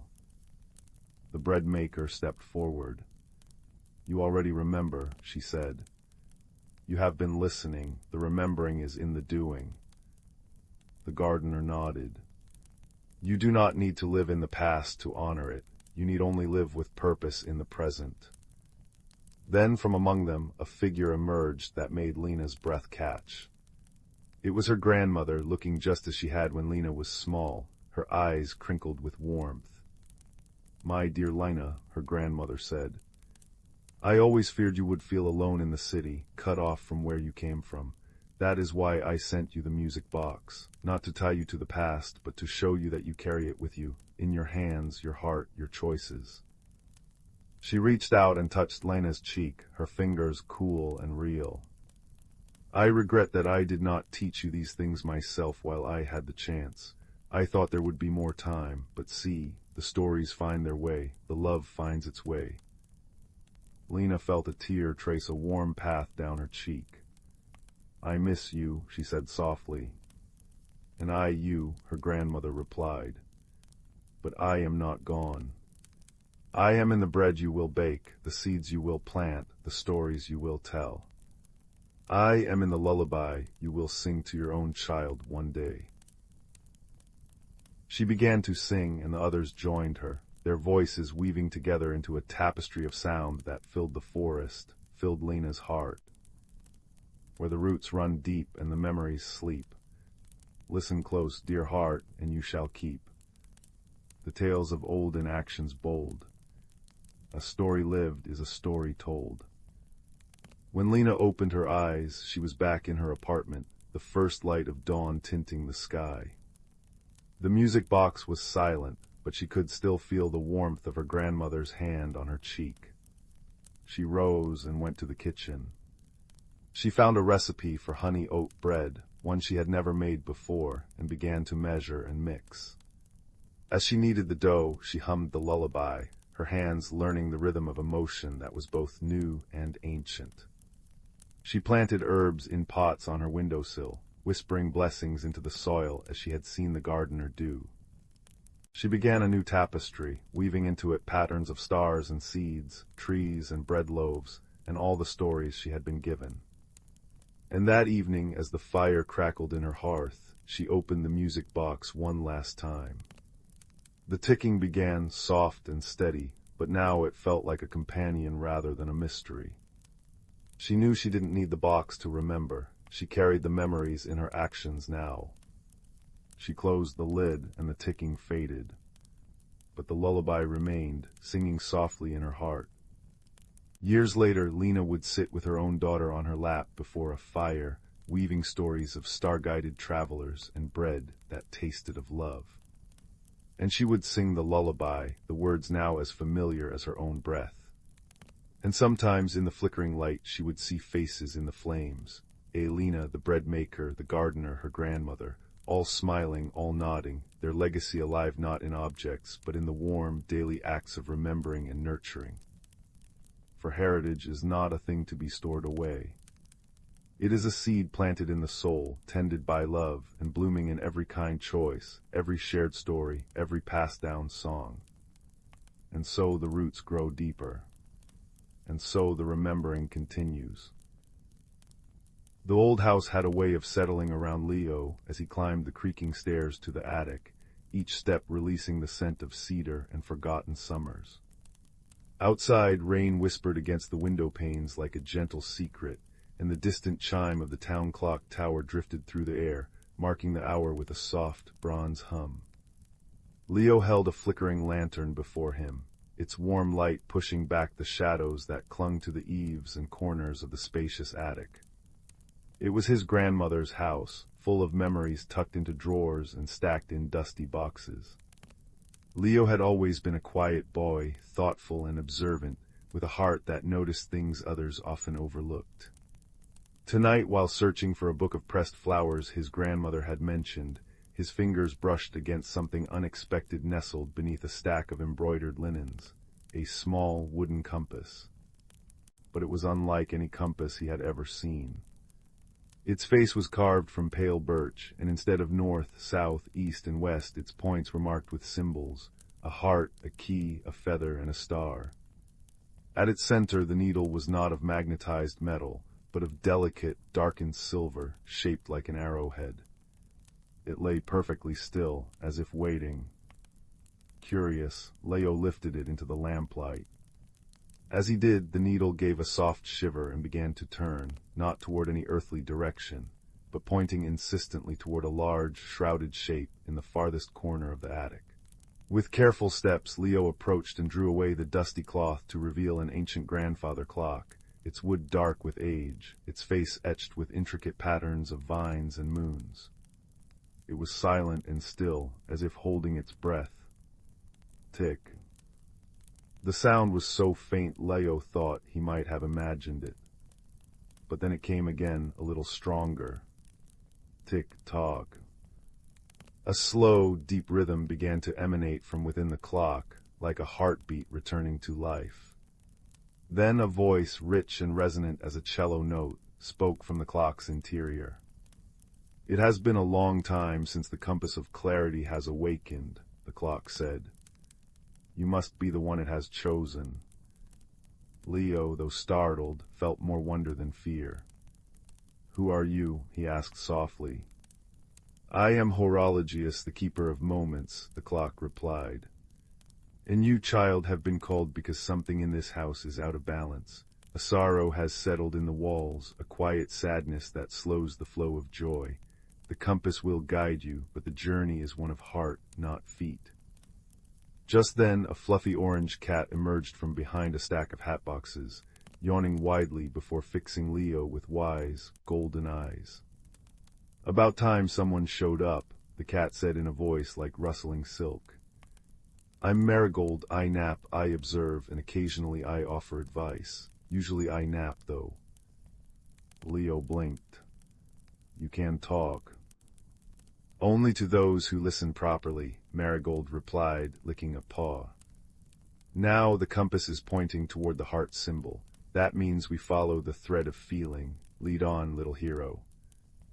The compass needle glowed with a soft, golden light, pulling Leo not toward the attic door, but toward a faded tapestry on the wall depicting a garden in full bloom. As he approached, the woven flowers seemed to shimmer, and the needle pulsed warmly in his hand. "A hidden door," murmured Horologius. "Press the embroidered forget-me-not in the corner." Leo did so, and a section of the wall swung inward with a gentle sigh, revealing a narrow, descending staircase lined with glowing crystals that cast a soft, blue light. The air smelled of old paper and lavender. "Down we go," said Marigold, trotting ahead with her tail held high. "Try not to trip. I'd hate to have to explain that to your grandmother." The stairs spiraled down into a cozy, circular room that Leo had never seen before. It was a library, but unlike any other.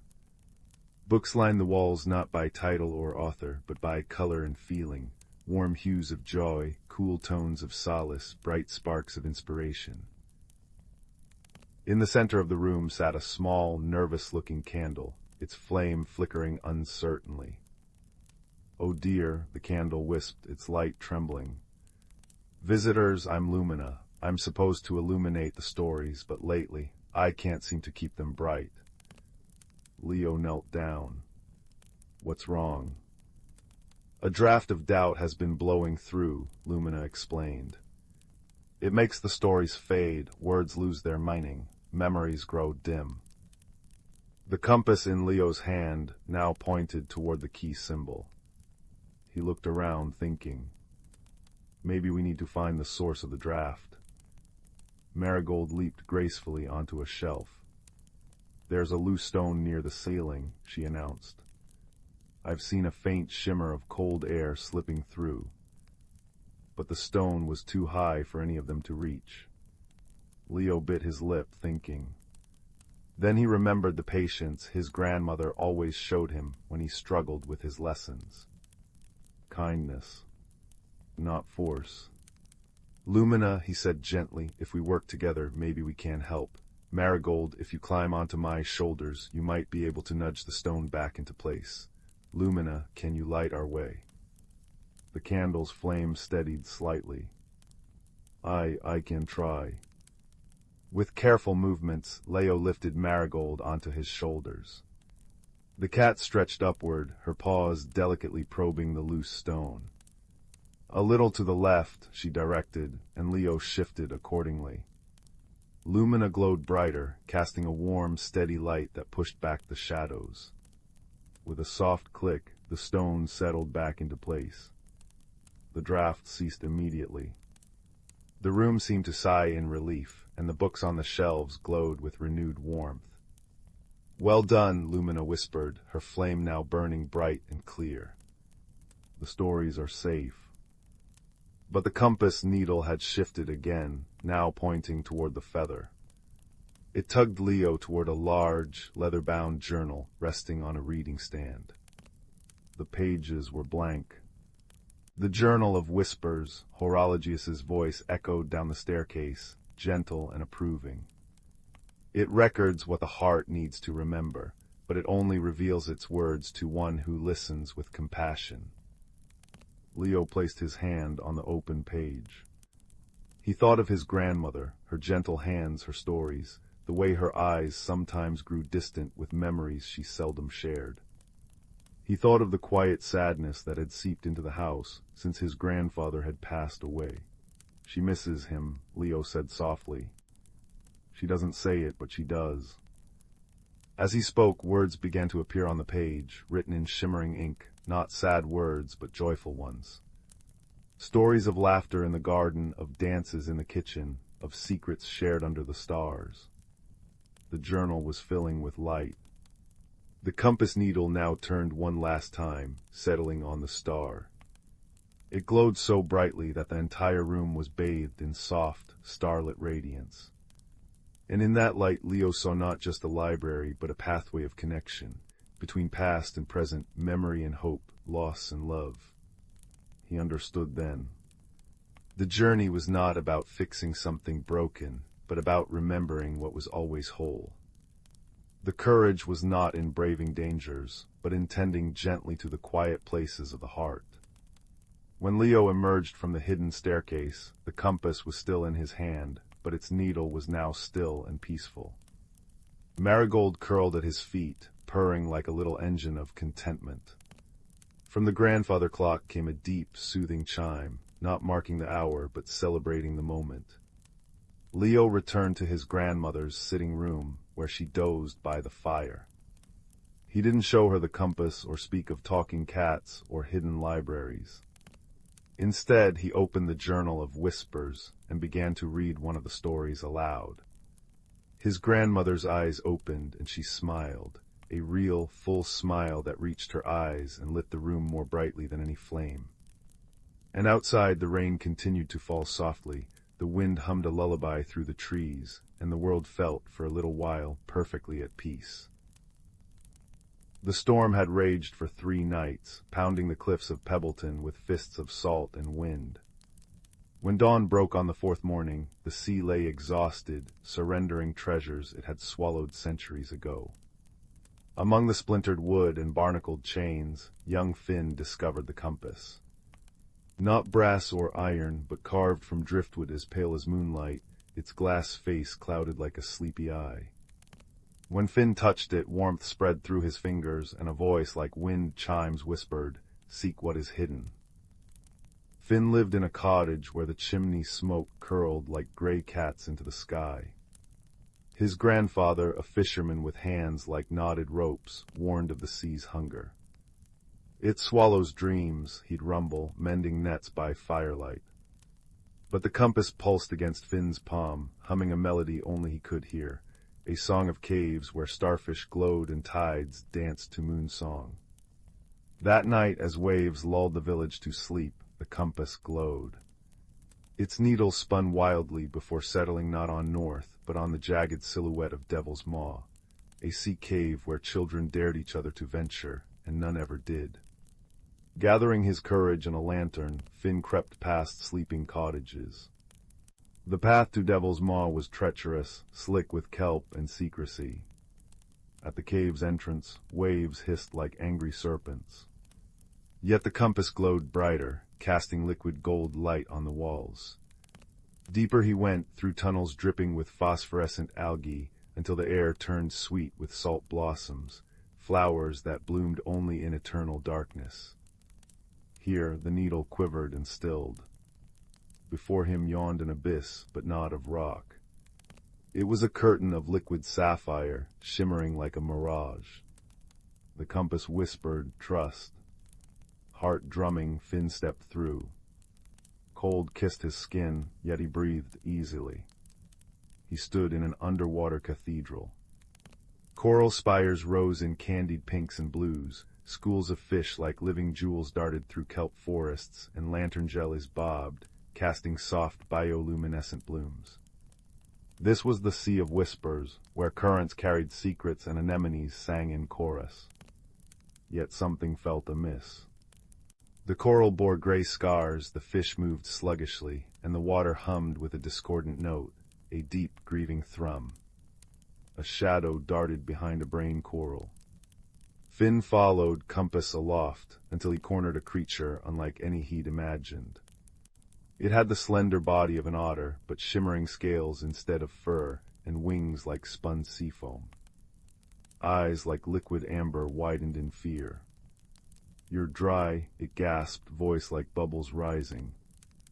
"I'm Finn," he said, bowing slightly. "The compass brought me."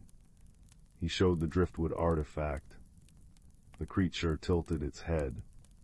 "I am Tidal, you hold the Heartseeker. It chooses only those pure of intent."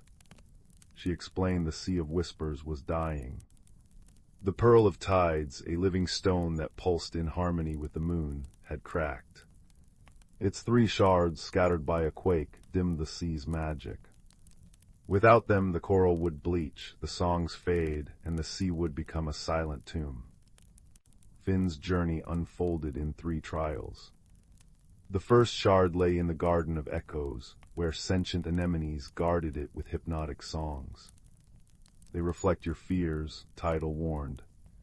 As Finn waded through, the anemones swelled, projecting visions. His grandfather's boat capsizing, the village mocking him as a fool.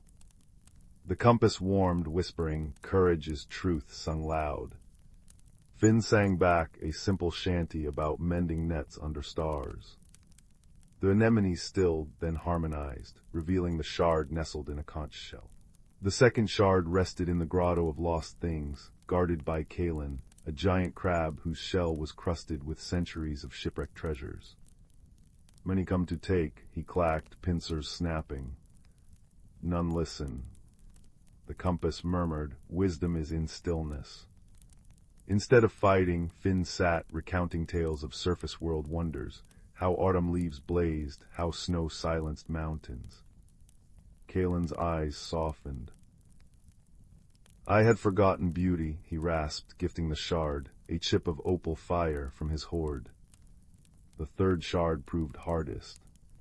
It lay in the abyssal well, where the water thickened with sorrow. Here the source of the discordant thrum emerged, an ancient leviathan, its body woven from midnight and sorrow, tangled in ghost nets. It mourns its kin, hunted to extinction, Tidal whispered. The compass glowed fiercely. Compassion is the deepest tide. Finn swam closer, ignoring the beast's mournful roars. With trembling hands he cut the nets, singing the lullaby his mother once crooned. The leviathan stilled. A tear solid as pearl fell from its eye, the final shard. At the heart of the sea of whispers, they placed the shards upon the cracked pearl. Light erupted, not blinding but gentle as dawn. Coral flushed vibrant, fish darted in joyous spirals, and the water thrummed with a pure, resonant chord. Tidal pressed her forehead to Finn's. You mended more than the pearl, you wove two worlds with kindness. As Finn returned through the sapphire curtain, the compass dimmed. Back in Devil's Maw, dawn painted the sky peach and gold. In his pocket he found not the driftwood compass, but a smooth moonstone, Tidal's parting gift. That evening, as fishermen grumbled about empty nets, Finn stood on a dune. The sea isn't hungry, he declared. It's grieving. He showed them Moonstone, which glowed when held over poisoned waters. Skeptical, they followed him to a cove choked with refuse. Where the Moonstone shone, fish returned in silver clouds. Pebbleton changed. Nets were woven wider to spare young fish, boats skimmed trash from waves, and children planted salt blossoms on cliffs. Finn's grandfather, mending nets one twilight, chuckled. That compass of yours, it sought a different north, didn't it? Finn smiled, touching the Moonstone. It sought the heart's true harbor. Years later, Finn captained his own boat. On still nights, he'd anchor near Devil's Maw. Sometimes a shimmer would breach the waves, a fleeting glimpse of seafoam wings. And in his dreams the Sea of Whispers sang, its melody a promise. Where kindness flows, no world is ever truly hidden. The Moonstone, warm against his chest, hummed back in perfect harmony. For Finn had learned that the greatest magic lies not in compasses or pearls, but in the courage to listen, and the wisdom to heal what others cannot see. In the heart of the ancient verdant wood forest, where the trees whispered secrets older than time itself, lay a hidden world unknown to most. This forest thrived under the gentle guardianship of creatures both seen and unseen, each playing a role in the delicate balance of nature. The air was perpetually infused with the heady scent of moss and pine, and the gentle rustle of leaves in the breeze sounded like the forest's own quiet symphony. At the center of this lush wilderness was a particularly grand oak, known as the elder tree. Its vast branches stretched towards the sky, and its roots delved deep into the earth, connecting it to all the life surrounding it. This venerable tree was the heart of the forest, a living repository of wisdom and magic. It was said that the elder tree had witnessed the changing of countless seasons, each one leaving its mark in the rings of its trunk. As spring unfurled her emerald banners across the landscape, a gathering began beneath the oak's expansive canopy. This was a time of renewal and celebration, marking the beginning of another cycle of growth and abundance. Creatures of every kind convened here, the nimble-footed deer with their gentle eyes, the wise old owls with feathers as soft as the dusk, and the industrious squirrels, their fur a flash of russet among the greenery. Even the tiniest of beings, like the glittering dragonflies and the industrious ants, found their place in this circle of life. Among these creatures was a young fox named Rowan. With fur as bright as autumn leaves and eyes the color of amber, he was known for his curiosity and kindness. Rowan had grown up hearing the stories of the elder tree and the magic that pulsed throughout the forest, and he dreamed of understanding the mysteries that lay hidden within the woods. On this particular day, The air was alive with the scent of blooming wildflowers and the distant song of the river winding its way through the forest. Rowan found himself seated at the foot of the elder tree, listening intently to the stories being shared.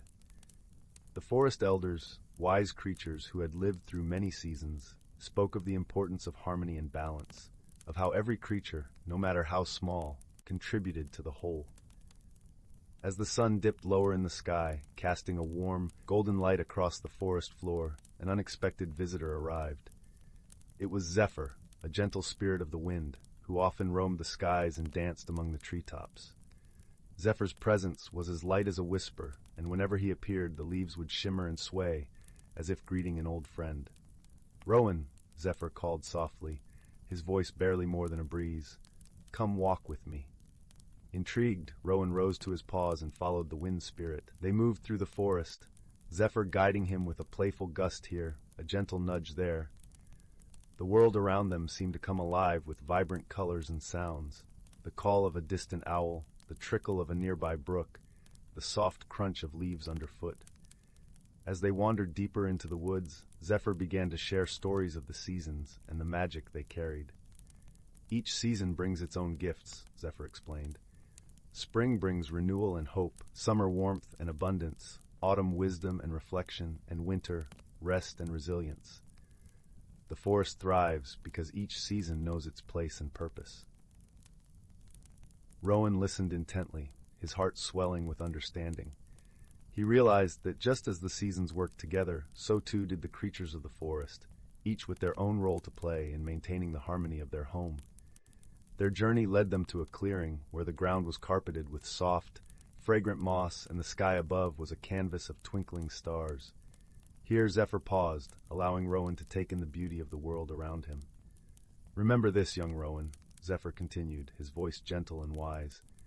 "True strength lies not in power or force, but in understanding and cooperation. The forest flourishes because its inhabitants work together, respecting the balance of nature."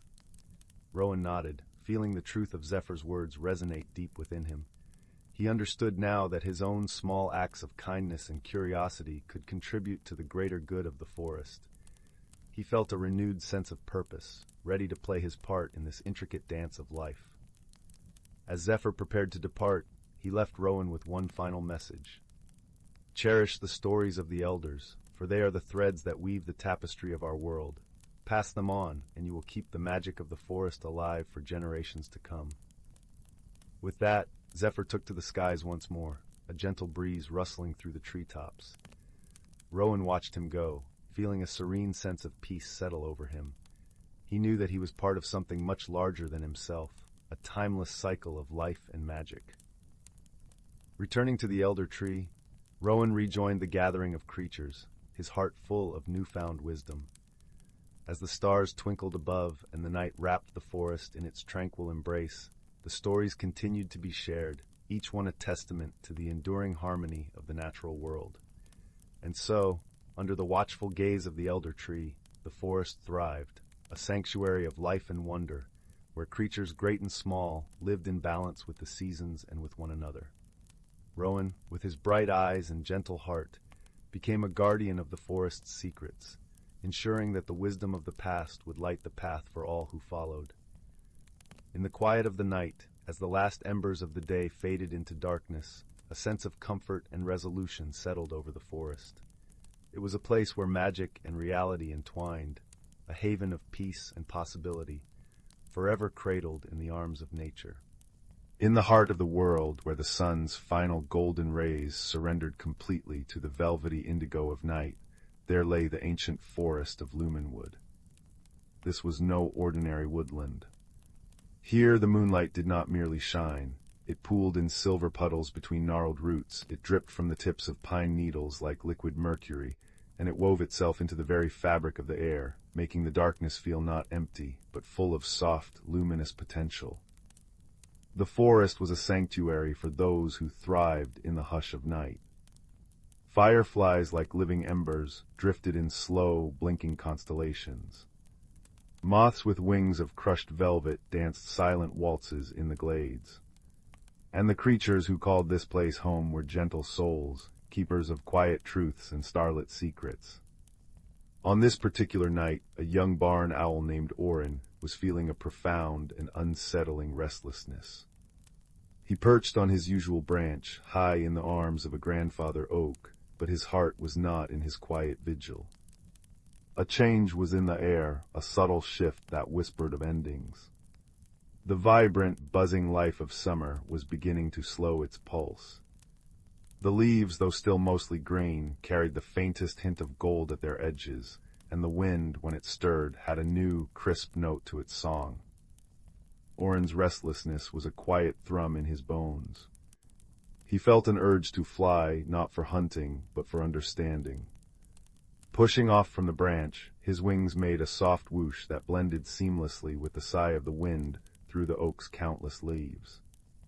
He flew deeper into the forest, towards a place he had heard of in hushed, reverent tones, the starlit clearing where it was said the Ancient Ones gathered. As he flew, the forest spoke its secret language around him. The stones, moss-covered and ancient, hummed a low, grounding drone, a sound felt more in the soul than heard by the ears. It was a song of patience, of standing firm through countless seasons. The streams did not simply babble, they whispered. If one listened closely, with more than just ears, they told stories of mountains they had carved and valleys they had nourished, their words a continuous, soothing rush over smooth, water-worn pebbles. And the trees were the great conversationalists of the wood. Their language was not one of words, but of creaks and groans, of the rustle of their leaves. A birch tree would shiver its silver leaves, speaking of the cool touch of the moon on its bark.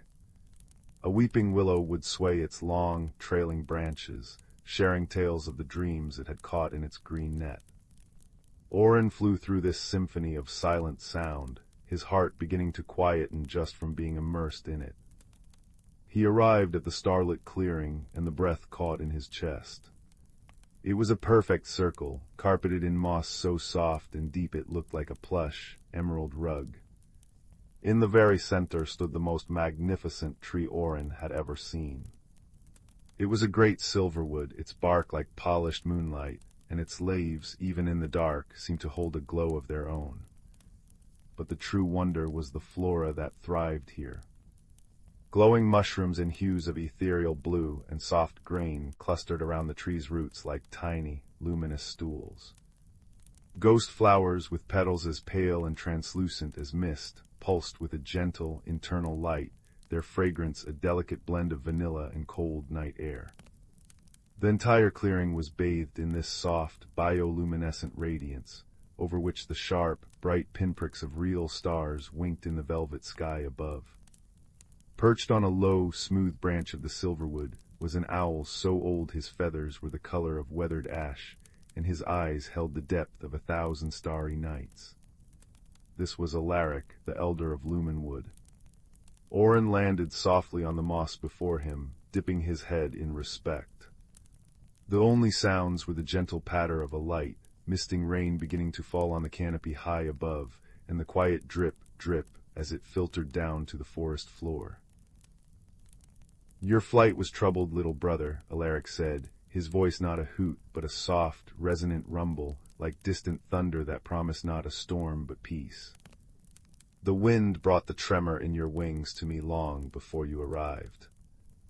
Orin shuffled his feet in the soft moss. "I feel a change, Elder. The air tastes different. The songs of the day creatures are growing shorter. There is a closing feeling, a summons to be still, and it makes me uneasy. I do not know this stillness." Alaric blinked slowly, his great eyes reflecting the glowing mushrooms. "You are listening to the turning of the great wheel, Orin. The season of sun-drench is yielding to the season of moon-rest. It is not an ending, but a different kind of beginning. Come, walk with me." The ancient owl glided from his branch, his flight utterly silent, and led Orin to the edge of the clearing, where a small, particularly talkative stream gurgled over a bed of jet-black stones. The sound was a natural lullaby, each bubble and trickle a note in a watery melody. "Listen to the stream," Alaric murmured. "What is it saying?" Orin cocked his head, focusing. At first it was just noise. But as he let his own worries quiet, the sound began to resolve into a pattern. It was laughing. It was telling a joyful story of its journey, tumbling over rocks, swirling in eddies, always moving, always changing. It speaks of flow, Oren said, understanding dawning. Of never being the same water twice. Exactly, Alaric said. And now, he added, gently directing Oren's attention with a tilt of his beak, touch the stone beside it, the one with the velvet cloak of moss. Oren reached out a tentative wingtip and brushed the stone. It was cool and damp, and the moss was incredibly soft. A deep, resonant vibration traveled up his wing, a single, sustained note of immense age and stability. And what does the stone say? Alaric asked. It speaks of standing firm, Oren replied, his voice filled with awe. Of being here in this very spot for 100 lifetimes of owls. It speaks of patience. The stream and the stone, Alaric said, his voice blending with the stream's own song. One is constant change, the other is constant stillness. The forest needs them both, so it is with the seasons. Sun drenches the stream, a time of vibrant growth, of bustling life, of constant movement, but moonrest is the stone. It is a time of going inward, of deep sleep, of quiet dreams that nurture the roots of the world. Without the rest of the stone, the stream would eventually run dry. The forest would have no strength for a new sun drench. The wisdom settled over Oren like a warm cloak. The closing feeling was not something to fear, but something to embrace. It was the forest taking a long, deep, restorative breath. But what do we do? Oren asked. How do we help? A kind of gentle, twinkling laughter seemed to ripple through the clearing, though it made no sound. From behind a glowing ghost flower, a small, sleek fox with fur the color of rust and shadows emerged. Her eyes were bright with intelligence, and her steps were so light they made no impression on the deep moss. This was Alara, the keeper of the forest's rhythms. We follow the old ways, little owl, she said, her voice a soft rustle. We help the forest to sleep. Would you like to see? Oren nodded, his earlier unease completely replaced by a swelling curiosity. Alara led them to a stand of birch trees, their white bark gleaming in the moonlight. She lifted her nose to the wind, which was now stirring the leaves into a soft, shushing chorus, a sound that begged for quiet and dreams. She began a slow, deliberate dance around the base of the largest birch, her brush tracing intricate patterns in the moss. As she did, she hummed a low, resonant note that seemed to encourage the tree's leaves to shiver just a little more brightly, as if storing the last of the summer's light within their very veins. We sing the lullaby of letting go, Alara explained, pausing for a moment. It tells the trees it is safe to release their leaves, that their work for this cycle is done, and that they can dream of the green they will wear when the wheel turns again. Oren watched, enchanted. He saw other nocturnal creatures joining in this gentle work. A family of badgers, their movements slow and deliberate, were gathering fallen acorns and carefully tucking them into the soft earth, whispering promises of new life to come. A circle of hedgehogs, snuffling softly, were weaving final blades of dry grass into their nests, making them cozy for the long sleep ahead. Everywhere there was activity, but it was activity of a different kind, not the frantic energy of growth, but the purposeful, loving preparation for rest. Alaric turned his wise eyes back to Oren. Your restlessness, young one, was a call to participate. You have listened to the forest's need. Now you can answer it. How? Oren asked, his heart feeling full and purposeful. Your wings are silent, your eyes are sharp. Fly high. Fly to the highest canopy and listen for the whispers of the leaves that are ready to fall but are held by a last thread of fear. Your presence, your gentle understanding, can be the final reassurance they need. Your silent flight is a balm to their worries. And so, Oren took to the wing once more. But this flight was different. There was no tremor of unease, only the steady, powerful beat of a heart aligned with a greater purpose. He soared above the canopy, where the air was cold and clean, and the stars felt close enough to touch. Below him, the forest was a vast, dark tapestry, embroidered with the glowing threads of bioluminescent plants and shimmering streams. He focused his hearing, tuning out the general rustle and listening for the specific, tiny sighs. He found a single maple leaf, blazing with a final, glorious crimson, clinging desperately to its branch. "I am afraid," the leaf whispered, a sound like the faintest scratch of parchment. "What lies below? What happens when I let go?"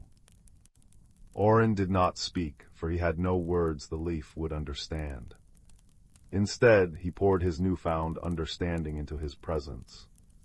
He let the leaf feel the peace he had learned from the stone and the trust he had learned from the stream.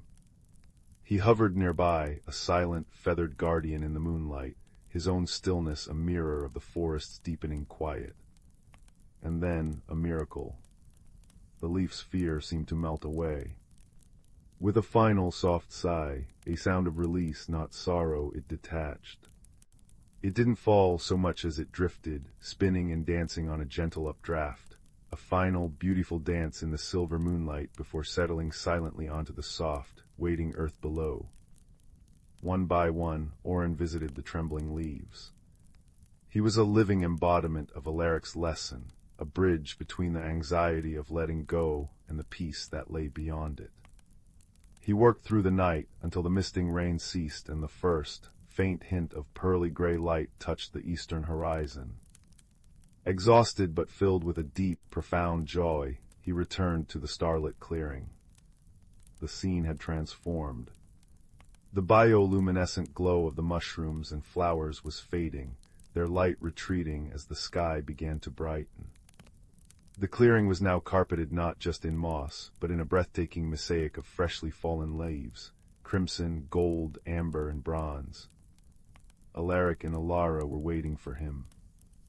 "You see," Alaric said, his voice soft as the pre-dawn hush. "The stillness you feared has become your greatest strength. You have helped the forest embrace its rest." Alara nuzzled his wing in a gesture of friendship. "The great wheel turns, the stream of summer has flowed into the stone of autumn. Now the deep, quiet magic begins, the magic of roots dreaming beneath the earth, of seeds sleeping in their dark cradles, of the whole world gathering its strength for the wonder yet to come." Oren looked out at the transformed forest. The air was still, but it was a fertile, peaceful stillness, thick with potential. The gentle dripping from the trees had slowed. The wind was but a memory.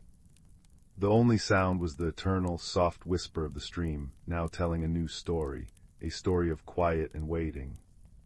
He understood now. The magic of Lumenwood was not just in the vibrant, glowing life of summer, but also in this beautiful, necessary surrender. It was in the cycle itself, the endless, gentle dance between the stream and the stone, between the sun and the moon, between activity and rest. As the first true rays of the sun painted the tops of the tallest trees in gold, Oren found a cozy hollow in the roots of the great silverwood, tucked away from the growing light. He curled into it, the scent of damp earth and decaying leaves a comforting perfume. His restlessness was gone, replaced by a contentment as deep and ancient as the forest itself. He closed his eyes, and as he drifted into his own well-earned sleep, he listened to the final, gentle sounds of the forest at rest. The last drip of rainwater, the distant, soothing babble of the eternal stream, and the profound, loving silence of the stones, holding the entire sleeping world in their patient, timeless embrace. The fire crackled softly in the hearth, its warm light dancing across the room like golden spirits.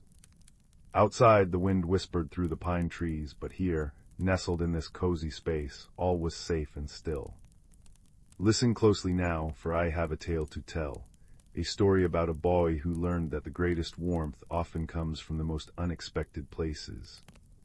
In a small village nestled between rolling hills and a whispering forest, there lived a boy named Kaelen. He was a quiet child, with thoughtful eyes the color of twilight and hair the shade of oak bark. While other children played boisterous games in the village square, Kaelen often wandered alone along the forest paths, collecting interesting stones and listening to the secret language of the woods. One autumn evening, as the sun dipped below the hills and painted the sky in shades of violet and gold, Kaelen was returning from one of his solitary walks. His pockets were heavy with smooth stones and pine cones, and his heart felt unusually light. As he approached the edge of the forest where it met the village, something caught his eye, a faint, pulsing glow coming from beneath the roots of an ancient oak tree. Curiosity, that quiet companion of lonely souls, tugged at him. Kneeling down, Kaelen carefully brushed away the fallen leaves and rich, dark soil. There, nestled among the gnarled roots, was a stone unlike any he had ever seen. It was about the size of his palm, smooth and oval-shaped, with colors that shifted like captured sunset, deep oranges, soft golds, and the occasional flicker of crimson that pulsed with a gentle, rhythmic light, like embers breathing in the darkness. As Kaelen's fingers closed around the stone, a wonderful warmth spread through his hand, not the harsh heat of a fire, but the comforting warmth of sunlight remembered on a chilly day. He tucked the stone into his pocket, feeling its gentle heat against his thigh as he walked the final distance home. That night, as Kaelen lay in bed with the strange stone on his bedside table, he had the most peculiar dream. He dreamed of winding pathways deep beneath the earth, lit by the same gentle glow that pulsed from his stone. He dreamed of soft, melodic voices that seemed to hum through the very roots of trees, and of doors hidden in the sides of hills, waiting for just the right key to open them. When he awoke the next morning, the stone still pulsed with its soft light, and the memory of the dream felt more like a recollection than a fantasy. Throughout the day, whether helping his mother in the garden or studying his lessons, Kaelen found his thoughts drifting back to the stone and the underground pathways of his dream. That evening, as twilight settled over the village once more, Kaelen found himself drawn back to the ancient oak tree. The stone in his pocket seemed to grow warmer as he approached, its pulsing light quickening slightly. Standing before the massive tree, Kaelen noticed something he hadn't seen before, a narrow opening between two particularly large roots, just wide enough for a boy to slip through if he turned sideways. Taking a deep breath of the crisp autumn air, Kaelen squeezed through the opening. To his astonishment, instead of finding himself in the small, earthy space between roots he expected, he discovered a downward-sloping tunnel, its walls embedded with countless stones that glowed with the same gentle light as the one in his pocket. The air smelled of damp earth, growing things, and something sweet like honey and cinnamon. The tunnel descended gradually, curving gently as it went. Kaelen walked slowly, his hand brushing against the glowing walls, which felt smooth and warm to the touch. The only sounds were his soft footsteps and a distant, melodic humming that seemed to vibrate through the very stone around him. After what felt like both moments and hours, the tunnel opened into a vast cavern that took Kaelen's breath away. The ceiling arched high above, dotted with glowing crystals that twinkled like captured stars. Strange, beautiful plants grew in clusters, their leaves shimmering with soft light and their flowers emitting gentle chimes when the faint breeze stirred them. Through the center of the cavern flowed a stream whose water glittered, as if filled with liquid starlight. But most astonishing of all were their inhabitants. Small, gentle creatures moved about the cavern, their forms seeming to be made of earth and moss and stone. They had luminous eyes and moved with a graceful, flowing motion that reminded Kaelen of wind through grass. They tended the glowing plants, gathered crystals in baskets woven from glowing fibers, and spoke to each other in soft, musical tones. One of these creatures noticed Kaelen standing at the tunnel's entrance. Instead of being alarmed, it approached him with a curious tilt of its head. It stood about as tall as Kaelen's waist, with skin that looked like polished river stone and hair like trailing moss. Its eyes glowed with the same warm light as the stones in the walls. "Hello," it said in a voice that sounded like wind chimes and flowing water. You have the heartstone. We wondered when you would come." Kaelen looked down at the stone in his hand, which was pulsing in rhythm with the crystals throughout the cavern. "The heartstone?" he asked. The creature nodded. "It calls to those who need to find their way here. My name is Bramble. Welcome to the gloaming, the world between roots and rock, between setting sun and rising moon." Bramble extended a hand that felt surprisingly like smooth, warm stone. Kaelen took it, and together they walked deeper into the cavern. As they went, other creatures paused in their tasks to offer gentle smiles and nods. They seemed neither surprised nor concerned by Kaelen's presence. "Many seasons ago," Bramble explained as they walked along the starlit stream, "the Heartstone was created when a piece of sunset became trapped in Earth during the world's first twilight. It occasionally finds its way to the surface, always seeking someone who needs to discover our world, and perhaps, in doing so, discover something about themselves." Kaelen listened, mesmerized by both Bramble's words and the wonder of the world around him. "But why me?" he asked softly. Bramble's glowing eyes seemed to twinkle. "The stone knows what the heart needs before the mind understands. Tell me, child of the surface world, do you often feel alone, even when surrounded by others?" Kaelen nodded slowly, surprised that this stranger could understand something he had never spoken aloud. "The Heartstone often finds those who carry quietness within them," Bramble said gently. "But here in the gloaming we understand that quietness is not emptiness. It is simply a different way of being. Come, let me show you."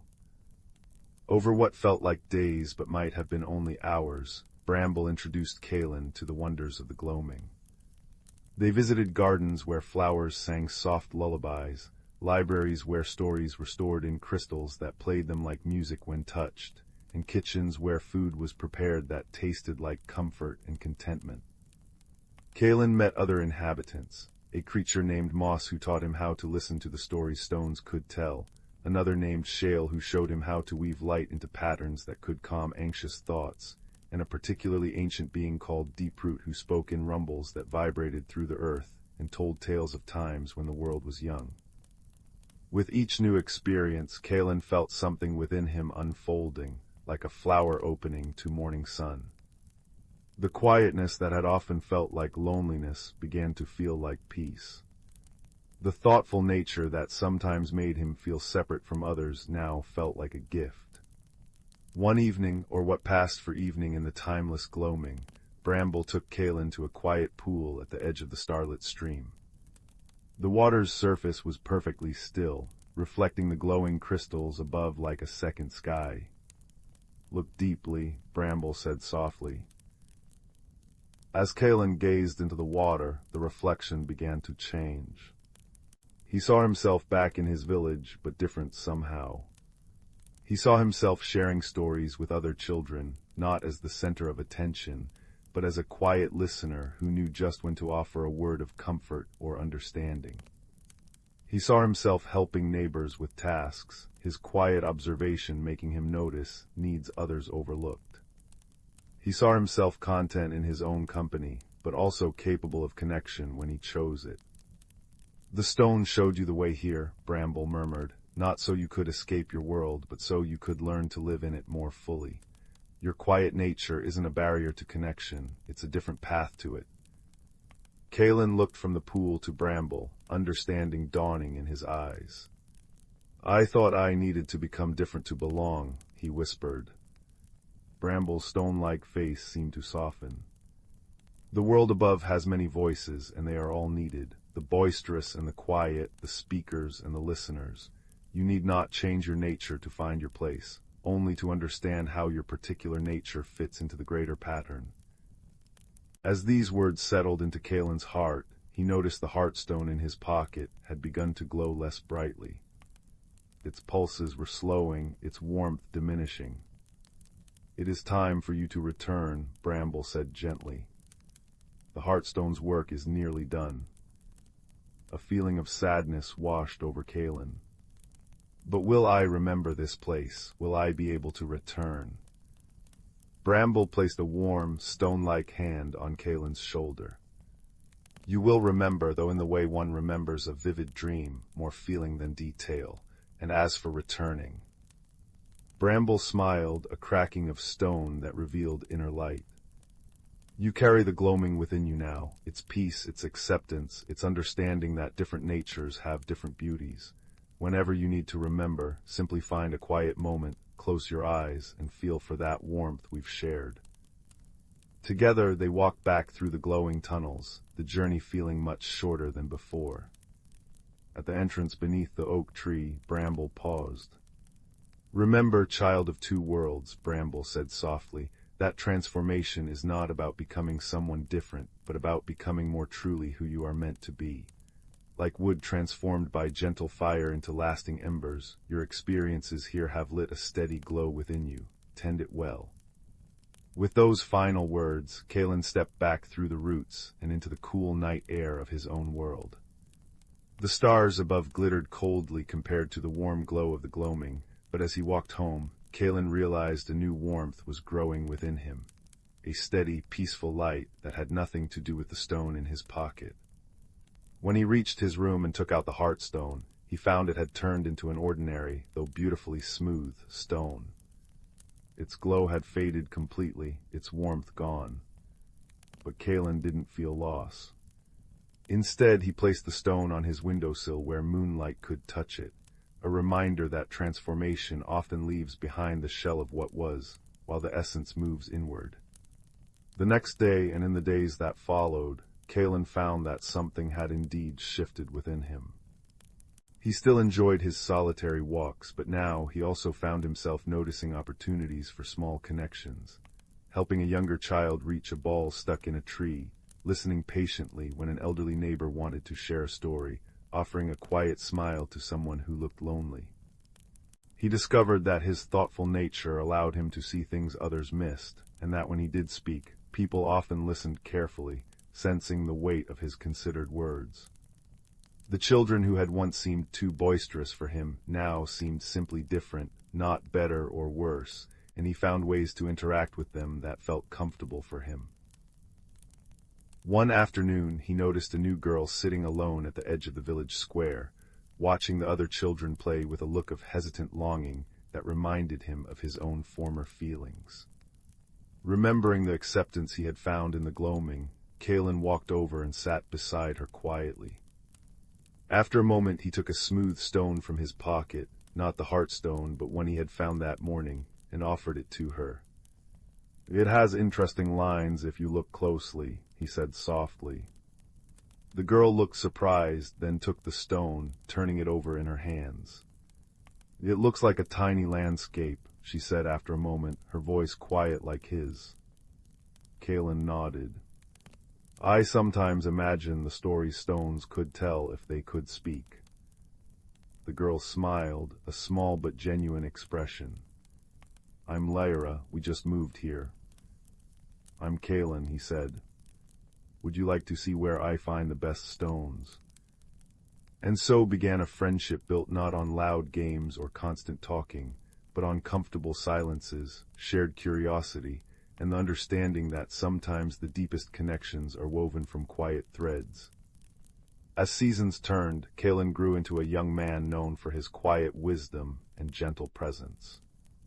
People sought him out when they needed someone who would listen without judgment, who noticed details others overlooked, who offered thoughtful perspectives.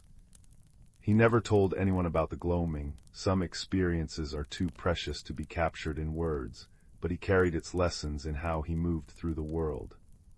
Sometimes, on evenings when the twilight seemed particularly soft and the boundary between worlds felt thin, Kaelen would walk to the ancient oak tree and place his hand against its bark.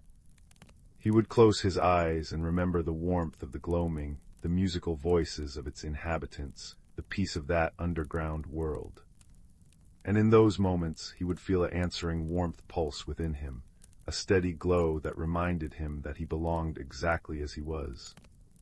Years later, when Kaelen had children of his own, he would sometimes take them on walks through the forest.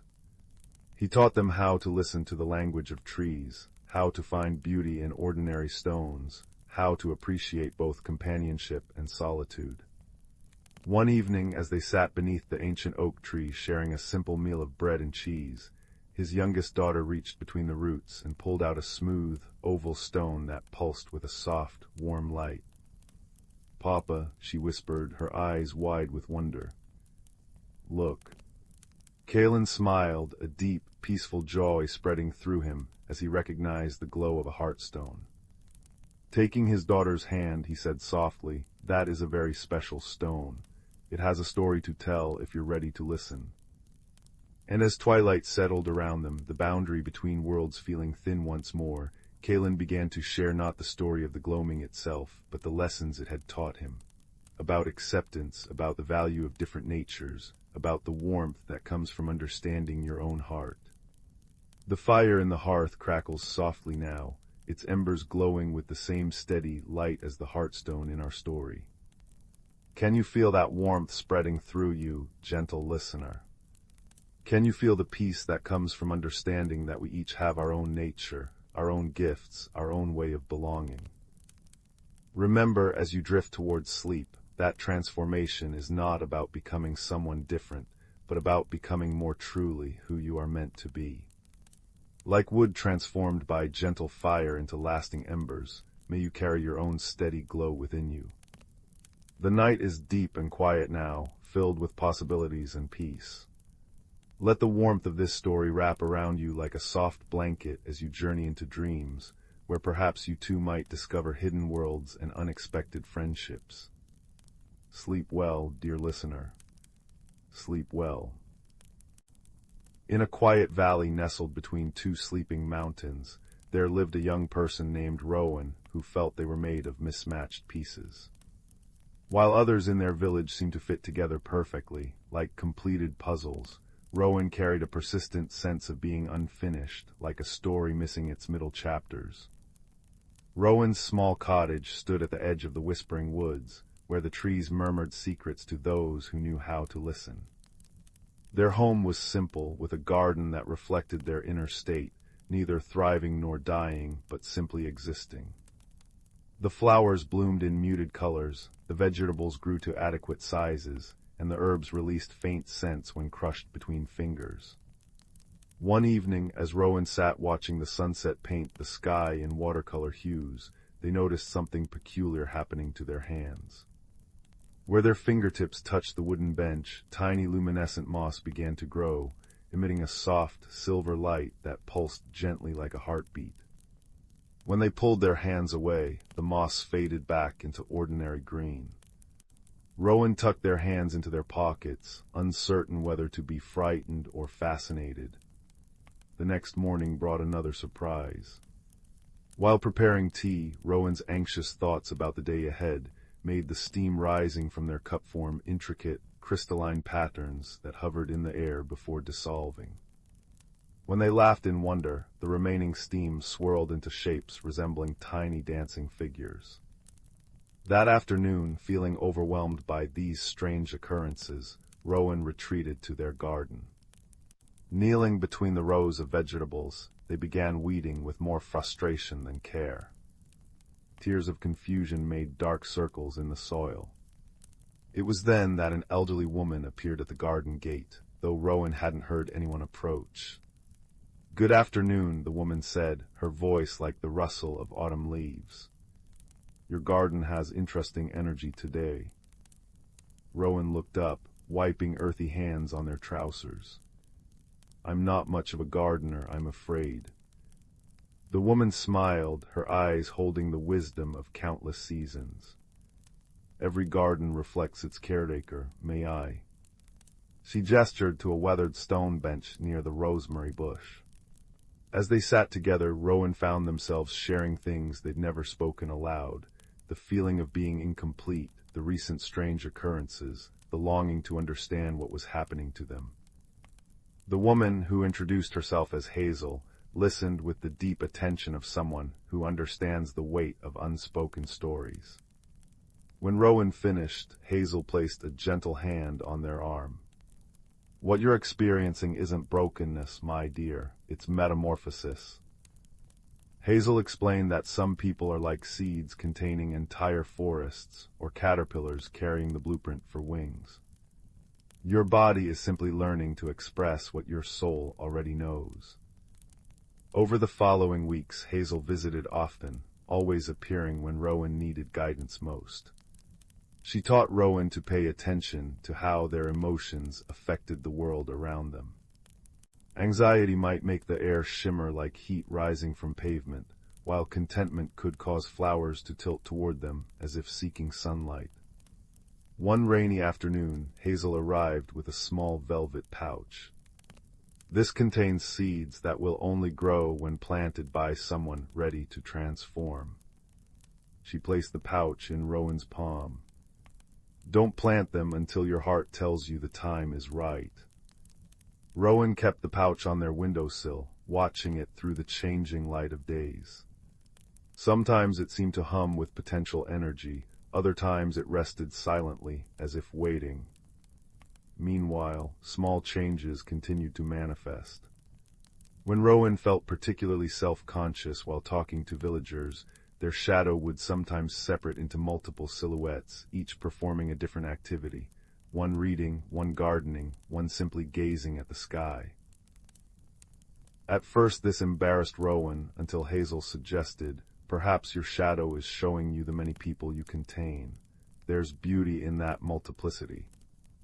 As autumn deepened, Rowan noticed their reflections sometimes showed subtle variations, hair slightly longer or shorter, eyes holding different shades of green and gold, clothing they didn't own appearing in the glass.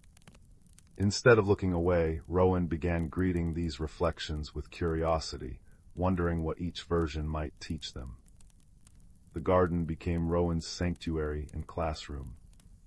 They learned that frustration made the soil hard and resistant, while patience softened it. When they worked with mindful attention, the plants seemed to respond with vibrant health. The tomatoes reddened more deeply, the basil released its fragrance from feet away, and the marigolds developed petals with intricate patterns resembling miniature sunsets. One frosty morning, Rowan woke feeling particularly fragmented. Different desires pulled at them. The wish for adventure conflicted with the comfort of routine, the longing for connection wrestled with the need for solitude. That day, everything they touched seemed to reflect this inner division. The bread they sliced developed layers of different grains, their tea separated into distinct bands of flavor, and even their footsteps left impressions that seemed to belong to several different shoes. Overwhelmed, Rowan went into the garden and sat with knees drawn to chest. Hazel found them there as evening began to paint the sky in lavender and rose. "Everything feels scattered," Rowan whispered, "like I'm pieces of different puzzles mixed together." Hazel sat beside them. "Have you ever watched a caterpillar become a butterfly?" Rowan shook their head. "The caterpillar doesn't simply grow wings," Hazel said softly. "It dissolves into essence inside the chrysalis, becoming something between liquid and memory, before reforming into its new shape. What looks like coming apart is actually the process of becoming." She pointed to a milkweed plant where a chrysalis hung, translucent and veined with gold. "That creature inside seems alone in its transformation, but it's surrounded by everything it needs. The air that breathes through the chrysalis walls, the sunlight that warms it, the ancient knowledge in its cells."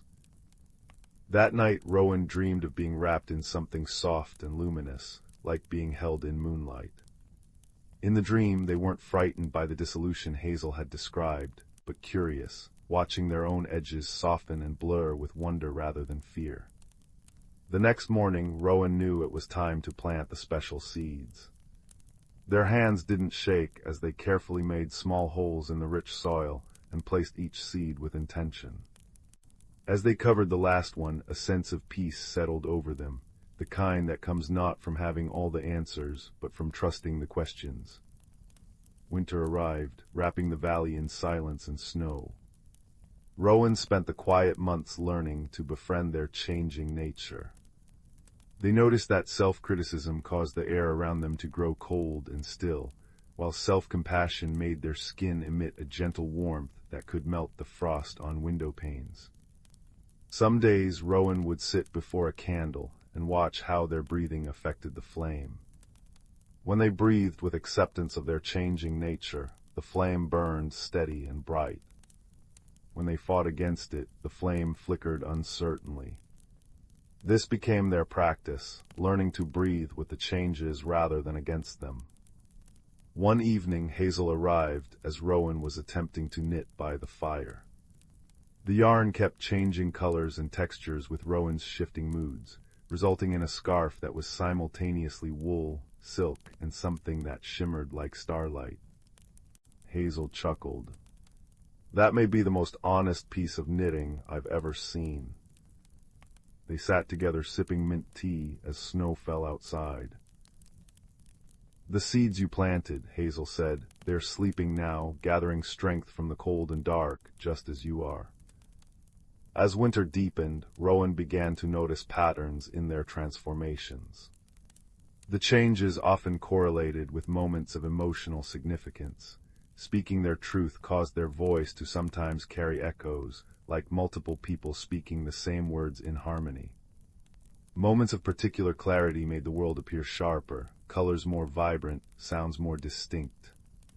During the longest night of the year, Rowan experienced what felt like their most dramatic change yet. Sitting by the fire, reflecting on the year's journey, they suddenly felt as if they were expanding beyond their physical form. The boundaries of their body seemed to grow permeable, and for several heartbeats they could feel the cold of the snow outside, the dreams of sleeping animals in the forest, the slow breathing of trees. When the sensation passed, Rowan looked in the mirror and saw their familiar face, but their eyes now held constellations where pupils should be. Rather than panic, they felt a profound sense of rightness, as if something that had been waiting patiently had finally arrived. When Hazel came to visit on the first day of spring, she took one look at Rowan and smiled. "Ah, you've met yourself properly." The special seeds began sprouting that same week. Unlike any plants Rowan had seen before, they grew in spirals, their leaves shifting colors throughout the day, dawn pink to noon gold to twilight purple. When Rowan touched them, the plants responded by releasing fragrances that matched Rowan's emotions. Lavender for peace, citrus for joy, rain-soaked earth for contemplation. As spring unfolded, Rowan's transformations became less disorienting and more integrated. They learned to sense when changes were coming, like hearing distant music growing gradually closer. The multiple shadows sometimes merged into one that moved with particular grace. The reflections in water and glass began to feel like friendly visitors rather than strangers. One evening, Hazel and Rowan sat in the garden watching fireflies dance among the magical plants. "You've done the hard work," Hazel said. "The work of allowing." "Will the changes stop now?" Rowan asked. Hazel shook her head, her silver hair catching the last light. "The changes never stop for any living thing. The difference is that now you flow with them rather than resist. You've learned the secret that every caterpillar discovers, that what seems like an ending is actually a beginning in disguise." That night, Rowan lay in bed watching moonlight paint patterns on the wall. They thought about the journey, from fear to curiosity to acceptance. They remembered how their fingertips had first grown luminous moss, how their breath had crystallized in air, how their shadow had multiplied. These occurrences no longer felt like malfunctions, but like languages their soul used to communicate. Just before sleep claimed them, Rowan noticed something new. Their skin had begun to emit the faintest silver glow, like moonlight captured under the surface.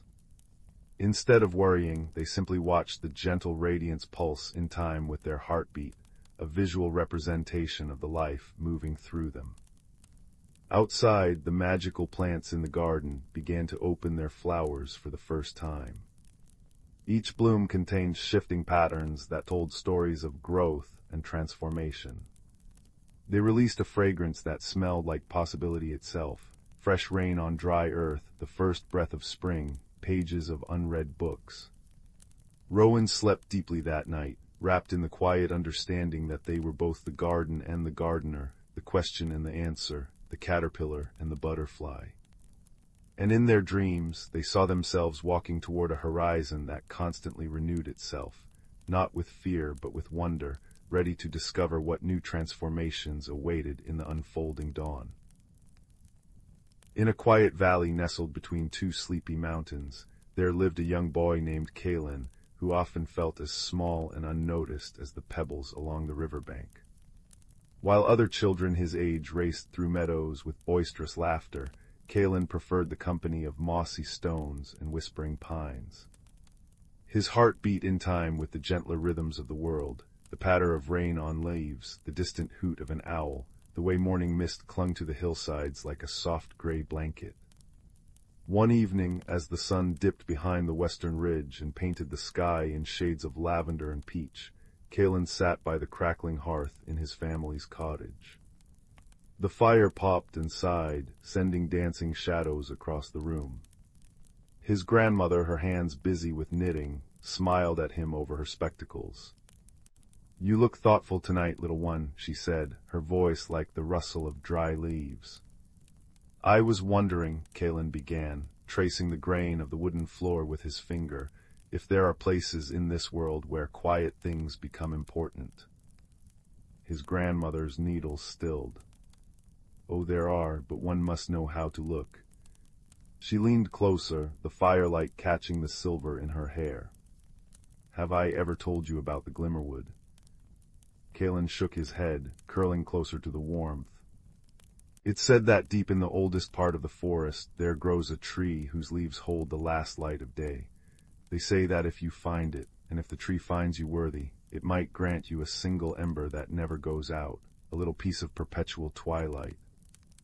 That night, as Kaelen lay in bed, the image of that glowing ember filled his dreams. He saw it pulsing softly like a heartbeat in the dark, warm against his palm, a tiny sun he could carry in his pocket. The next morning, with a small satchel of bread and cheese and his warmest cloak, Kaelen set out toward the ancient forest. The path was familiar at first, past the babbling brook where he sometimes skipped stones, beyond old Mr. Higgins' sheep pasture, and into the thinning woods where the trees grew taller and closer together. But soon the way became less certain. The sunlight, which had been dappling the forest floor, now struggled to pierce the thick canopy overhead. The air grew cool and carried the rich, earthy scent of decaying leaves and damp soil. Kaelen walked until his legs ached, following no path but the one his intuition carved. Just as doubt began to creep into his thoughts like evening chill, he noticed something peculiar, a faint, golden glow emanating from behind a curtain of hanging moss. Pushing it aside, he discovered not the legendary tree, but something equally marvelous. A small fox with fur the color of autumn leaves, and upon its forehead, a mark that shimmered with a soft, internal light. The fox regarded him with intelligent amber eyes, unafraid. "You're far from the beaten path," it said, its voice like the stirring of dry grass. Kaelen, too surprised to be startled, simply nodded. "I'm looking for the tree that holds the daylight." The fox sat, wrapping its bushy tail around its paws. "Many seek it, few understand what they're truly looking for. I am Ember," it said, the glow on its forehead pulsing gently as it spoke. "I was once like you, a seeker. The tree granted my wish to become a guardian of these woods. Can you help me find it?" Kaelen asked, his voice barely above a whisper. Ember tilted its head. "I can guide you, but the journey will change you, as all true journeys do. The path to understanding is never the same path one walks in." And so began an unexpected friendship between a quiet boy and a mystical fox. They traveled deeper into the forest, where the trees grew so close their branches intertwined like clasped hands. Ember taught Kaelen to listen, not just with his ears, but with his entire being. "Hear how the birch leaves tremble in a different rhythm than the oak," Ember would say. "Notice how the light changes quality near the willow grove. every living thing has its own song. Kaelen learned to distinguish the subtle music of the forest, the low hum of ancient stones, the whispering chorus of roots beneath the soil, the delicate chime of spiderwebs beaded with morning dew. He began to see patterns in the lichen on north-facing rocks, to understand which mushrooms indicated underground springs, to feel the history in the gnarled bark of elder trees. Days blended into one another, marked only by the gradual deepening of their journey. Kaelen shared his bread and cheese with Ember, who in turn showed him which berries were safe to eat and where the clearest water flowed. They slept beneath the stars, huddled together for warmth, with Ember's glowing mark providing comfort in the darkness. One evening, as they rested beside a stream that chuckled over smooth stones, Kaelen confessed, "I used to feel invisible, like I didn't matter much." Ember's light pulsed softly. The quietest things often hold the deepest magic. The seed that grows unseen, the root that strengthens in darkness, the heart that loves without demanding attention. These are the forces that truly shape the world. The next day they arrived at a circular clearing where the air hummed with energy. In the center stood the most magnificent tree Kaelen had ever seen, its bark silver-white, its leaves holding the colors of sunset even though the actual sun was high overhead. This was undoubtedly the tree from his grandmother's story. As they approached, the tree's branches swayed, although there was no wind. A voice, deep and resonant like earth after rain, spoke without words, communicating directly to their hearts. "Why do you seek the everlasting ember, child of the outer world?" Kaelen, who had practiced answering difficult questions during his journey, responded honestly. "I thought it would make me feel important, but now I understand that importance isn't about being noticed, it's about noticing." The tree's leaves shimmered approvingly. "You have learned well. But the ember is not a prize to be won. It is a responsibility to be carried. It must be earned through service." "What service?" Kaelen asked. "The forest suffers," the tree communicated, its branches drooping slightly. "A darkness has taken root in the heart of the Glimmerwood, not evil but forgetfulness. The creatures have stopped listening to each other's songs. They no longer remember how their lives are intertwined. You must help them remember." Ember nuzzled Kaelen's hand. "This is the true test. The darkness manifests as a mist that dulls the senses and separates beings from one another." For 3 days and nights, Kaelen and Ember traveled to the affected areas. The forgetfulness mist was indeed spreading. They found birds who had forgotten their migration songs, squirrels who couldn't recall where they'd buried their nuts, and a family of badgers who had forgotten how to dig proper tunnels. Kaelen discovered that his quiet nature served him well. While others might have tried to fight the mist with noise and action, he simply sat with the affected creatures, listening to their confusion. He didn't try to solve their problems, but instead helped them remember their own solutions.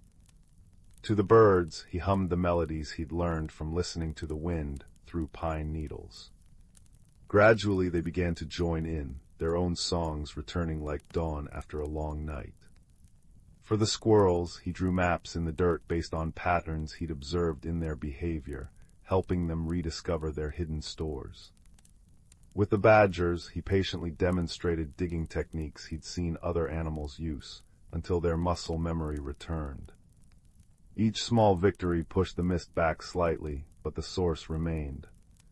Following Ember's guidance, they traced the forgetfulness to a cave, where a lonely mountain spirit had been weeping for centuries, its tears creating the confusion mist. "Everyone has forgotten me," the spirit mourned, its form shifting like smoke. "Once the forest creatures would bring me stories and songs. Now I am alone." Kaelen approached without fear. "I will remember you," he said simply. "And I will tell others to remember."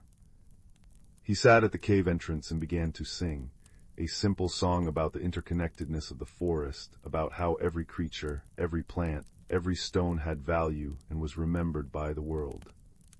Ember joined in, its glowing mark brightening the cave.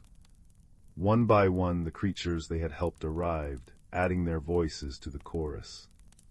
The mountain spirit's form solidified into something resembling starlight and moss. Its weeping ceased and the mist began to dissolve, replaced by a gentle, golden light that spread through the forest. When they returned to the twilight tree, it greeted them with branches outstretched. You have done what many could not. You healed with listening rather than force, with remembrance rather than conquest. From its highest branch, a single leaf detached and floated down, transforming as it fell into a softly pulsing ember that glowed with the warmth of a hearth fire and the colors of sunset. It settled into Kaelen's open palm, warm but not hot, light as a feather. "This is now yours to safeguard," the tree communicated.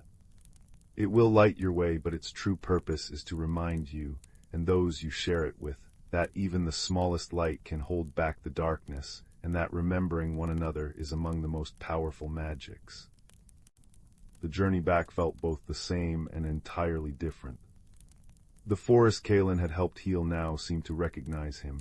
Trees bent their branches slightly as he passed. Animals paused to nod in gratitude. Flowers turned their faces toward the ember's gentle light. When he finally emerged from the forest edge near his home, the first stars were peppering the twilight sky.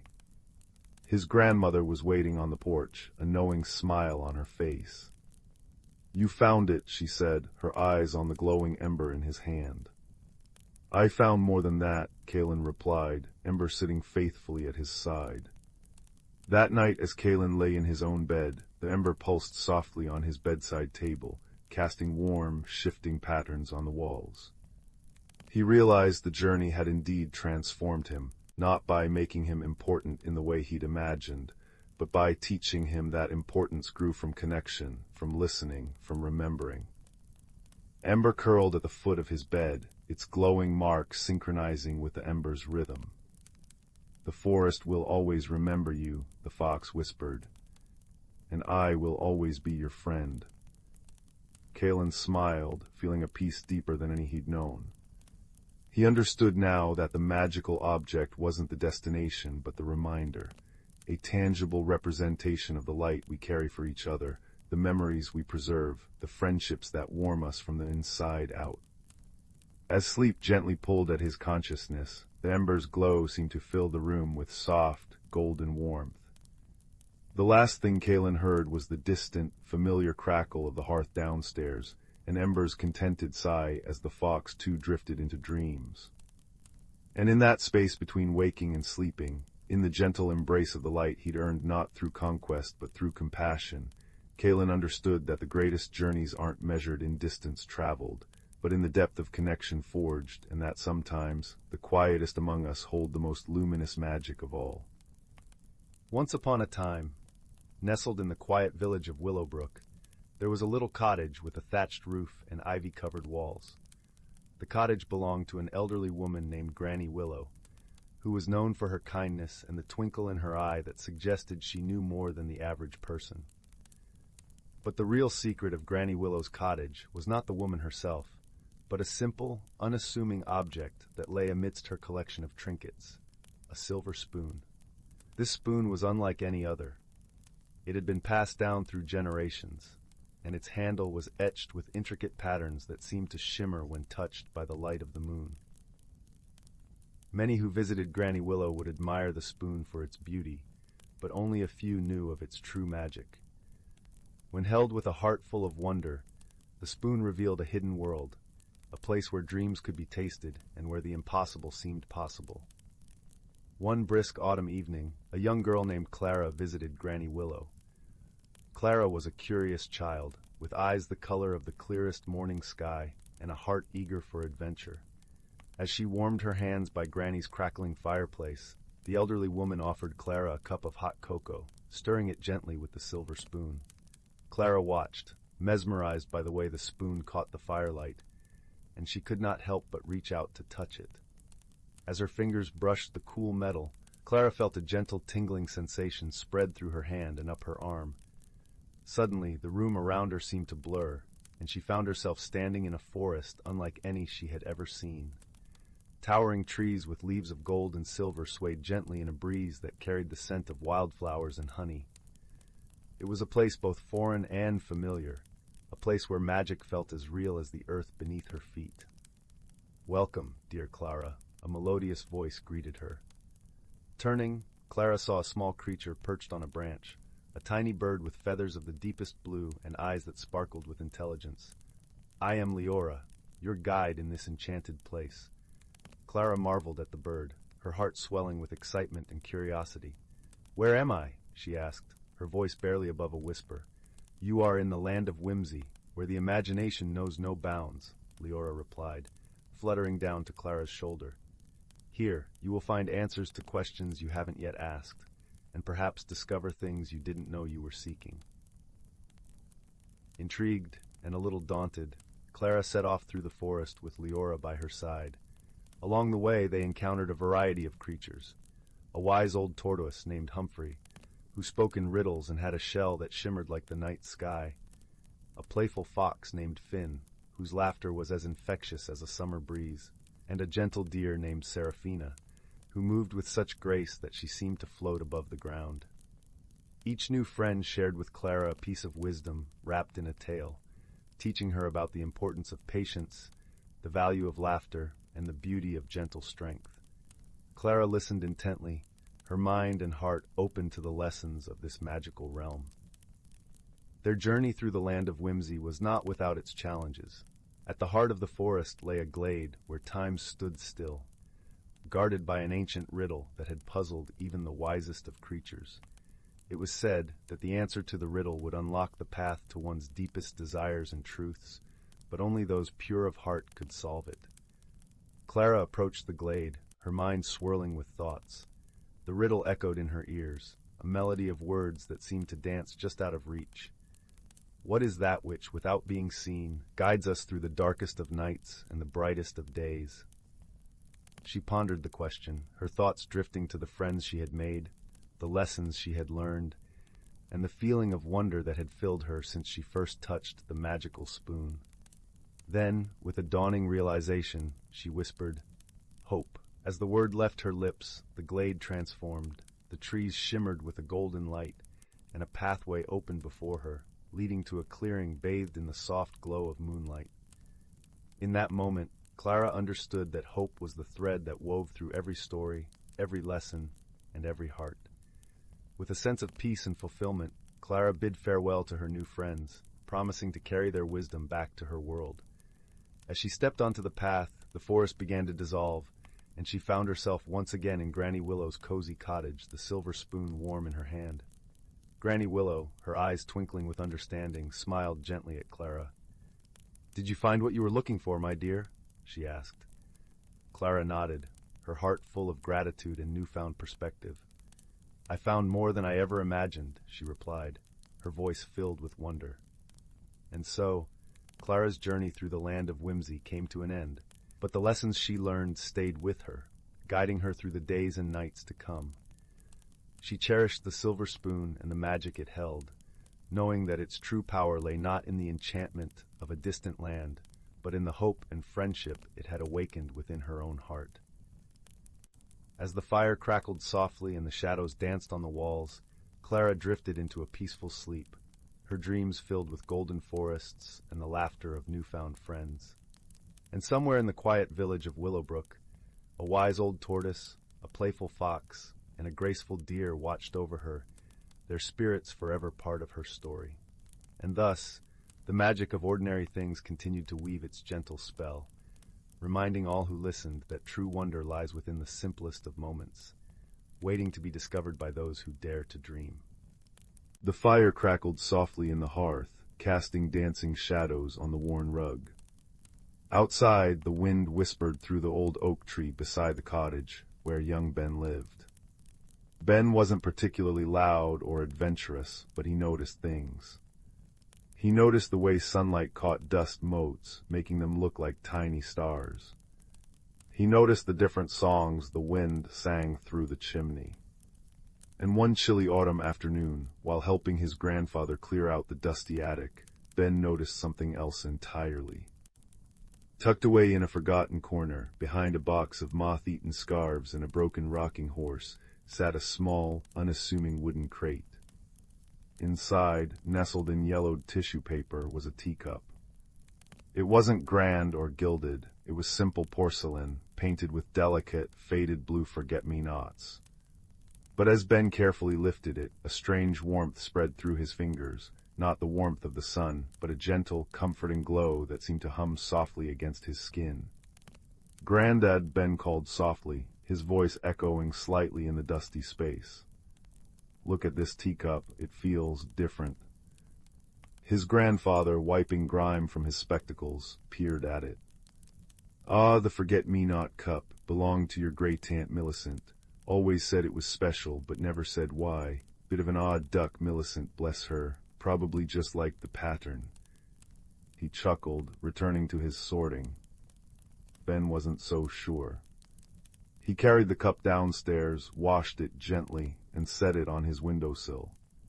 As dusk painted the sky in shades of lavender and peach, Ben decided to try it. He filled it with warm milk and a drizzle of honey, just as he imagined Great-Aunt Millicent might have done. As he lifted the cup to his lips, he didn't just smell the sweet honey and warm milk. He smelled something else entirely: damp earth, wood smoke, and the faint, sweet scent of unfamiliar flowers. And when he took a sip, the world didn't dissolve, but it shimmered. Suddenly, the steam rising from the cup wasn't just steam. It swirled and coalesced, forming a miniature, glowing landscape right above the rim. Tiny, luminous mountains rose, veiled in mist.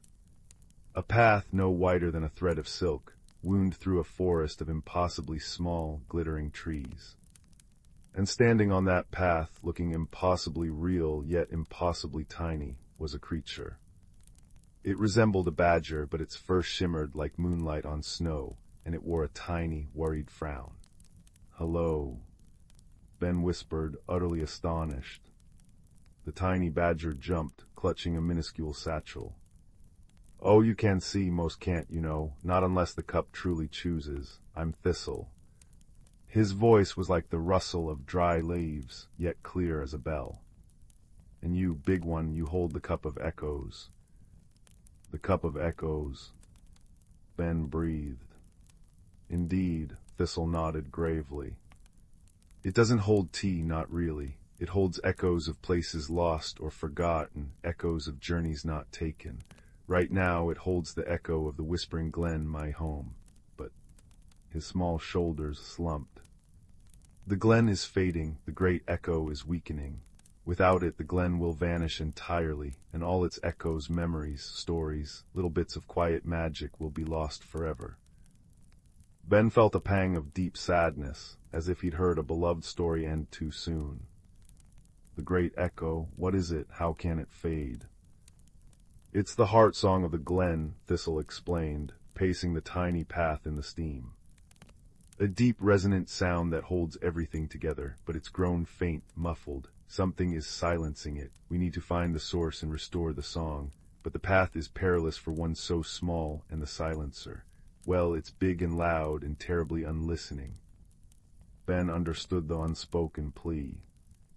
"Can I help? Can I go there through the cup?" Thistle's eyes, like polished obsidian, widened. "Through the cup. Only if the cup allows it. But you felt its warmth.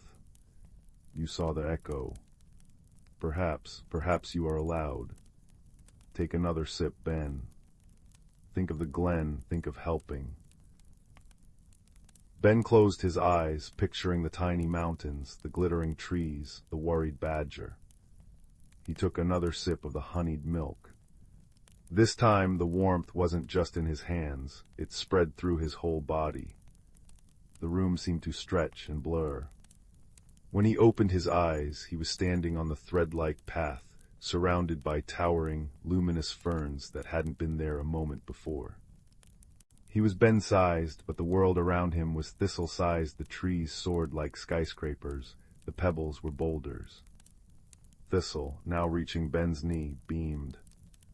You did it, oh splendid. Welcome to the Whispering Glen, Ben. The glen was breathtaking. Light didn't just shine, it danced soft blues and greens, filtering through leaves that chimed like crystal bells when touched. The air hummed, but it was a faint, strained hum, like a distant choir singing through wool. Ben could feel the sadness Thistle had spoken of, a gentle melancholy clinging to the shimmering moss and the glowing mushrooms.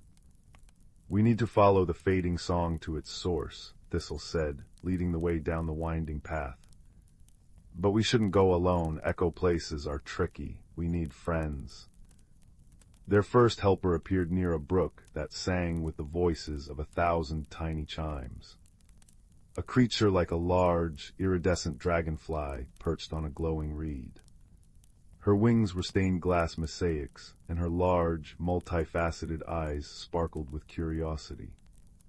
Greetings, Thistle, and a very large greeting to you, stranger. I am Zephyr. Are you lost or found?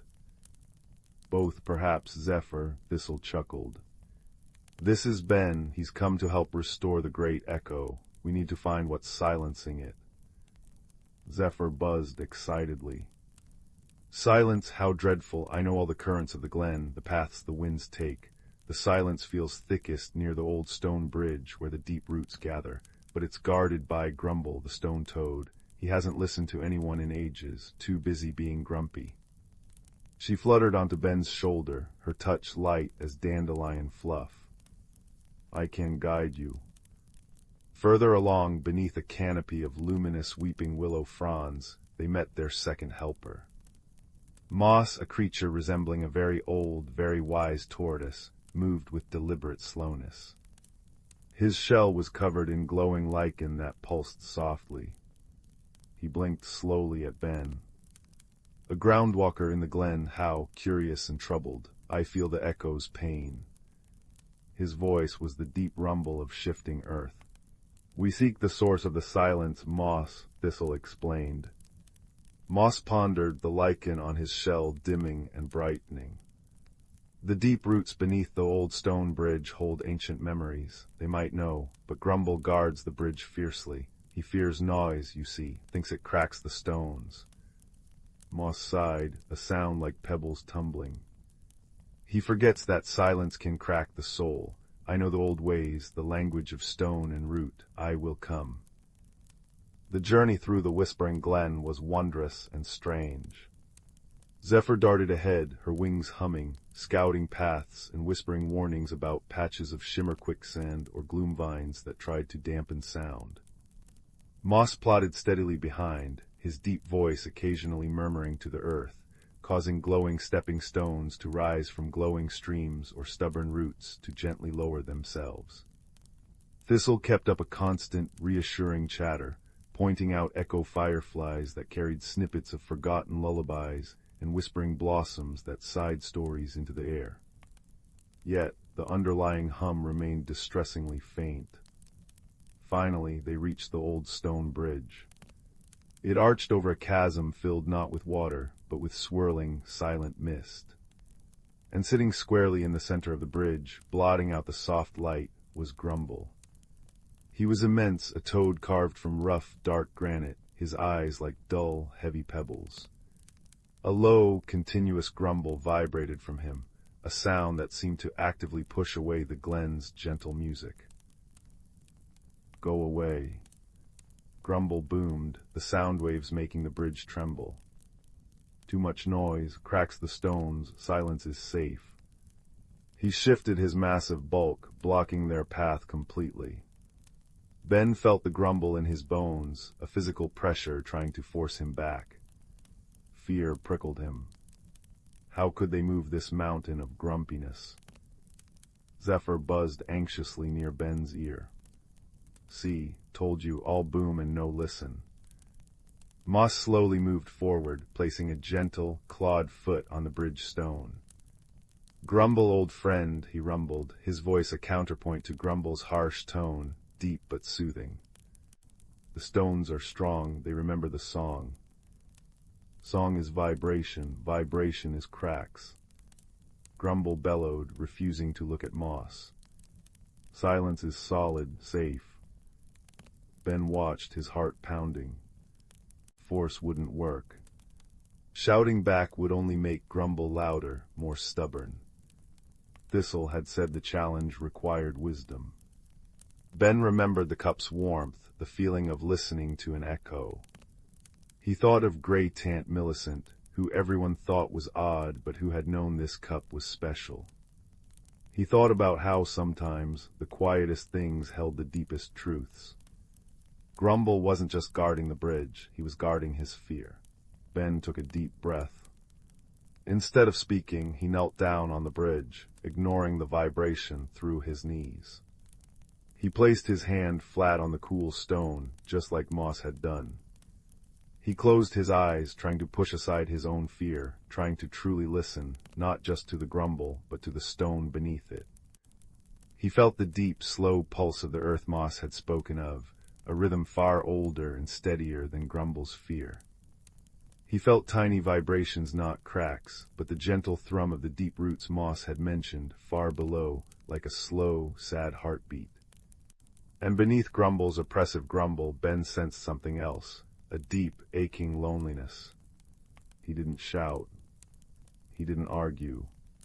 He simply spoke, his voice as soft as the glen's fading hum, directed not at Grumble's ears, but at the stone beneath his hand, hoping the roots would hear. The stones are strong, he murmured, echoing Moss. They remember the song that held them together. The silence isn't making you safe, Grumble, it's making you alone, and the glen is fading without its song. He poured all his understanding, all his quiet empathy into those words, picturing the warmth of the teacup, the kindness he felt for Thistle and his fading home. For a moment, nothing happened. Grumble just grumbled louder. Then Moss rumbled again, his voice weaving with Ben's quiet plea, speaking directly to the stone and the roots below. Hear the truth, old friend, the song is strength, not weakness, the silence, it hurts. Zephyr, understanding, flew not at Grumble, but down towards the swirling mist of the chasm. She darted and danced, her wings creating a soft, intricate hum, a counter-melody to Grumble's drone. She hummed the song of the wind currents, the chime of the brook, the sigh of the whispering blossoms, tiny fragments of the glen's true voice. Thistle added his own voice, not loud but clear and steady, telling a simple story of sunlight on moss and the comfort of shared burrows. Sound connects us, Grumble, silence isolates. Slowly, almost imperceptibly at first, the deep, continuous grumble faltered. Grumble shifted. One heavy pebble-like eye cracked open slightly, looking not at Ben shouting, but at Ben kneeling, hand on the stone, his face earnest and kind. He looked at Moss, steadfast and ancient. He listened to Zephyr's delicate hum, Thistle's gentle story. He felt the deep roots below stir, sending a faint, questioning pulse up through the bridge stones, a pulse of remembered music. A deep, shuddering sigh escaped Grumble, like boulders shifting. The oppressive pressure lessened. Alone, he rumbled, but the sound was less harsh, more questioning. The song hurt. No, Ben said softly, still kneeling. The wrong sounds can hurt. Loud, angry sounds. But the glen's song, it's gentle. It's the sound of belonging. It holds the stones together like the warmth holds the tea in the cup. He thought of the cup's comforting glow. It doesn't crack, it comforts. Grumble was silent for a long moment. Then with a sound like distant thunder softening, he slowly, ponderously, shifted his massive bulk to one side of the bridge, clearing the path. Gentle, he rumbled, the word unfamiliar on his tongue. Comfort. Moss nudged Ben gently. The deep roots beneath the bridge center, they hold the echo of the first heart song. Touch them, remember for them. Ben walked carefully to the center of the bridge. Kneeling again, he saw a cluster of thick, glowing roots emerging from the stone, pulsing with a very faint, slow light. He placed both hands upon them. They were warm, vibrating with a deep, almost inaudible frequency. Closing his eyes, he poured his feelings into the roots, the wonder of the glen, the kindness of thistle, zephyr, and moss, the newfound understanding for grumble, and the comforting warmth of the forget-me-not cup. He thought of connection, of gentle sounds, of belonging.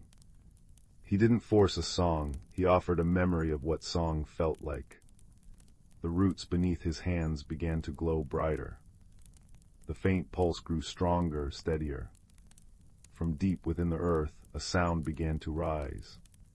It wasn't loud, it was profound. A deep, resonant hum, pure and clear, like the lowest note of a cello played under starlight. It resonated through the stones of the bridge, through the air, through Ben's very being. The effect was instantaneous. The swirling mist in the chasm below began to sparkle with trapped light. The leaves on the luminous trees chimed more brightly. The faint melancholy lifted, replaced by a profound sense of peace and wholeness. The great echo, the heart song of the whispering glen, had been remembered. Zephyr danced in the air, her wings creating joyous harmonies with the renewed echo. Moss let out a deep, contented rumble that harmonized perfectly. Thistle jumped up and down with pure delight. And Grumble, the stone toad, simply sat. But his grumble had ceased. He tilted his head, his heavy-lidded eyes half closed, listening. A low, soft sound, almost like a purr, vibrated from his stony chest. It wasn't silence. It was the sound of deep contentment, a bass note joining the glen's symphony. Ben felt the teacup's warmth surge within him, not pulling him back, but acknowledging the completion. He looked at his new friends. "It's time for me to go," he said softly, the heart song filling him with serene joy. Thistle nuzzled his hand. "Thank you, Ben. The glen remembers. We all remember." Zephyr landed gently on his head, humming a farewell tune. Moss blinked slowly, a silent blessing. Grumble merely rumbled softly, a sound that now felt like a bedrock deep "thank you." Ben closed his eyes, holding the image of the singing glen, the feeling of the heart song, and the warmth of friendship. He felt the world shimmer once more. When he opened his eyes, he was back in his room, the empty forget-me-not cup cool in his hands on the windowsill. The last sip of honeyed milk was gone. Outside, the wind in the old oak tree sounded different, richer, deeper, as if carrying an echo of a faraway song. He carefully placed the cup back on the sill. It no longer glowed, but it held a deep, quiet warmth, like a cherished memory. Ben knew the Whispering Glen was safe, its stories and magic preserved. He knew that sometimes the greatest strength wasn't in being loud, but in listening deeply, not in force, but in kindness and understanding. And he knew that the most extraordinary magic could be found in the quietest, most ordinary of things, like a teacup painted with forget-me-nots, holding echoes of wonder. As he climbed into bed, the wind sang its lullaby through the eaves, a gentle, resonant sound that soothed him to his core. He smiled, picturing Thistle in his burrow, Zephyr dancing on moonbeams, Moss dreaming deep earth dreams, and Grumble, contentedly rumbling on his bridge, part of the song once more. The cup sat on the sill, a silent guardian of echoes, and Ben drifted into a sleep filled with the peaceful hum of a world where kindness had mended what fear had silenced. The fire crackled its own warm agreement, and the night held only gentle dreams. The attic was a kingdom of quiet things, where dust motes danced in the slanted afternoon light, and the air smelled of cedar and forgotten summers.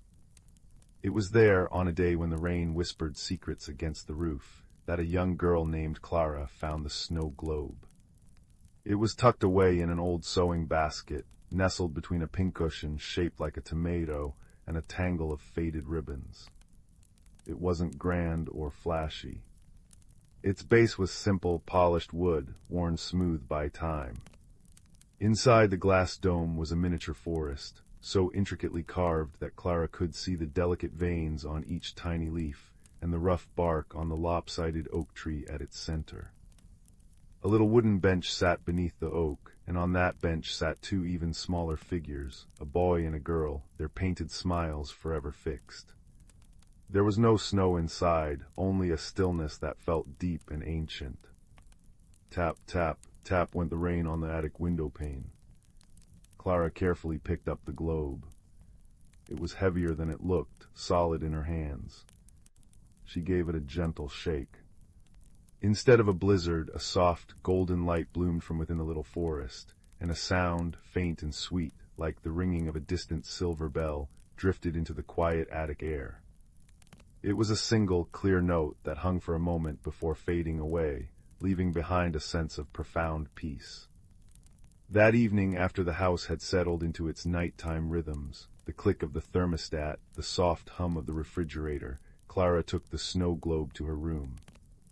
She placed it on her bedside table, and by the warm glow of her lamp, the miniature world seemed to breathe. She found that if she held it very still and listened not with her ears, but with a quieter, deeper part of herself, she could hear things. A rustle, like tiny feet through fallen leaves. A whisper, like the wind sighing through pine needles. It was on the third night that the true secret revealed itself. Clara was tracing the curve of the glass with her finger when the world around her seemed to soften and blur. The walls of her room melted away, and the sound of her cat, Barnaby, purring contentedly from the foot of her bed, became the gentle thrum of the earth itself. She was standing at the edge of the miniature forest, which was now life-sized and wonderfully real. The air smelled of damp moss and sweet, decaying wood. The leaves overhead rustled a gentle welcome. And there, sitting on the very same bench she had admired, was the little wooden boy from the globe. He wasn't wooden anymore, but a small fellow with a worried brow and eyes the color of the forest floor. "Oh," he exclaimed, jumping to his feet. "You've come, I'm Pip." "Clara," she said, her voice barely a whisper in the vast, quiet wood. "It's the silence," Pip said, wringing his hands. "It's growing." He explained that the snow globe was the heartwood, a place where all the gentle, happy sounds of the world were collected and kept safe. The sound of a cat purring, a kettle singing, a log crackling in a hearth, a mother's lullaby. The golden light and the bell-like tone were the sound of its heart beating. But a hairline crack had appeared in the glass dome of their world, a fissure so fine it was almost invisible. And through this tiny crack the silence was leaking in, swallowing their precious sounds one by one. "The lullaby brook has stopped its humming," Pip said, his voice thick with sorrow.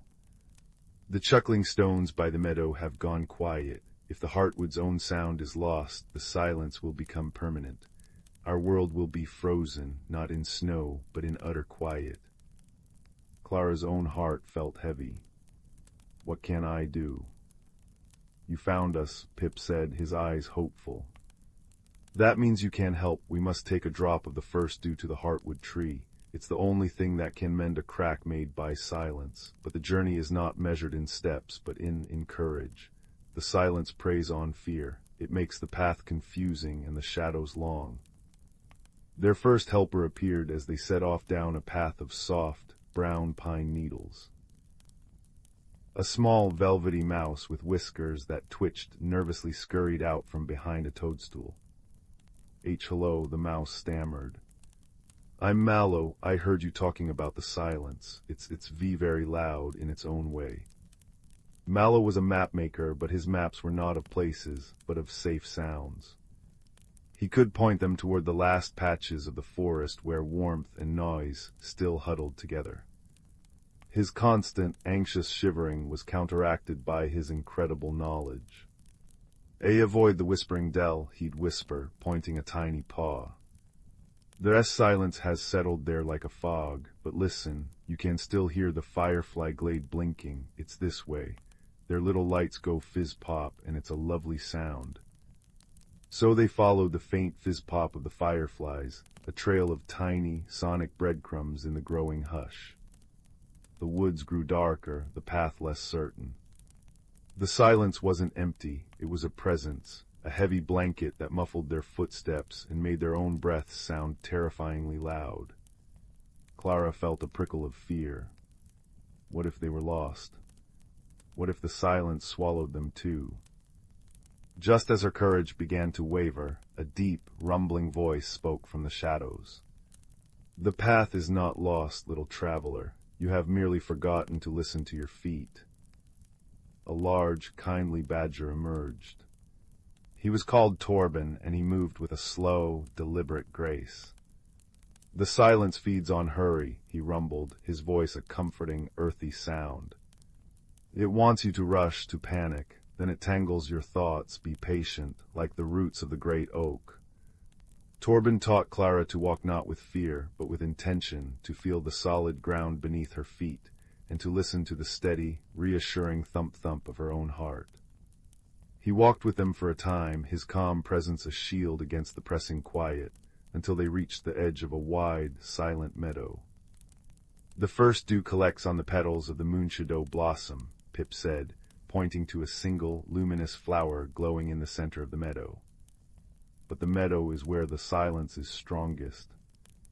It was true. The meadow was profoundly still. No crickets chirped. No wind stirred the grass. It was a sea of quiet. To cross it felt like an impossible task. The fear returned, colder and sharper this time. It was then that their third helper arrived, not with a sound, but with a presence. A great silver owl alighted silently on a branch above them. Her name was Lyra, and her eyes were full of starlight. "You are thinking of the emptiness," Lyra said, her voice a soft hoot that seemed to weave through the silence without breaking it. "Do not fight the quiet, befriend it, fill it." "With what?" Clara asked, her voice small. "With what you carry," Lyra replied. "A memory of a sound, a happy thought, they are like tiny lights. The silence cannot exist where there is light."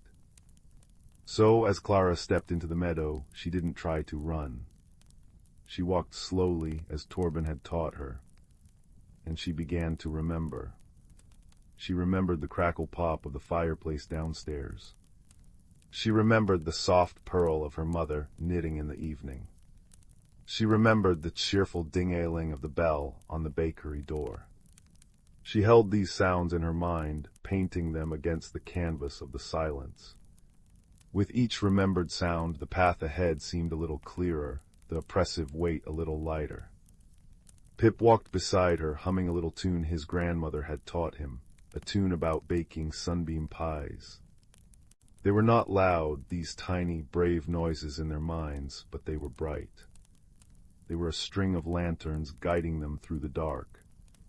When they reached the moonshadow blossom, a single perfect dewdrop, shimmering with captured starlight, rested on its petal. Pip carefully collected it in a tiny acorn cup. The journey back to the great oak, the heartwood tree, felt different. The forest seemed to be holding its breath. When they arrived, they could see the problem clearly. A fine, dark line ran down the trunk of the magnificent tree, and from it seeped not sap, but a deep, sound-absorbing hush. "This is it," Pip whispered. But how to apply the dew? The crack was high up, far above their reach. They had no ladder, no rope. Clara looked at the dewdrop in the acorn cup. She thought of Lyra's words.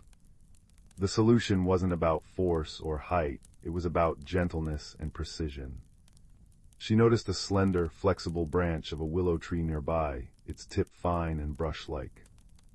"Pip," she said, her voice filled with a sudden, clear certainty. "We don't need to climb, we need to paint." Using the willow tip as a brush, she carefully dipped it into the starlit dew. Then, with a patience she didn't know she possessed, she began to trace the hairline crack from the bottom, slowly, meticulously working her way up. She didn't just cover the crack, she tended to it. With every stroke she poured into it a memory of a cozy sound, the click of her cat's purr, the rustle of her own bedsheets, the drip-drip-drip of the comforting rain outside the attic window. As she painted the final stroke at the very top of the crack, the dewdrop shimmered and sank into the wood. The dark line vanished. For a moment there was absolute stillness. And then, ding. It was the sound of a single, perfect silver bell. The sound rippled outwards, clean and pure. The lullaby brook began to hum its watery tune once more. The chuckling stones in the distance started their soft, gravelly laughter. The fireflies' fizz-pop became a joyful chorus. The entire heartwood sang with restored sound, a symphony of cozy, gentle noises. The golden light from within the tree pulsed warmly, bathing them all in its glow. Pip grinned, his worries gone. You did it, you mended it with kindness. The world began to soften and blur again. The towering trees shrank, the sounds faded to a pleasant, distant murmur. Clara found herself back in her bed, the snow globe glowing softly on her nightstand. The hairline crack was gone. Inside, the miniature forest seemed more vibrant than ever, and if she listened very, very closely, she could just hear the faint, happy murmur of the lullaby brook and the cheerful chuckle of the stones. Downstairs, the grandfather clock chimed a deep, comforting note. Barnaby the cat, curled at her feet, let out a contented prrrp. Clara smiled, snuggling deeper under her quilt. She had journeyed far without ever leaving her room. She had learned that the greatest courage is often found in patience, that the cleverest solutions are born from kindness, and that even the smallest, quietest sounds, a purr, a memory, a happy thought, are powerful enough to mend a crack in the world. And as she drifted off to sleep, the soft, golden light from the snow globe kept watch over her, a tiny, steady heartbeat in the quiet of the night. The cobblestone streets of Willowbrook always smelled of rain and possibility, especially in the quiet hour just after twilight. Young Finn, who preferred the company of dusty library books to boisterous games, was returning home from Mrs. Thistle's bookshop, clutching a worn volume on cloud formations. His path took him past the ancient, leaning oak tree that guarded the town square. Tonight, something glinted amongst its gnarled roots. Curiosity, that quiet friend Finn trusted above all others, nudged him closer. Nestled in the moss, half-buried like a forgotten secret, lay a key. Not a grand, ornate key fit for a castle, but a small, humble thing made of warm, tarnished brass. It felt strangely comforting in his palm, humming with a faint warmth like a sleepy kitten. Engraved on its bow was a single, tiny feather. Finn slipped the key into his pocket, its gentle warmth a constant, reassuring companion. That night, as he traced the feather engraving by candlelight, the key pulsed softly. A soft whisper like wind through dry reeds filled his mind. Seek the unseen path, find what the sky has forgotten. The whisper wasn't frightening, it felt like an invitation. The next morning, Finn packed a simple knapsack, a water flask, some crusty bread and cheese, his cloud book, and the brass key. He told his parents he was going on a long walk to study the sky. The key felt warm against his chest as he stepped beyond the familiar boundaries of Willowbrook, heading towards the Whispering Woods, a place usually veiled in mist and tall tales. The woods lived up to their name. Ancient trees murmured secrets in rustling leaves, and shafts of sunlight, thick as honey, pierced the canopy, dust motes dancing within them. Finn felt a gentle tug, a pull in his chest, guiding him deeper. It led him to a sheer, moss-covered cliff face, seemingly impassable. Yet, as he approached, the brass key grew warmer. He held it up, and where its light touched the stone, shimmering outlines appeared, narrow footholds and handholds, forming a winding path upwards. The unseen path. Climbing was slow and careful, the stone cool and damp beneath his fingers. Halfway up, perched precariously on a narrow ledge, Finn froze. Below him, the woods stretched like a green ocean. Above, the cliff seemed endless. Fear, cold and sharp, pricked his skin. Just then, a gruff voice broke the silence. "Bit high for cloud watching, lad, wouldn't you say?" Startled, Finn looked down. On a lower ledge, peering up with bright, intelligent eyes, sat a badger. He wore tiny, round spectacles perched on his snout and clutched a knobbly walking stick carved with constellations. "Name's Bramble," the badger announced. "Keeper of forgotten footpaths and unappreciated fungi. Saw you activating the old sky key. Haven't seen one of those in an age. Bit rusty on the climbing, are we?" Before Finn could answer, a flurry of iridescent feathers swooped down. A small starling landed beside Bramble, tilting her head.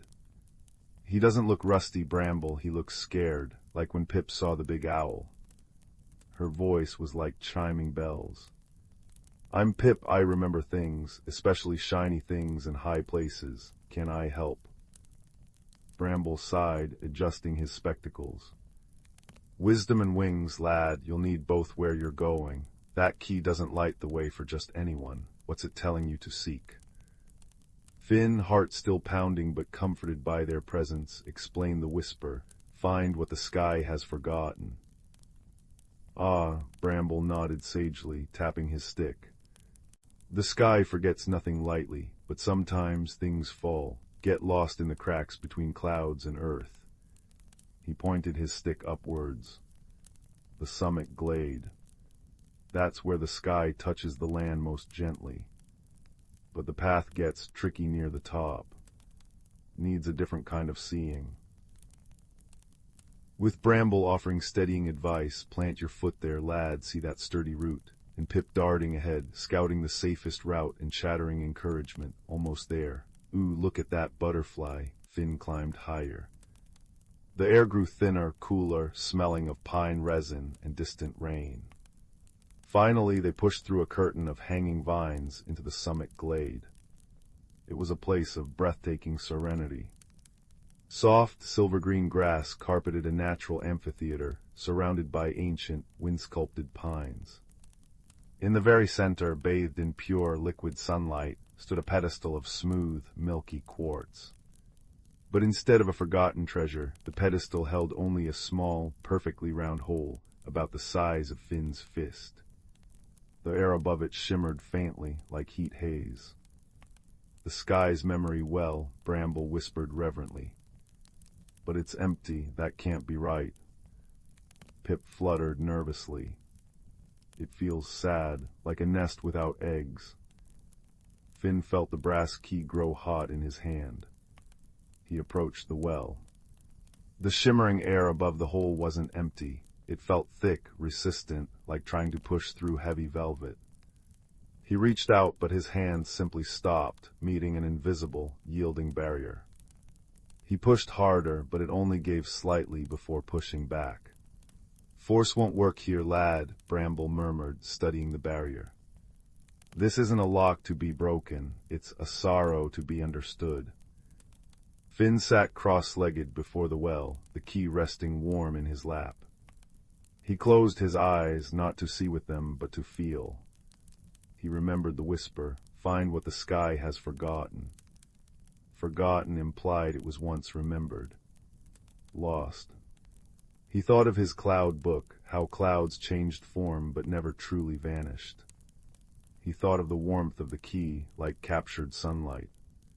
He thought of Pip's sadness.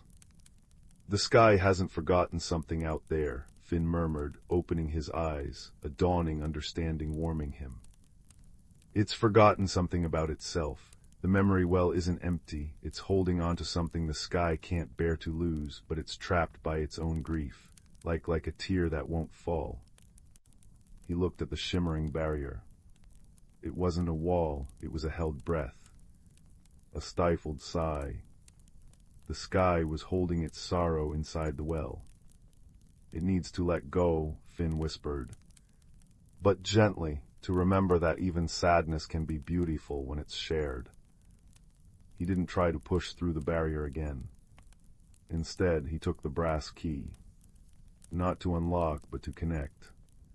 He held it up not towards the barrier, but towards the open sky above the glade. The tiny feather engraving caught the sunlight.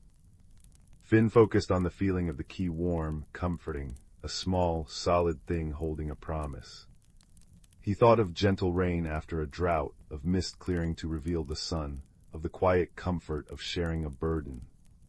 "It's okay," he said softly, his voice barely a whisper yet echoing in the glade's stillness. "It's okay to remember, it's okay to let it go. The sadness isn't lost, it becomes the rain that feeds the earth, the mist that paints the dawn. It becomes part of everything beautiful again." He poured his understanding, his quiet empathy, through the key. It wasn't magic words, but magic feeling the wisdom of accepting loss as part of the cycle. A single radiant tear, like liquid starlight, fell from the clear blue sky above. It landed silently on the shimmering barrier above the well.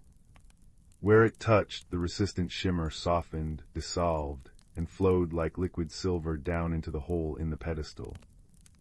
The instant the last drop vanished, the summit glade bloomed.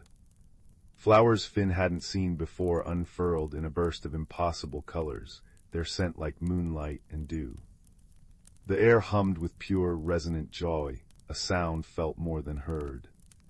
Light, brighter and softer than before, filled the glade, painting everything in hues of gold and pearl. Above the memory well where the barrier had been, a small, perfect image shimmered into being, a fledgling starling taking its very first, wobbly flight towards a radiant sunset. It was a moment of pure, fragile joy, preserved forever. The sky hadn't forgotten the beauty, it had only forgotten how to release the pain of its passing. Finn had helped it remember. Bramble removed his spectacles, wiping his eyes. "Wisdom, lad, true wisdom. You didn't force the lock, you understood the heart that held it closed." Pip danced in the air, singing a sweet, wordless song. "It's remembering, the sky is remembering the happy things, too." The journey back down the unseen path felt lighter. Finn carried no physical treasure, but his heart felt full, expanded. He understood now that the greatest magic wasn't in grand gestures, but in quiet understanding, in helping something lost find its way home, even if that home was simply acceptance. The brass key had cooled in his pocket, feeling like an ordinary, slightly tarnished piece of brass once more. Yet when he touched it, he felt the echo of the sky's gratitude, a soft warmth like the first ray of dawn.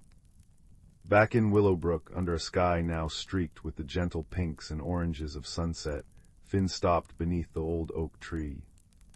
He placed the brass key back amongst the roots where he'd found it. It belonged to the secrets, to the next seeker who listened with their heart. As he walked home, the scent of rain and possibility hung in the air, richer than ever. He looked up at the clouds, no longer just shapes in a book, but part of a vast, feeling sky that remembered, that let go, and that held countless quiet wonders in its embrace. And Finn, the quiet boy who loved books, now carried a different kind of story within him, a story of a key, a journey, and the gentle, enduring magic of understanding.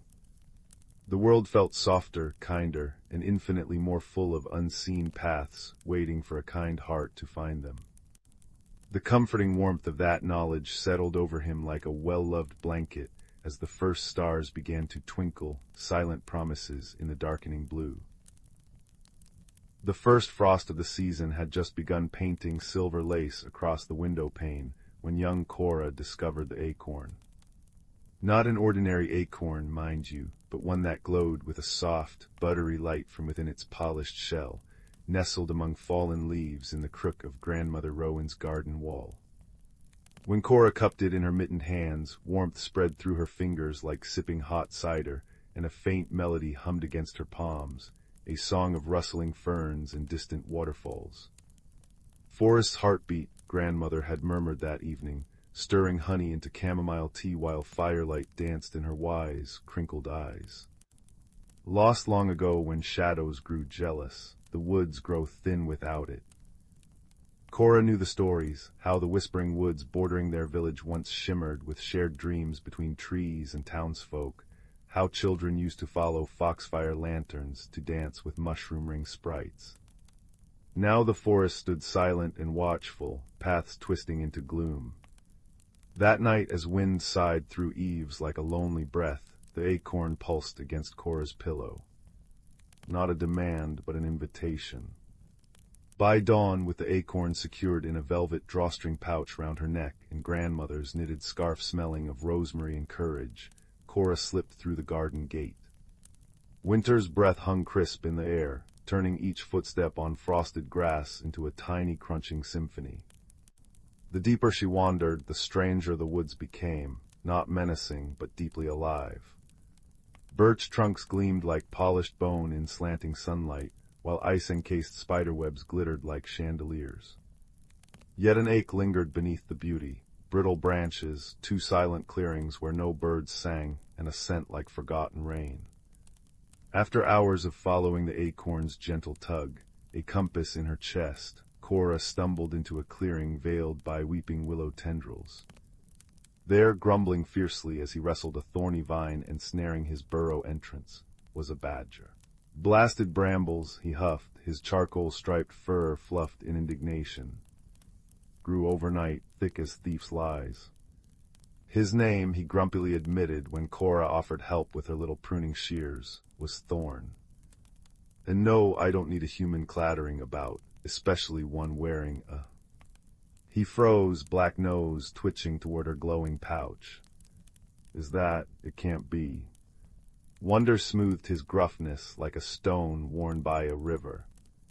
The heartseed, they said it was gone forever. Thorn became her unlikely guide. His knowledge of route paths and squirrel highways was unmatched, but more precious was his dry humor that turned fearful shadows into mere tricks of the light. That creaking, he'd sniff as ancient oaks groaned overhead. Just old Oakheart complaining about his rheumatism. Tell him he's looking splendid, and he'll quiet right down. When a sudden snow flurry blinded them near a ravine, Thorn unearthed a hidden badger tunnel smelling of damp earth and safety.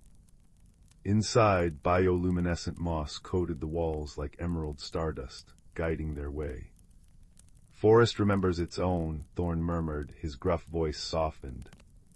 The acorn's light intensified as they journeyed, its song swelling into harmonies that made frozen streams sigh and icicles chime. It led them to a colossal hawthorn tree, its gnarled trunk split by a fissure veiled in cascading ivy. Impossible, breathed Thorn. The elders spoke of the veiled grove, but no one's found it in generations. As Cora pushed aside the ivy, warmth and the scent of sun-warmed apricots enveloped them. They stepped not into a hollow, but into a sunlit glade suspended in perpetual golden hour. Butterflies with stained glass wings drifted above flowers that chimed when touched. At the glade's heart stood a tree unlike any other, its bark shimmering like molten amber, roots cradling a hollow where a nest of woven moonlight pulsed with absence. Tiny figures emerged from blossoms and fern shadows, the verdant folk, no taller than Cora's hand, with skin like dappled sunlight and hair of spun moss. Their leader, Elder Mosshelm, stepped forward, his acorn cap hat trembling. The heartseed's return. Joy lit his leafy face, then dimmed. But see, it is wounded. He pointed a twiggy finger. A jagged piece was missing from the acorn's base, its light flickering unevenly. Stolen long ago by a creature of the deep shade, Mosshelm explained sadly. Envy turned its heart cold. It craved the seed's warmth, but only knew how to break. Without that missing shard, the seed cannot heal the whispering woods. Thorn's ears flattened. The deep shade, that's no place for sensible creatures. It was a realm of tangled, lightless roots where the forest's oldest sorrows festered. Yet Cora felt the acorn's plea resonate within her, not for itself, but for the lonely thief. Everyone deserves a chance to return what they took, she said softly, meeting Thorn's worried eyes. Even shadows. Their descent into the deep shade felt like sinking into cold ink. Bioluminescent fungi provided ghostly blue guideposts, but oppressive silence pressed down, thick as wool. Strange, mournful echoes skittered just beyond sight, whispers of lost things. Thorn pressed close, his warmth a steady anchor. Remember Oakheart's rheumatism, he muttered, attempting levity though his fur bristled. This place just needs better decorating. Deep within a cavern woven from thorny roots, they found it, a creature of shifting obsidian smoke, curled around a shard of light that burned its ephemeral hands. It hissed, coiling tighter, eyes like dying embers flaring defensively. Cora knelt slowly, ignoring Thorn's warning rumble. She didn't reach for the shard. Instead, she opened her pouch, letting the heartseed's gentle radiance spill out. "It misses its piece," she said, her voice steady despite her trembling hands. "And I think you miss not being alone in the dark." The creature recoiled, smoke swirling in agitation. Cora hummed the seed's melody, the song of rustling ferns and waterfalls. The creature stilled. Tentatively, Cora placed the glowing acorn on the cold earth between them. Its warmth isn't meant to be hoarded, it's meant to be shared, like friendship. A long, silent moment stretched. Then a thin, smoky tendril extended, not toward the seed, but toward Cora's outstretched hand. It didn't touch, but hovered, trembling with a profound, aching loneliness that mirrored the brittle woods above. Slowly, achingly, the creature uncurled. It nudged the stolen shard of light toward the heartseed with its shadowy muzzle. As the shard clicked into place with a sound like a sigh of relief, the acorn blazed with pure, golden light. The creature flinched, but the light didn't burn. It washed over its smoky form, revealing not a monster, but a slender being with skin like twilight velvet and eyes, now holding the soft gleam of distant stars. Shade, they learned its name was. Not a creature of malice, but of forgotten corners, starved for connection. The return to the veiled grove was a procession of light. Shade walked hesitantly beside Cora, Thorn padding protectively close. As they emerged into the amber glow, the verdant folk gasped, then burst into joyous, tinkling laughter like wind chimes. At the heart tree, Cora placed the whole acorn back into its cradle of moonlight. Their effect was instantaneous. Light pulsed outward in a wave, up the amber trunk, through the branches, and out into the whispering woods beyond the veil. Snow melted from pine needles, revealing vibrant green. Frozen streams gurgled back to life. Birdsong, tentative at first, then triumphant, erupted from every tree. The forest breathed deep, shaking off its long slumber. In the days that followed, Cora walked familiar paths transformed. Sunlight dappled through a vibrant canopy, alive with chattering squirrels and flitting sprites. Foxfire lanterns winked invitations from mossy hollows. Thorn, now a frequent visitor to grandmother's garden, especially when berry tarts were cooling, regaled them with tales of Shade, helping the verdant folk tend to the deep shade, coaxing shy glowworms and healing wounded roots. "Turns out," Thorn chuckled, crumbs on his whiskers, "a bit of kindness makes even the gloomiest places bloom." The night before the first true thaw, Cora stood at her window. The whispering woods shimmered under the moon, no longer a wall of secrets, but a friend breathing softly in the dark. In her hand, warmed by her touch, lay a single leaf gifted by the heart tree, its veins traced with permanent, gentle gold light. She pressed it to her cheek, breathing in the scent of damp earth and possibility. Outside, an owl hooted a lullaby, joined by the distant, contented purr of a badger settling into his burrow, and the soft, chiming laughter of tiny folk dancing in moonlit clearings. The forest's heartbeat, strong and steady, echoed her own. As she climbed into bed, the golden leaf glowing softly on her nightstand, Cora smiled. The greatest magic, she knew as sleep gently pulled her under, wasn't in glowing seeds or hidden groves. It was in the courage to offer warmth to shadows, the wisdom to listen to forgotten songs, and the boundless, quiet strength found in an unexpected friend's steadfast presence beside you on the path home. The woods whispered their ancient lullaby, a promise carried on the warm spring wind rustling the newly green leaves, a promise of belonging forever renewed. The fire crackled softly in the hearth, casting dancing shadows upon the walls that seemed to breathe in time with the rhythm of the night. Outside, the wind whispered through the pine trees, a gentle lullaby for the slumbering world. But within the warm circle of firelight, a story waits to be told. A tale of quiet magic and unexpected journeys, of friendships that glow like embers in the darkness, and transformations that happen not in grand explosions, but in the slow, steady warmth of understanding. Our story begins with a young boy named Rowan, who lived in a cottage at the edge of a great, whispering wood. Rowan was a quiet child, with a heart that noticed things others often overlooked. The way morning dew clung to a spider's web like a necklace of diamonds, the particular scent of rain on dry earth, the hidden pathways of field mice through the tall grass. But lately a restless feeling had settled in his chest, a quiet yearning for something he could not name. It was a hollow sort of feeling, like an unlit fireplace in the depths of winter. One afternoon, as the sun bled orange and purple across the sky, Rowan was gathering kindling at the wood's edge when he noticed something unusual. Tucked between the gnarled roots of an ancient oak tree was a stone unlike any he had ever seen. It was smooth and oval, fitting perfectly in the palm of his hand, and its color was a deep, smoky gray. But as the twilight deepened, the stone began to change. From its very core, a soft, pulsing light emerged, the color of warm embers at the heart of a fire. It didn't blaze or flash, but glowed with a gentle, rhythmic light, as if it held a tiny, sleeping star within. Fascinated, Rowan picked it up. The stone was warm to the touch, and holding it sent a curious sense of calm through his restless spirit. He tucked it safely into his pocket and carried it home, the Emberglow a secret companion in the growing dark. That night he placed the stone on his windowsill.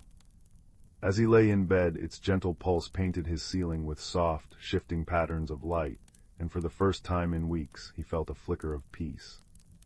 He fell asleep to its quiet rhythm, and as he slept, he dreamed. Not a dream of wild adventures, but of a path of dappled sunlight that wound deep into the heart of the forest, a path that seemed to call to him. The next morning the yearning in his chest was stronger, now accompanied by the memory of the dream path. The ember stone on his windowsill was dormant again, a simple gray rock in the daylight.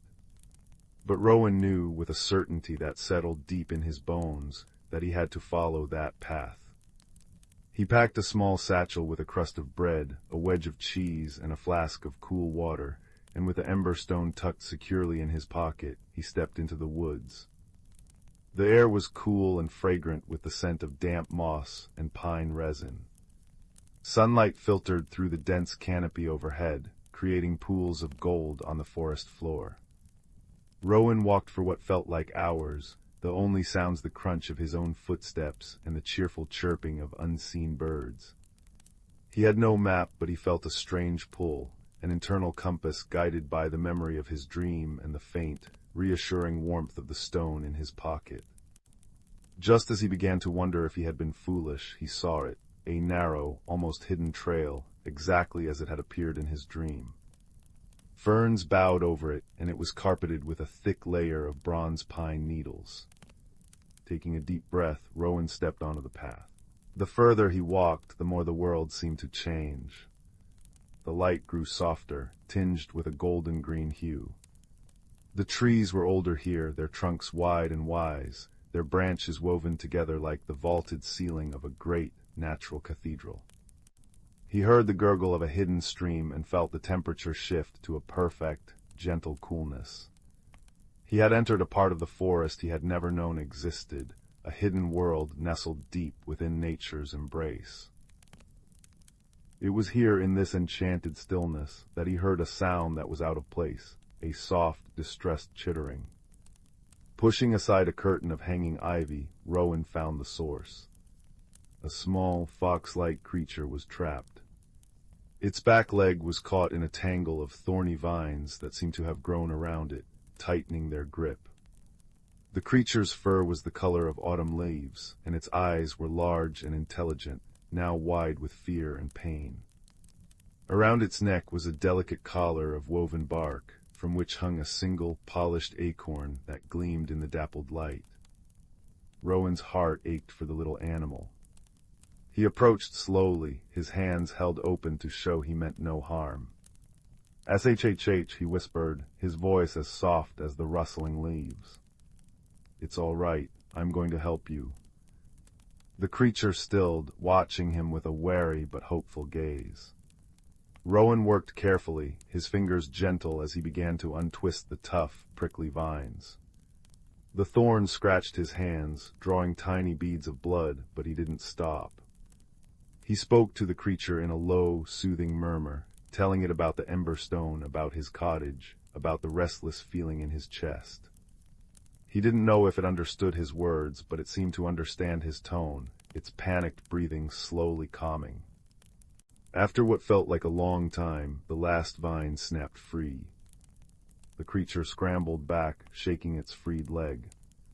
It looked at Rowan, then at his scratched and bleeding hands, and its large eyes softened. It took a tentative step forward, then another, until it was close enough to gently nuzzle Rowan's injured hand with its cool, damp nose. A wave of warmth, not from the stone but from somewhere deep inside, spread through Rowan. The hollow feeling in his chest lessened just a little. The fox creature then turned and began to limp away, pausing every few steps to look back at him.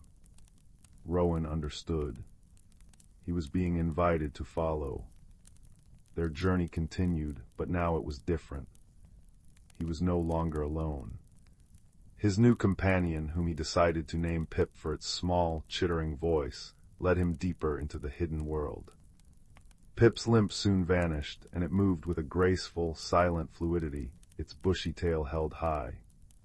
As they walked, Pip would occasionally stop to point its nose at a particularly beautiful cluster of glowing mushrooms, or a bird's nest woven from silver thread and spider silk, sharing the wonders of its home. They came to a clearing where a circle of ancient stones stood, covered in velvety moss and intricate carvings worn smooth by time. In the center of the circle burned a small, perpetual fire that gave off no smoke, its flames a silent, mesmerizing dance of gold and blue. Sitting beside the fire was an old woman.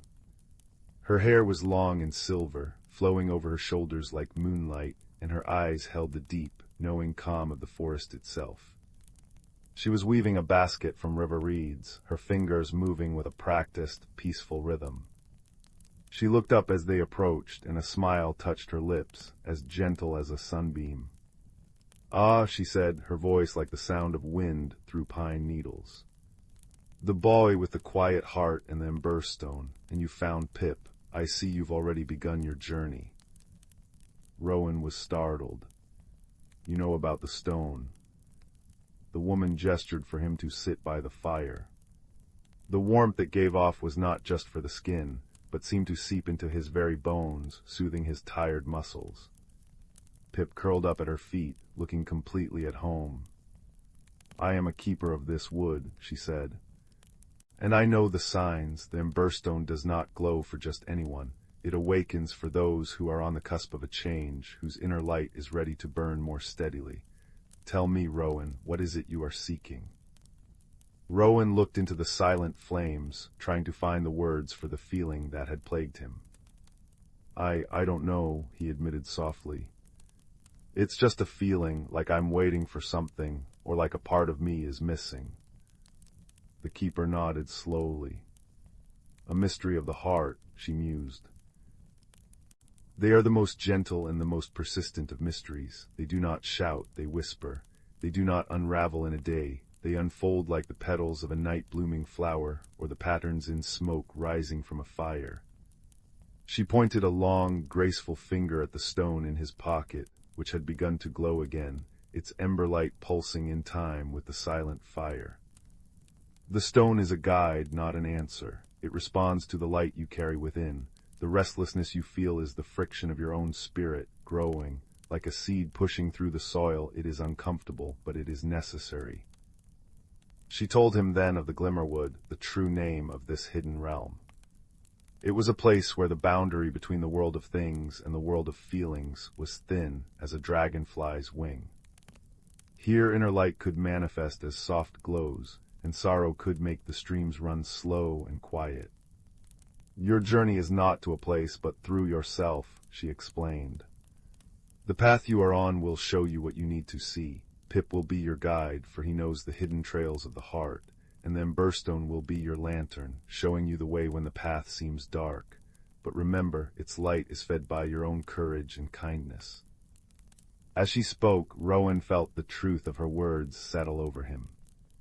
The mystery was not something outside of him to be solved, but something inside of him to be understood. He thanked the keeper, and with a renewed sense of purpose, though a quiet one, he and Pip continued on their way. The path led them through landscapes that seemed to reflect the chambers of a heart. They walked through a meadow where the flowers chimed softly like tiny bells when the breeze touched them, a place of pure, simple joy. They crossed a bridge over a stream that flowed with water as clear as crystal, which the keeper had said mirrored one's own clarity of thought. Pip drank from it and Rowan cupped his hands, the water tasting of clean, cold mountain air. Later they entered a grove of weeping willows, their long, trailing branches creating a private, shadowy space. The air here was still and carried a faint, melancholic scent. As Rowan walked beneath the canopy, memories rose to the surface of his mind, not loud or painful, but soft and bittersweet. The day his old dog, Badger, had passed away. The time he had felt lonely in a crowd of laughing children. The Emberstone in his pocket dimmed, its pulse slowing. Pip pressed close to his side, a warm, living comfort. Rowan stopped and sat on a mossy log, letting the feelings wash over him. He didn't fight them or try to push them away. He simply acknowledged them, sitting with them as one would sit with a friend who was sad. He realized that this sadness, this loneliness, was a part of him too. It wasn't an enemy to be defeated, but a color in the vast tapestry of his heart. As this understanding dawned, the Emberstone began to glow a little brighter, its warm light pushing back the shadows of the grove. The hollow feeling in his chest shifted, no longer an empty space, but a space that could hold both joy and sorrow. Pip chittered softly as if in approval, and led him out of the willow grove. The greatest test came as dusk began to settle. The path descended into a narrow, dark ravine. No moonlight reached its depths, and the air grew cold. This was the ravine of doubt, Pip conveyed through a series of gestures and empathetic looks. Here shadows seemed to move of their own accord, and whispers echoed off the stone walls, voices that sounded like his own, asking, "Are you lost? What are you even doing here? You're just a boy. You'll never find what you're looking for." A cold knot of fear tightened in Rowan's stomach. The Emberstone's light, which had been his steady companion, flickered uncertainly. The darkness felt heavy, pressing in on him. He wanted to turn back. He looked at Pip, whose eyes were wide with a shared anxiety, but who stood his ground, refusing to retreat. Rowan closed his eyes, blocking out the intimidating shadows. He thought of the keeper's words. Its light is fed by your own courage and kindness. He thought of the warmth he'd felt when he freed Pip. He thought of the quiet strength he'd found in simply acknowledging his own sadness in the willow grove. He took a deep, shaking breath and focused on that warmth, on that strength.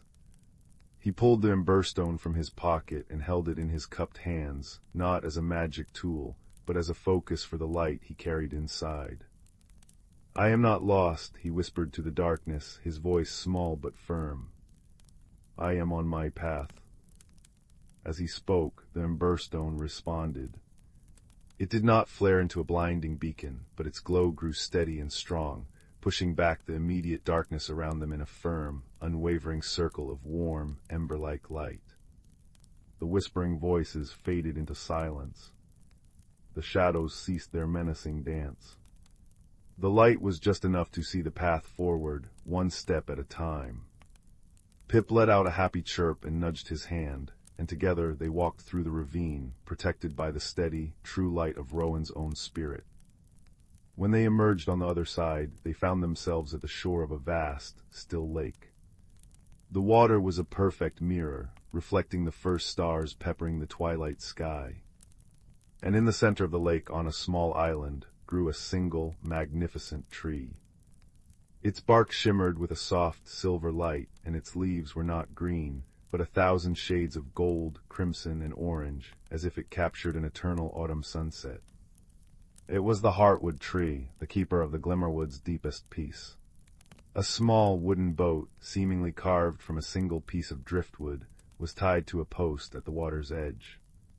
Rowan and Pip climbed in, and the boat began to move of its own accord, gliding silently across the glassy surface of the lake. The only sound was the gentle dip of the paddle and the soft lapping of water against the hull. As they reached the island, Rowan felt a profound sense of calm. The air was still and fragrant, and the light from the tree bathed everything in a warm, golden glow. He stepped onto the soft grass and approached the tree. There was no grand revelation, no booming voice from the heavens. Instead, he simply felt whole. He sat with his back against the warm, shimmering bark of the heartwood, and Pip curled up in his lap. He held the Emberstone in his hand, and now its light was constant, no longer pulsing but burning with a soft, unwavering flame. He looked out over the still lake at the reflection of the starry sky and the glorious tree, and he understood. The restless feeling was gone. It had been the feeling of his own heart, stretching and growing, learning to hold more of the world, the joy and the sorrow, the courage and the fear, the light and the shadows. He hadn't been missing a piece, he had been becoming more complete. The journey had transformed him, not into someone new, but into more fully himself. The mystery was solved not by finding an answer, but by realizing he had been living the question all along. He had come seeking a magical solution, but the true magic was the friendship he'd found in a small, fox-like creature, the wisdom shared by a quiet keeper of the wood, and the steady, growing light of his own kind and courageous heart. After a long, peaceful while, the little boat carried them back across the lake. The path home seemed shorter, easier. When he arrived at the edge of the whispering wood, right near his own cottage, dawn was just beginning to blush the eastern sky. Pip chittered a soft goodbye, nuzzling his hand one last time before turning and disappearing back into the depths of the Glimmerwood, a flicker of autumn leaves in the morning mist. Rowan walked into his cottage. The fire in the hearth had died to ashes, but the room was warm with the memory of its glow. He placed the Emberstone on the mantelpiece. It no longer pulsed but rested, its deep gray surface holding a permanent, soft inner light, a quiet reminder of the journey and the friendship and the light within. He was no longer restless. He was no longer yearning. He was simply Rowan, a boy with a quiet heart who knew that even the smallest light could illuminate the darkest path, and that the greatest transformations often happened in the silence of one's own soul. And as you, dear listener, rest your head upon your pillow, let the warmth of this story settle around you. Let the image of the gently glowing stone and the steadfast friendship bring you comfort.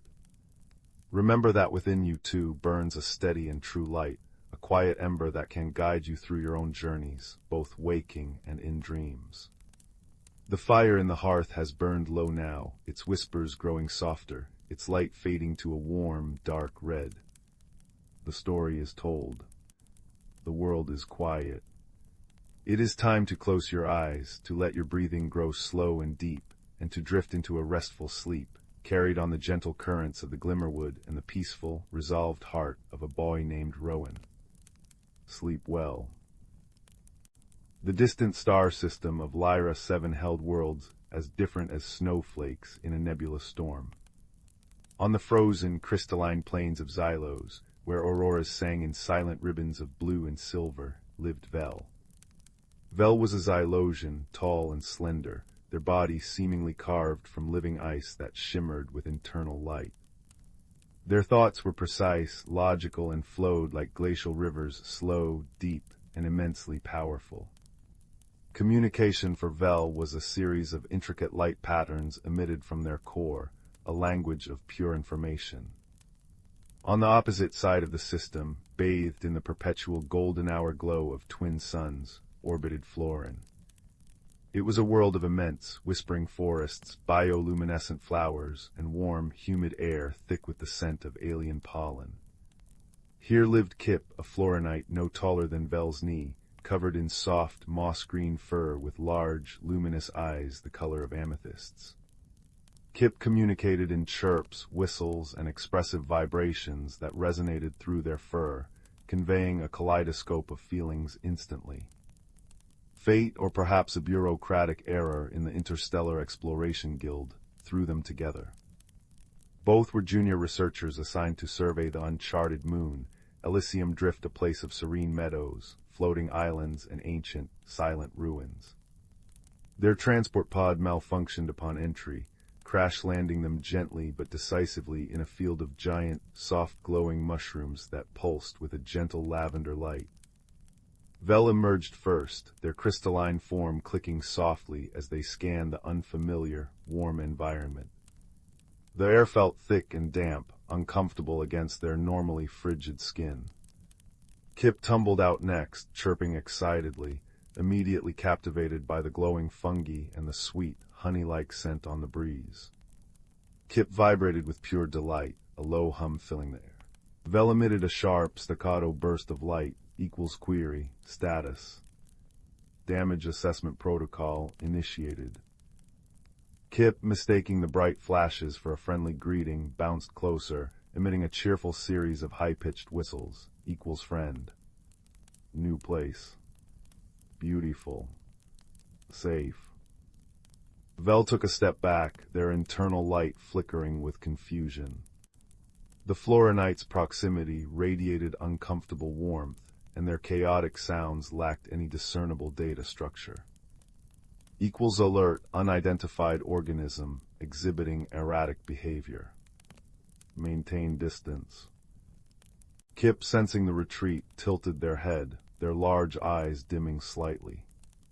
Their vibrations shifted to a questioning, hesitant thrum. Equals cold one, scared. Sad. They cautiously held out a tiny, three-fingered hand, offering a piece of glowing blue lichen they'd scooped from a mushroom stalk. Vel analyzed the offering. Organic matter. Non-toxic. Illogical gesture. Equals negative, offering unnecessary.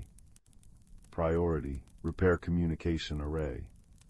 They turned their back, focusing on the damaged pod, emitting frustrated pulses of orange light as their delicate tools sparked against unfamiliar components.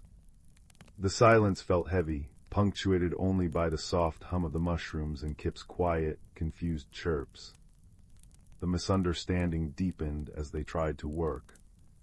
Kip, eager to help, tried to hand Vel tools based on what felt right: a smooth, warm stone when Vel needed a cold conductor, a fragrant flower when they needed insulation. Vel's light patterns grew sharper, colder. Equals inefficiency. Disruption. Cease interference. Kip retreated to a large mushroom cap, their fur drooping, emitting soft, mournful vibrations like the sigh of a distant wind. They didn't understand the cold one's anger. They only wanted to be friends in this strange, beautiful place. Night fell on Elysium Drift, bringing not darkness, but a breathtaking transformation.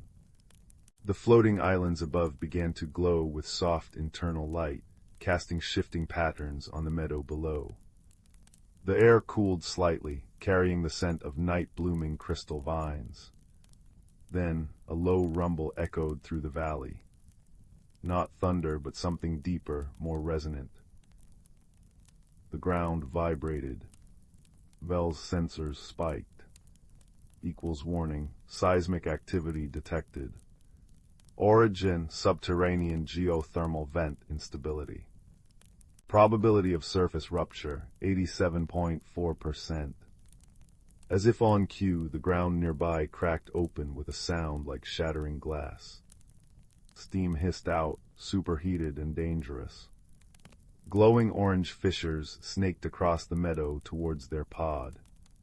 Panic, a cold, sharp sensation Vel rarely experienced, flared within them.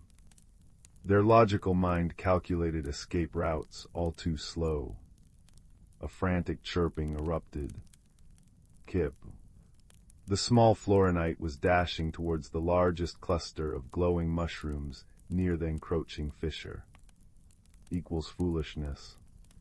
Vel pulsed, believing Kip was panicking blindly. Equals evade. Evade. But Kip wasn't fleeing. They skidded to a halt beside a particularly large, pulsing mushroom with thick, fibrous roots sunk deep into the soil. With surprising strength, Kip began to push against the massive stalk, vibrating intensely. Equals help. Push. Strong roots hold. Safe ground. Understanding dawned on Vel, cutting through the panic like a laser. Kip wasn't acting erratically. They were sensing the stability of the ground through the interconnected root systems of the giant fungi, something Vel's sensors couldn't perceive. The florinite wasn't offering random gifts. They were trying to communicate comfort and help in their own way. The lichen, it had been a peace offering. Shame, warm and unfamiliar, washed over Vel. They abandoned the pod and surged forward, their crystalline body surprisingly strong. Together, Vel pushing with glacial strength and Kip vibrating with focused energy, they shifted the massive mushroom just enough to reveal a solid shelf of bedrock beneath its roots, untouched by the fissures snaking around it. They scrambled onto the safe ground just as the area where the pod sat cracked open, swallowing it with a hiss of steam. Safe but stranded, they huddled on the small rocky island, surrounded by glowing steam vents and pulsing lavender light. Their initial silence was heavy. Vel's internal light flickered erratically, processing the near disaster and their own misjudgment. Kip shivered slightly, the adrenaline fading, leaving exhaustion and residual fear vibrating through their small frame.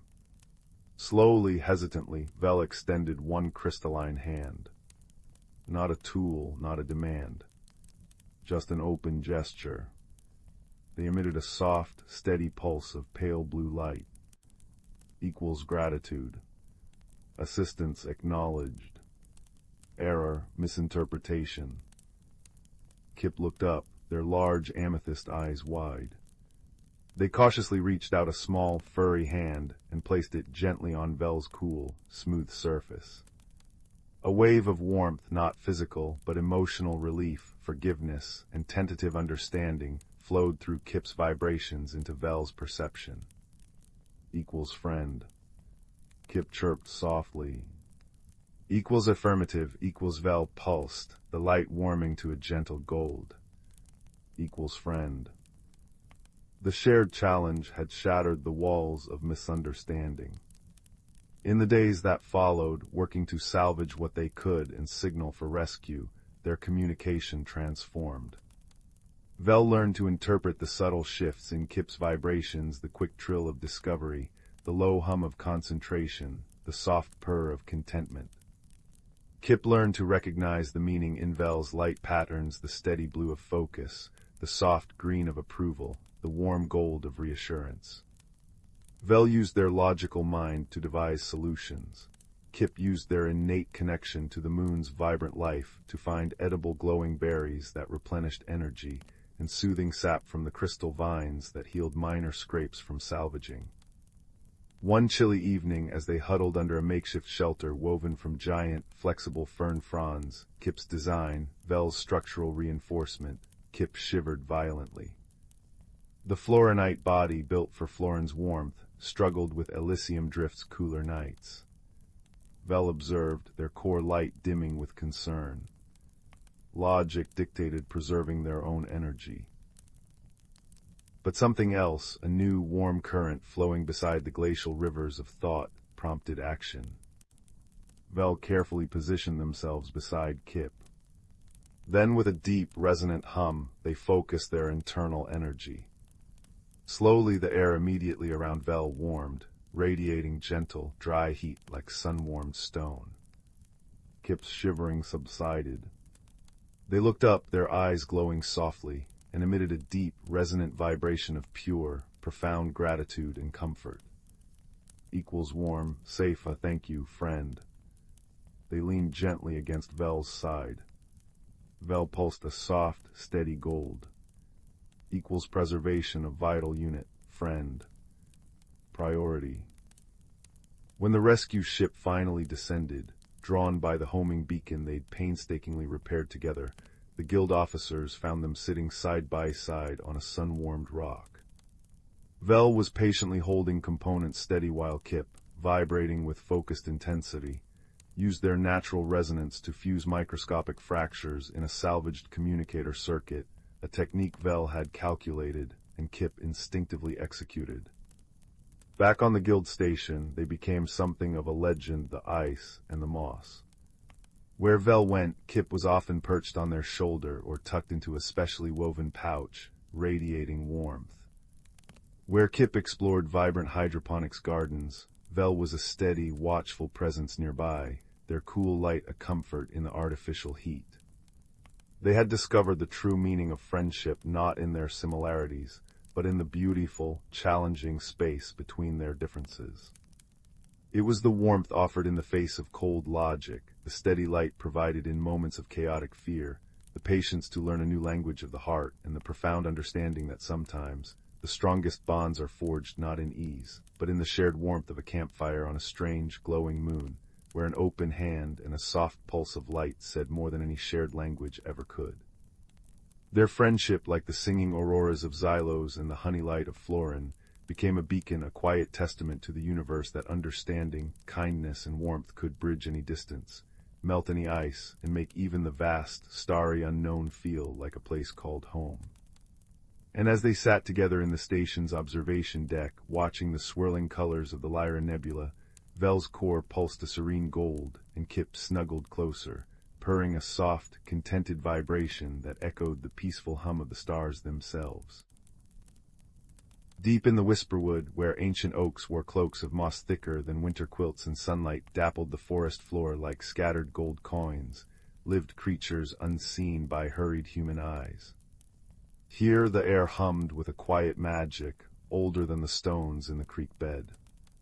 It was a place where the boundaries between the world and something more were as thin and shimmering as a spider's web kissed by dawn dew.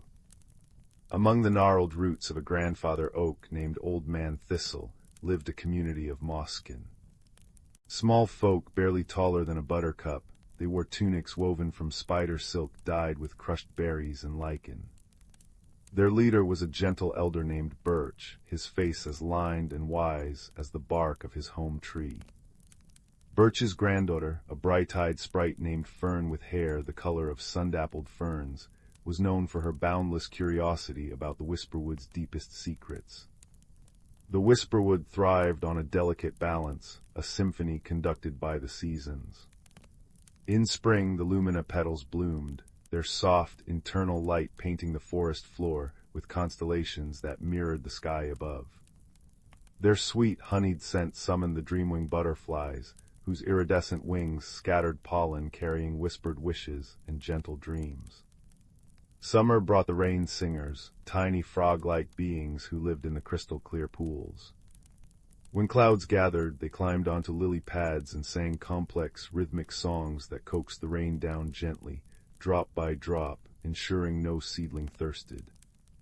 Autumn saw the leaf weavers, industrious squirrels with coats the color of russet leaves, meticulously guiding each falling leaf to blanket the earth, insulating roots and nurturing the soil with their decay.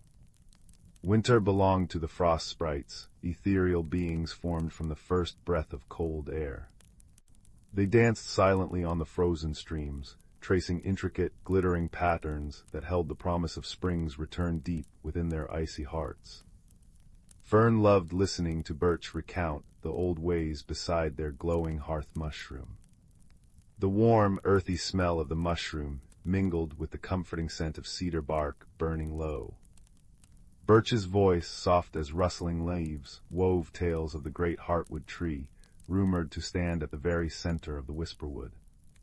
It was said to be the source of the forest's magic, its roots drinking deep from hidden springs of starlight, its leaves capturing the moon's silver song. The heartwood's rhythm pulsed through the forest, unseen but felt in the thrum of life, the unfurling of a bud, the steady beat of a woodpecker's drum. "Balance, little fern," birch would murmur, the firelight dancing in his kind eyes, is the forest's truest magic. Each creature, each season, each drop of rain and ray of sun plays its part. We listen, we respect, and we give back. That is the wisdom carried on the wind through countless turnings of the seasons. One unusually crisp autumn morning, Fern felt a strange unease prickling beneath her skin, like static before a storm, but without the storm's promise. The air, usually crisp and scented with ripe nuts and damp earth, felt thin, brittle. The lumina petals, usually fading gently as autumn deepened, seemed to dim prematurely, their soft glow flickering weakly. Worse, the rain singer's songs, normally a comforting counterpoint to the rustling leaves, sounded thin and faltering. The streams, fed by their magic, ran lower than they should. "Grandfather," Fern whispered, her voice small against the sudden quiet of the woods, "something feels wrong. The magic feels thin, like stretched spider silk." Birch's face, usually serene, creased with deep concern. He closed his eyes, placing a gnarled hand on the trunk of Old Man Thistle. Fern watched as a faint tremor ran through his fingers. "You feel truly, child," he murmured, his voice heavy. "The rhythm, the heartwood's song, it's fading, the balance is shifting." A ripple of worry spread through the Moskin community. The leaf weavers reported finding patches of earth where leaves crumbled to lifeless dust instead of nourishing the soil. The dreamwing butterflies fluttered listlessly, their colors muted. Even the frost sprites glimpsed early near the shaded creek banks seemed less substantial, their icy patterns melting too quickly. Birch gathered the Moskin elders under the vast canopy of a weeping willow, its long fronds brushing the moss like gentle fingers. The air was cool, carrying the scent of damp earth and decaying leaves, a scent that now held an undercurrent of anxiety. "The heartwood weakens," Birch announced, his voice carrying a weight that silenced the rustling fronds. "The ancient pact, the flow of magic that binds us all, is faltering. We must discover why."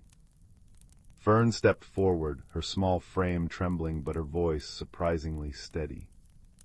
"I'll go, Grandfather, to the great heartwood. I can follow the old paths, the ones you told me about." Her heart hammered against her ribs, but the image of the dimming lumina petals and the rain singer's strained songs spurred her on. Birch looked at his granddaughter, seeing not just the child, but the spark of the forest's future. He nodded slowly. "The journey is long and the paths are guarded by the forest's oldest memories. Go with the wisdom of the wind, little fern. Listen to the whispers of the trees, the guidance of the stones. Seek the keeper." Equipped with a pouch of nourishing seed cakes, sweet with wild blueberries, a cloak spun from shimmering moth wings for warmth, and a tiny lantern crafted from a hollowed firefly abdomen that glowed with a soft, steady light, Fern set out. The deeper she ventured into the whisper wood, the stronger the sense of imbalance grew. The air tasted stale. The usual chorus of bird song was replaced by an unsettling silence, broken only by the dry rattle of leaves. The scent of healthy decay was overpowered by a faint, acrid tang, like metal left in the rain. She crossed a meadow where lumina petals lay scattered, their light extinguished like fallen stars. The sight filled her with a profound sadness. Guided by Birch's teachings, Fern listened intently. She pressed her ear to the cool, damp bark of an ancient yew tree.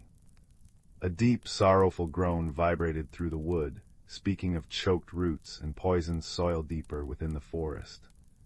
A cluster of smooth river stones, warmed by a rare patch of sunlight, hummed a warning of tainted water seeping from the direction of the distant mountains.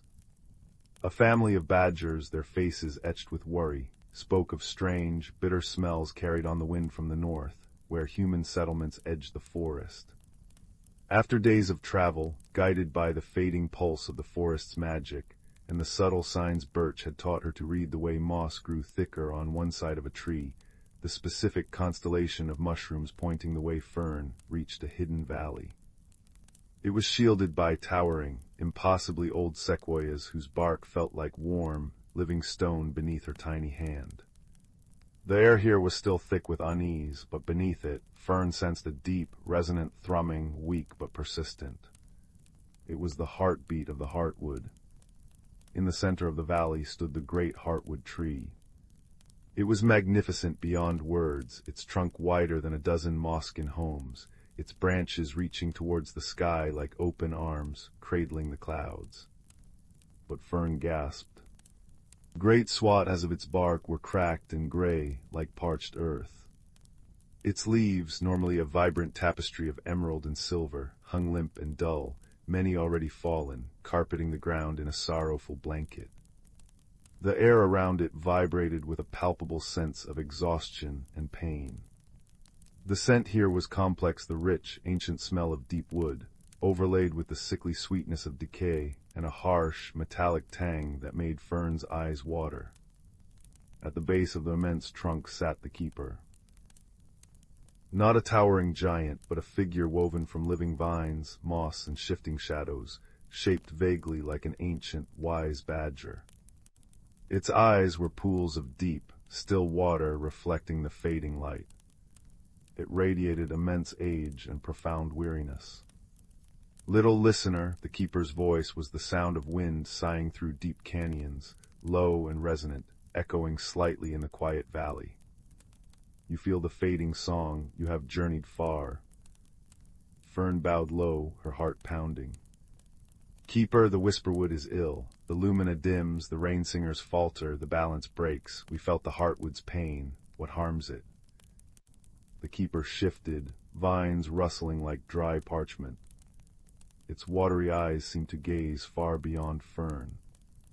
The harmony is frayed. From the north, beyond the stone-teeth mountains, comes a slow sickness. Humans dig deep, seeking bright stones that burn. They poison the earth's blood, the water that feeds my roots. They cut the ancient sentinels whose roots spoke to mine, whose leaves sang with the wind. The connection weakens, the magic starves. A deep sigh, like stones grinding together, escaped it. The old ways are forgotten, the pact of respect fades. Fern felt a chill deeper than winter's touch. But what can we do? We are so small, and the sickness comes from so far away. The keeper's form seemed to gather the fading light. Small you are, but connected. The heartwood's strength lies not just in itself, but in the web of life it sustains and which sustains it. The pact is not broken, only strained. The magic sleeps, it does not die. It needs remembrance. It needs the song. The song. Fern asked, hope flickering like her tiny lantern. The heart song, the keeper murmured.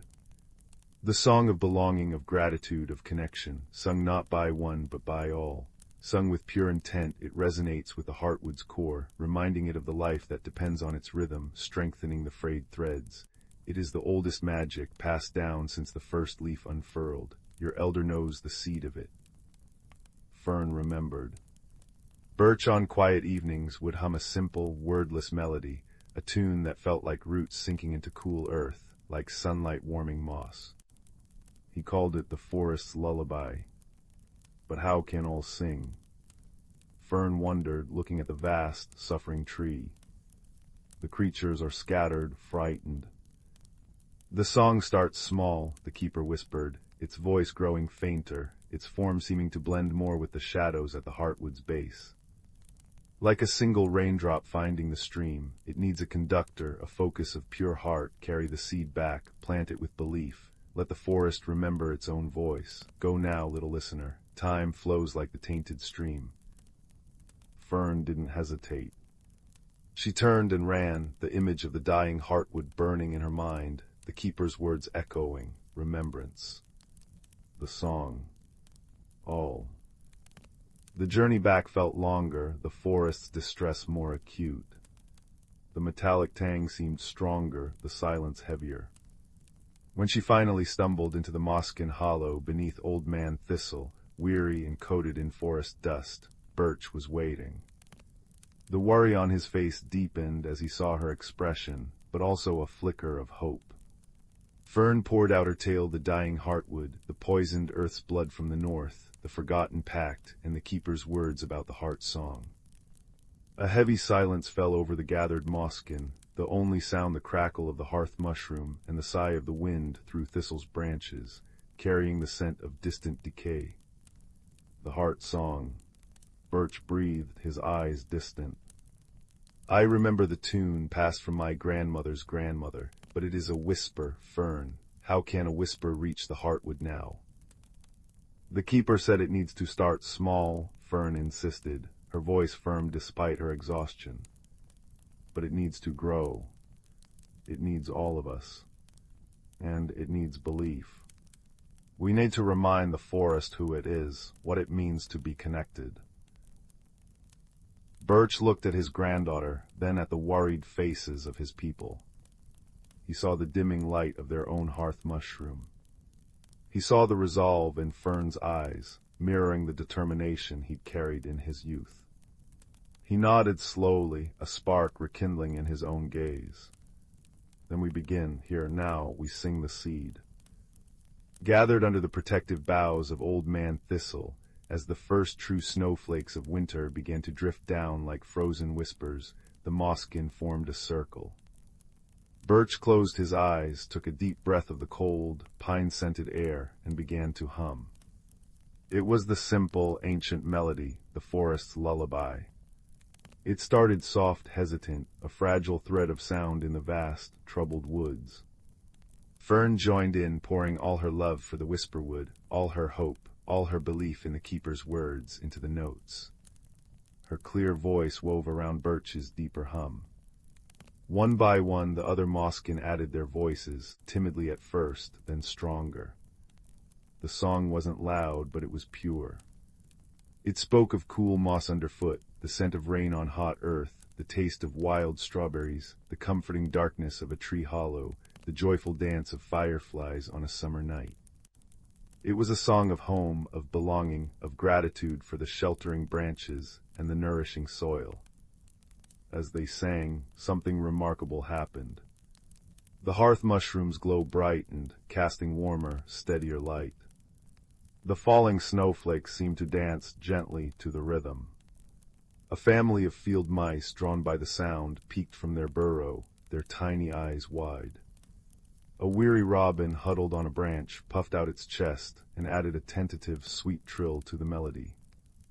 Word traveled, carried by the wind, by the chattering squirrels, by the silent flight of an owl. Fern, guided by the mosskin elders, journeyed to the rain-singers' pools. She hummed the melody to them. Their large, luminous eyes blinked, and then one brave singer climbed onto a half-frozen lily pad. Its song, usually reserved for rain, now wove the mosskin's melody into its own complex rhythms, creating a new, hopeful harmony that rippled across the water. The sound carried far. Fern visited the leaf weavers in their autumn-gilded dens. She sang the heart song's core. The squirrels, initially skeptical, found the tune settling into their busy hearts. As they worked, guiding leaves to the earth, they began to hum it, a steady, grounding rhythm that vibrated through the soil. The decaying leaves seemed to settle with more purpose, releasing their nutrients with a sigh of contentment. She sought out the frost sprites near the icy streams. Communicating through feelings and gentle touches on their shimmering forms, Fern shared the song's essence, warmth not of fire, but of connection. The sprites, embodiments of quiet winter, began to trace their frost patterns in time with the melody, their icy spirals holding the promise of the song within their delicate structures. The mosskin sang every dusk and dawn under Old Man Thistle. The rain-singers added their watery harmonies from their pools. The leaf-weavers hummed as they worked. The frost sprites danced their silent symphony. Birds picked up the tune, weaving it into their calls. Even the wind seemed to catch the melody, sighing it through the branches. It started as scattered notes across the vast whisperwood, like the first stars appearing at twilight. But gradually the notes found each other. The forest began to remember its own voice, its own deep connection. The pure collective intent, the gratitude, the belonging, the shared love for their home began to resonate. Deep in the hidden valley, the great heartwood tree shuddered. The weak, faltering pulse within its ancient core began to steady. A faint silvery light, unseen for seasons, flickered deep within its cracked bark. The metallic tang in the air lessened, replaced by the faint, sweet smell of sap beginning to stir, even in winter's heart. The keeper, a shadowy figure at its base, lifted its head. The pools of its eyes reflected not just fading light, but a burgeoning spark. A deep, resonant thrum, felt more than heard, vibrated outwards from the heartwood, a counterpoint to the forest's growing song. The change wasn't instant, nor was it a cure for the deep sickness creeping from the north. But the balance, the vital harmony, began to knit itself back together, thread by shimmering thread. The lumina petals didn't suddenly blaze, but their fading light steadied. The rain singers found strength returning to their voices. The streams, while still low, flowed with a cleaner sound. The oppressive silence lifted, replaced by the tentative but growing chorus of the heart song, woven through the natural sounds of the forest. Back under Old Man Thistle, the moskins sang with renewed vigor as the first true thaw began. Tiny green shoots, brave and bright, pushed through the snow near their hearth mushroom. The air, crisp and cold, carried the clean scent of melting snow, and underneath it, the undeniable fragrance of life stirring, of resilience.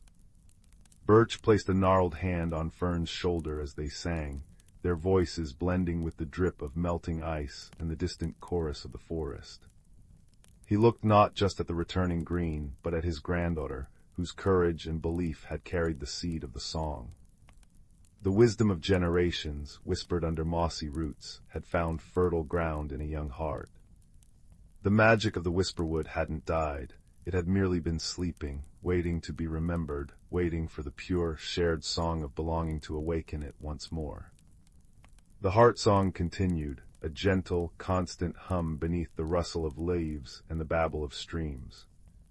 It was a lullaby for the forest itself, a reminder of the deep, unbreakable connection binding root to rock, creature to tree, season to season.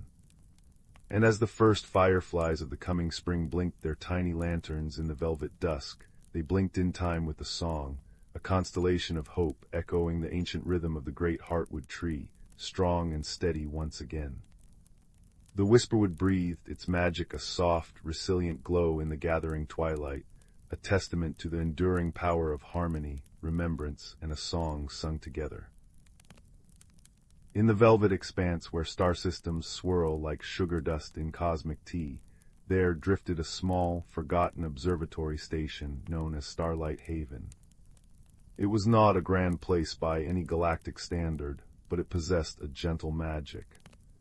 Its domed roof was spun from a crystalline material that drank in the light of distant suns and nebulae, and by night it would glow with a soft, internal luminescence, like a lantern left burning in a window for weary travelers. It was to this quiet refuge that two very different souls found their way. The first was a being from the world of Lyria, a planet where the very atmosphere hummed with gentle harmonies. His name was Kaelen, and he was covered in a coat of fur that shifted in color with his mood, a soft, swirling aurora that danced across his body. When he was content, it was the pale blue of a morning sky. When curious, it shimmered with flecks of silver and gold.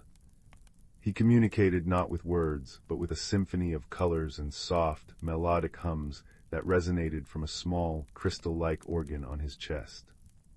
He had come to Starlight Haven to listen. His people were archivists of cosmic song, and he was there to record the faint, musical whispers of dying stars. The second was a traveler from the silicate jungles of Xylos, a small, delicate creature named Pip. Pip's body was like living quartz, faceted and clear, and inside her tiny, glowing motes of light, her thoughts and feelings, drifted and swirled like fireflies in a jar. She spoke in patterns of light, a silent, shimmering language that painted pictures in the air. She had fled the noisy, bustling trade routes of her system, seeking a place of quiet contemplation, a place to watch the slow, beautiful dance of galaxies without interruption. Their first meeting was a symphony of confusion. Kaelen was in the main observatory chamber, his fur a calm, steady blue, humming a low note to calibrate his recording sphere, when Pip tumbled through the portal, her internal lights flashing a frantic, startled orange. Kaelen, surprised, flinched. His fur instantly bloomed into a brilliant, warning red, and a sharp, discordant chime erupted from his chest. Pip, interpreting the red and the loud sound as aggression, froze. Her lights dimmed to a fearful, pulsing gray. She retreated into a corner, her crystalline form clicking softly against the floor. For a long time they simply watched each other from across the room, a silent standoff between a creature of color and sound and a being of light and silence. The misunderstanding lasted for nearly a full cycle of the station's day. Kaelen tried to approach once, his fur shifting to a tentative, questioning yellow. Pip responded by flashing a rapid, defensive sequence of white sparks. They were two songs in different keys, unable to find a harmony. The breakthrough came not from a grand gesture, but from a shared need. The station's environmental systems, old and slightly neglected, chose that moment to falter. A creeping chill began to seep into the observatory. Kaelen's fur fluffed up, turning a worried, shivering violet. Pip's light swirled slowly, a visible manifestation of her discomfort. Driven by the simple, universal desire for warmth, Kaelen moved to the central heating conduit, a beautiful, organic-looking structure that pulsed with geothermal energy.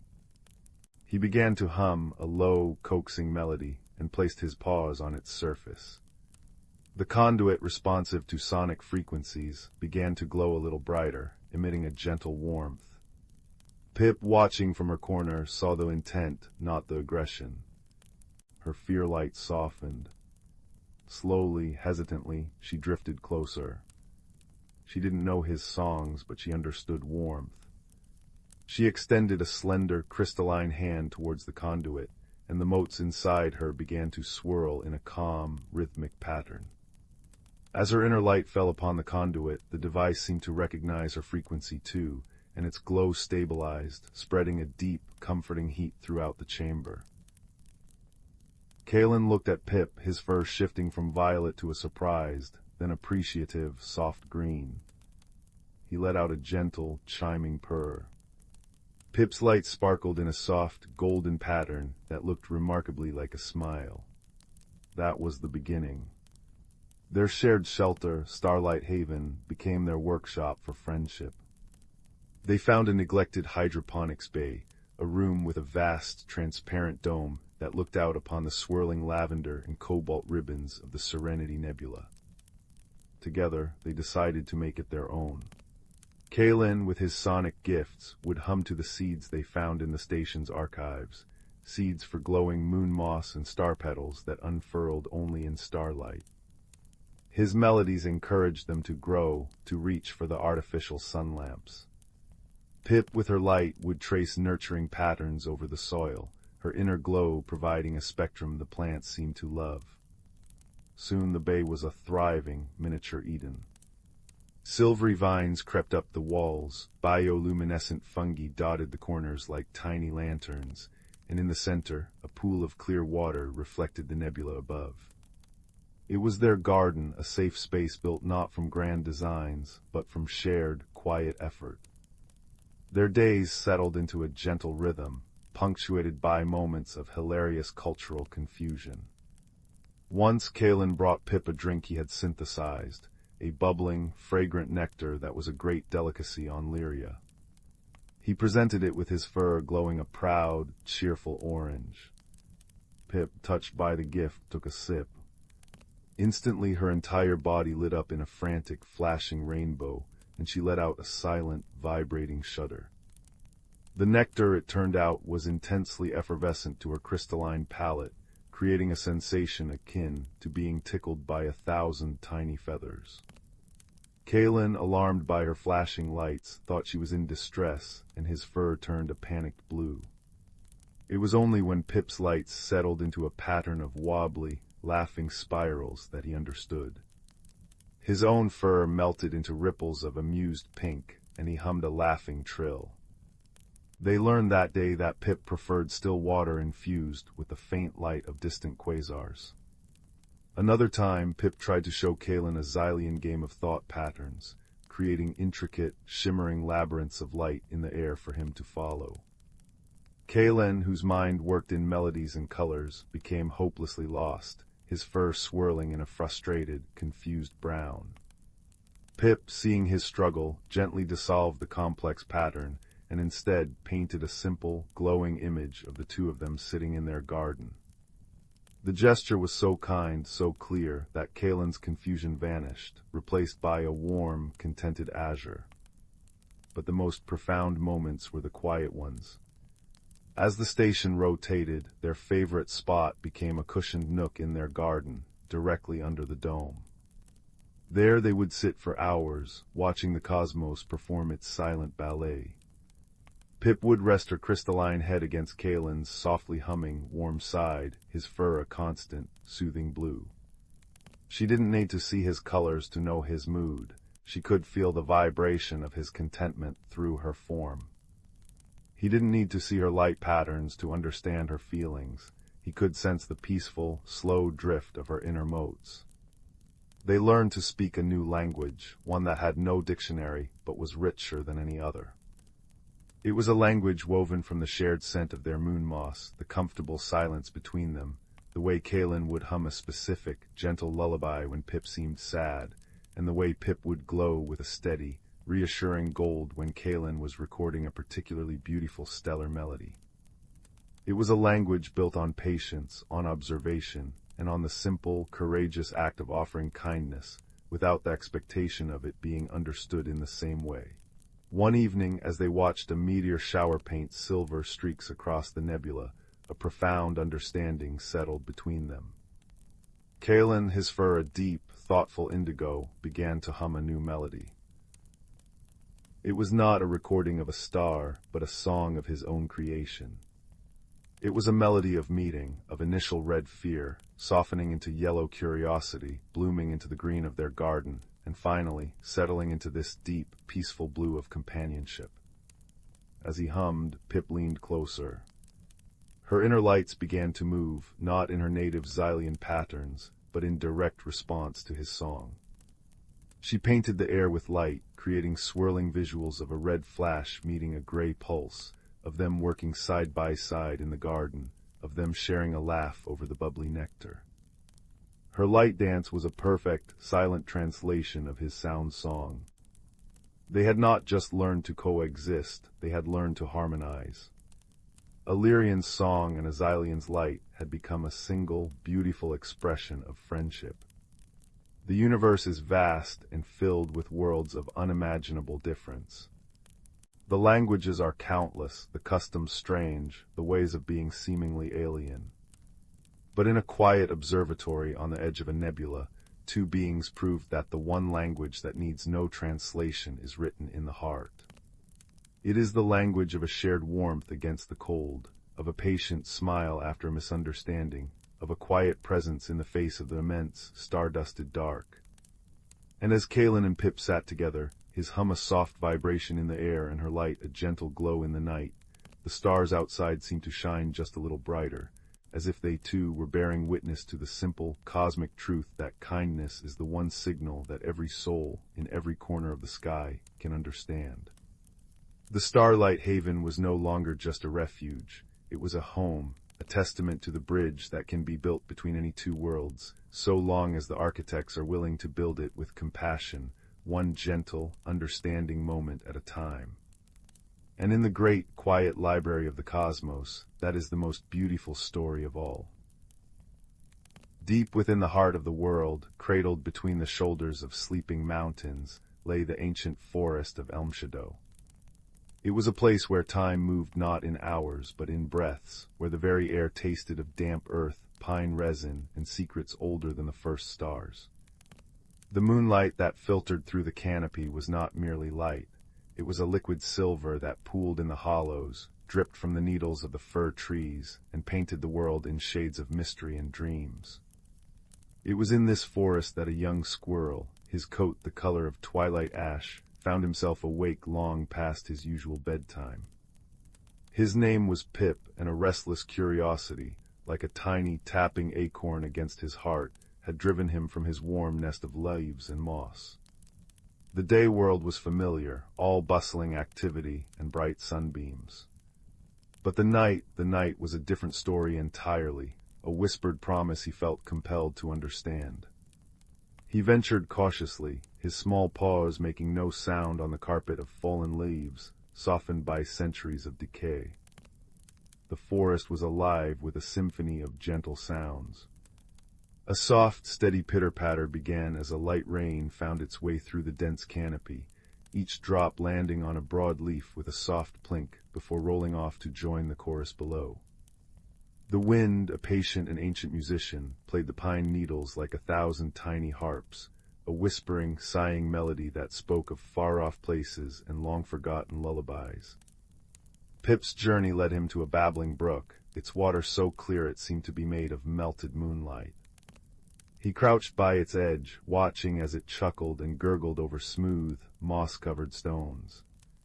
He had always thought the stream merely made noise, but as he listened, truly listened, he began to hear the words within the water. "Flow with grace, little one," it seemed to murmur as it swirled around a rock. "The obstacles are not to stop you, but to shape your path. Be patient, be persistent." A great ancient willow tree, its branches trailing like silver hair in the water, sighed in agreement. Its leaves rustled with a sound like pages turning in a sacred book. "We trees remember," the willow's whisper joined the stream's song. "We remember the sapling's struggle and the strength of deep roots. We remember every story the wind has ever told us. Listen, and you will learn." Pip felt a profound sense of peace wash over him, deeper and more calming than any sleep. He was not just hearing sounds, he was understanding a language he never knew existed. He followed the stream until it widened into a small, starlit clearing. And here he stopped, his breath catching in his tiny chest.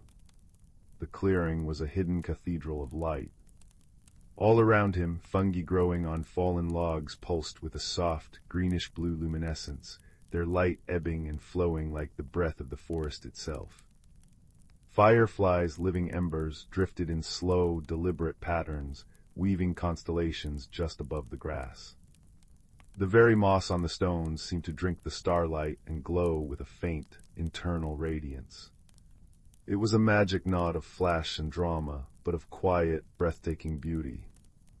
In the center of this bioluminescent wonder stood the oldest inhabitant of Elmshadow, an owl named Orin. His feathers were the color of weathered bark, and his eyes were two deep, golden pools that held the wisdom of countless cycles of the moon. He did not startle at Pip's approach. He simply blinked slowly, a gesture of profound peace.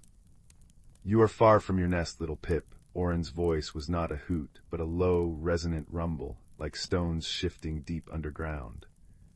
It was a sound that promised safety and understanding. I couldn't sleep," Pip admitted, his own voice a small squeak in the vast, gentle noise of the night. "The day world is ending, the air is growing cold. The other squirrels are gathering and storing and preparing to sleep for a long, long time. It feels like everything is closing." A shiver, not entirely from the chill, ran through him. "I'm afraid of the quiet. I'm afraid of the dark and the emptiness." Orin shifted on his perch, a gnarled branch of an oak so old its rings could count the ages. "You see an ending," he said, his gaze soft. "But the forest sees a transformation. Watch." The owl gestured with a tilt of his head towards a cluster of luminous mushrooms at the base of the oak. As Pip watched, he saw that their gentle glow was not constant. It pulsed, growing brighter, then softer, in a slow, steady rhythm. Thump, thump, thump, thump, it was the very heartbeat of the forest itself, a sound felt more than heard, a vibration that traveled up through the soles of his paws and into his soul. The quiet you fear is not emptiness or unexplained. It is the forest drawing a deep, restorative breath. The trees are not sleeping, they are dreaming, sending their roots deeper into the dreaming earth, sharing stories with the stones. The stream you heard does not freeze in winter, it merely flows slower, singing its wisdom in a lower, more patient key. As if on cue, a gentle gust of wind swept through the clearing, rustling the leaves of the great oak. The sound was a soft, shushing whisper, a natural ASMR that seemed to smooth the very edges of Pip's anxiety. Rest is not idleness, the tree seemed to whisper. It is the work of gathering strength for the new sun. Oren continued, his voice blending with the sounds of the night. The dark is not an absence of light, Pip. It is the canvas upon which the most subtle magic is painted. You would never see the glow of these mushrooms in the bright sun. You would never hear the individual voice of the stream over the chatter of the day. The season of cold is not a punishment. It is a necessary blanket of quiet, allowing the seeds beneath the soil to gather their courage to sprout, allowing the earth to remember its own strength. He then told Pip a story not as a lecture, but as a gift. He spoke of the great winter sleep of ages past, when a blanket of snow, silent and deep, had covered Elm Shadow.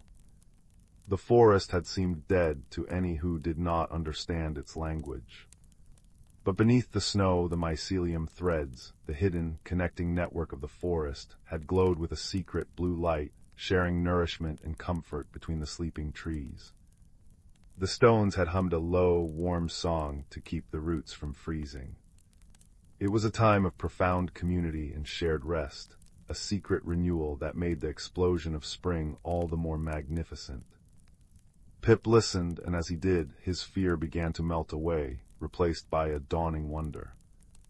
He looked around the clearing with new eyes. The darkness was not a void, it was a velvet cloak. The silence was not empty, it was full of the forest's soft, sleeping breath. The coming cold was not an end, but a cocoon. How do I learn to hear it all? Pip asked, his voice filled with a new reverence. The language of the stones and the dreams of the trees. Oren swiveled his head almost completely around, a gesture that was somehow comforting in its strangeness. You have already begun, he said. You stepped into the quiet and you listened. That is the only requirement. Come, sit by the glowing stones, close your eyes. Do not just hear the rain, listen to what it is washing clean. Do not just feel the wind, listen to the story it carries from the high peaks. Pip did as he was told. He found a flat stone, warmed by the day's sun, and now cradling that warmth like a secret, and sat upon it. He closed his eyes. He let the symphony of the night wash over him. The drip, drip, drip of rain from a maple leaf onto a pool of water created tiny, concentric rings of sound. The crinkle rustle of a leaf tumbling across the clearing was a tiny dance of farewell. The distant hush of the wind through the pines was a constant, soothing exhale. And then he heard it, not with his ears, but with his heart. A deep, resonant hum came from the very stone he sat upon. It was a wordless song of stability, of ages endured and wisdom earned. Be still, it hummed. Be still and know. He felt the gentle, dreaming pulse of the oak tree's roots beneath the soil, a slow, steady energy waiting for its moment. He understood that the bioluminescent fungi were not just glowing. They were communicating, their pulsing light, a silent, beautiful conversation across the forest floor. He had been afraid of the season of rest, but now he saw it for what it was, a sacred, magical time. It was the forest's way of turning inward, of gathering its magic and its strength for the great, joyful outburst of spring. His own need for sleep was not a weakness, but his small, personal part in this great, cosmic cycle. When Pip finally opened his eyes, the first hint of dawn was a soft, pearly gray line on the horizon. The bioluminescent fungi had dimmed their glow, and the fireflies had settled into the grass. Oren was still there, a silent, benevolent guardian. Thank you, Pip whispered, his heart full to bursting with a new, quiet joy. Orin simply blinked his golden eyes once more. The wisdom is always here, little one, in the whispers and the glow and the quiet. You need only be brave enough to listen. Pip made his way back to his nest, but he was a different squirrel. The path was no longer strange and frightening. Every rustle was a friend speaking, every stone was a wise elder, every drop of dew was a jewel holding a tiny piece of the moon. He curled up in his nest of moss and leaves, the gentle sound of the waking birds now joining the fading whispers of the night. He was not afraid of the coming quiet.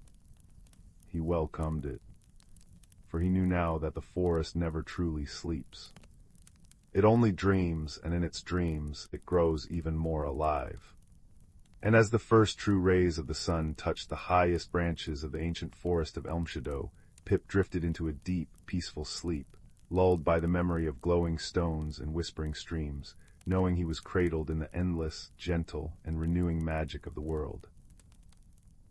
In a quiet valley tucked between the shoulders of ancient, sleeping mountains, there lived a young woodcarver named Rowan. His cottage stood at the edge of a whispering pine forest, its stone chimney almost always breathing a soft, gray plume into the sky. Rowan was a quiet soul, his hands more comfortable with the grain of wood than with the words of people. He spent his days carving small animals and useful things, spoons, bowls, and little trinkets that held the warmth of his careful touch. But of late, a strange restlessness had settled in Rowan's heart. It was a quiet ache, a feeling that something was missing, though his life was simple and good. Each evening, as he sat by his own crackling hearth, he would look into the flames and feel a longing he could not name, a pull towards something just beyond the edge of his understanding. One autumn evening, as the sun dipped below the tree-teens and painted the sky in shades of violet and gold, Rowan decided to walk deeper into the forest than he ever had before. The air was crisp, carrying the scent of pine and decaying leaves, a smell that spoke of endings and hidden beginnings. He carried with him a small lantern, its light a warm, bobbing companion in the growing dusk. As he walked, the world seemed to soften and change around him. The familiar path gave way to less trodden ground, where ferns curled like sleeping creatures and moss clung to stones in velvety blankets. It was there, beneath the gnarled roots of an oak so old it seemed to hold the memory of the world in its bark, that Rowan saw it. A soft, pulsing glow, the color of hearth embers, emanated from a hollow in the tree's trunk. Curiosity, gentle but persistent, drew him nearer. He knelt, setting his lantern aside, and reached into the hollow. His fingers brushed against something smooth and warm, like a stone left in the sun. He drew it out. It was a small, oval object, no larger than his thumb. It looked like a polished river stone, but it held within it a deep, inner light that pulsed rhythmically, like a sleeping heart. As he held it in his palm, a sense of profound calm washed over him. The restlessness in his own heart quieted, soothed by the gentle thrum of the stone. He knew with a certainty that felt older than the oak itself, that this was no ordinary thing. He called it a glow ember. For a long time, Rowan simply sat there, cradling the glow ember in his hand. Its light was not bright or harsh, but a soft, rosy gold that made the shadows dance in friendly patterns. The forest, which had moments before felt vast and unknowable, now felt like a comfortable room. He decided to take it home, a secret treasure to keep by his hearth. But as he stood to leave, a sound gave him pause. It was a soft, melodic chirping, filled with a note of distress. It came from further within the forest, in a direction he rarely ventured. Holding the glow ember before him, its light now seeming to push back the darkness with a will of its own, Rowan followed the sound. The trees grew closer together, their branches weaving a canopy that hid the emerging stars. The glow ember's light became his guide, casting a path of warm light at his feet. The chirping grew louder, more frantic. Finally, he pushed aside a curtain of hanging ivy and stepped into a small clearing. There, trapped in a thicket of brambles, was a small fox. But it was unlike any fox Rowan had ever seen. Its fur was not red or gray, but a deep, dusky silver, and its eyes, wide with fear, shone with their own faint, amber light. It was struggling against the thorns, each movement only tightening their grip. "Hush now, little one," Rowan said, his voice a soft murmur. "I won't harm you." He approached slowly, holding out his empty hand to show he meant no ill intent.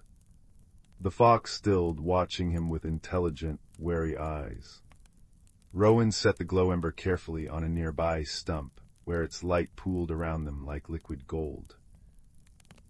Then, with the patience his woodcarving had taught him, he began to carefully work the brambles apart, his fingers deftly avoiding the sharp thorns. It took time. The night deepened around them, the only sounds the rustle of leaves, Rowan's soft breathing, and the occasional whimper from the fox. But finally, with a last gentle tug, the fox was free. It scrambled back, shaking its silver coat, and then turned to look at Rowan. The fear in its eyes had been replaced by a deep, thoughtful curiosity. It did not run away. Instead, it took a tentative step forward, then another, until it stood before the stump where the glow ember rested. It nudged the stone with its nose, then looked up at Rowan and chirped again, but this time the sound was different, a questioning, grateful trip. Rowan smiled. "You're welcome," he said softly. The fox sat down, curling its brush-like tail around its paws, and seemed to settle in as if it had always belonged there. Rowan retrieved the glow ember and sat on the mossy ground, leaning against the stump. The fox crept closer until it was nestled against his side, a warm, silvery weight. Together they sat in the quiet clearing, illuminated by the gentle pulse of the magical stone. Rowan's earlier loneliness felt like a distant memory. He must have dozed off, for when he opened his eyes, the first pale light of dawn was filtering through the trees. The fox was gone, but nestled in the moss where it had been lying was a single, perfect feather, the color of moonlight. Picking it up, Rowan felt a strange connection, a thread of friendship that stretched out into the sleeping forest. He placed the feather carefully in his pocket beside the glow ember and began the walk home, his heart feeling lighter than it had in seasons. This became the beginning of a new ritual. Each evening, Rowan would venture into the forest with his glow ember. And each evening, the silver fox would find him. They did not speak in words, but in a language of shared silence, gentle nudges, and the comfortable understanding that exists between true friends. Rowan learned the fox's favorite paths, the clearings where moonlight pooled like water, and the hidden thickets where the sweetest berries grew. The fox, in turn, seemed to understand Rowan's quiet nature, his love for the simple, deep magic of the world. One night, as a full moon hung heavy and silver in the sky, the fox led him on a different path. It was a trail Rowan had never noticed, hidden behind a waterfall that cascaded down a mossy rock face with a sound like endless, gentle applause.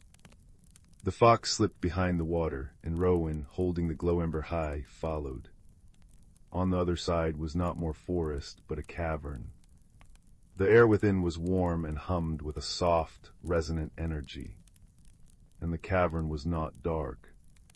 The walls, the ceiling, the very floor were studded with thousands of glow embers, all pulsing in a slow, harmonious rhythm. Their combined light was a breathtaking warm gold that illuminated wonders Rowan could never have imagined. Flowers made of crystalline light, pools of water that shimmered with captured starlight, and fungi that glowed with soft, bioluminescent patterns. This was the Emberhold, a hidden world nestled in the heart of the mountain. The silver fox chirped proudly and trotted ahead, its fur reflecting the magnificent light. It was here that Rowan met the others. They were creatures of gentle magic, a badger with fur like polished jet and eyes that held the wisdom of deep earth, a family of rabbits whose ears twitched to the rhythm of the glowing stones, and an old owl who perched on a crystalline outcrop, its feathers the color of aged parchment. They were not startled by his presence. They looked at him and at the glow ember in his hand, and nodded in quiet welcome. They had been expecting him. The owl, who the fox indicated was the elder of this place, spoke not with words, but with images that bloomed in Rowan's mind. He saw the history of the Embers, how the glow embers were the heart light of the mountain itself, stones of comfort and connection that nurtured all life in the forest. He saw that they were fading. The great rhythm of their light was slowing, their warmth dimming. The world outside was forgetting the old, quiet magics, and the Embers was slowly falling into a slumber from which it might not wake. The fox nuzzled his hand, the one that held his own glow ember. The image in his mind changed. He saw that his stone was a keystone, one of the first and brightest. Its rediscovery had been a sign of hope. But one stone was not enough. The harmony of the Embers depended on a song that needed to be played on the heartstone, the very first ember, which had gone silent long ago. A gentle mystery unfolded before him.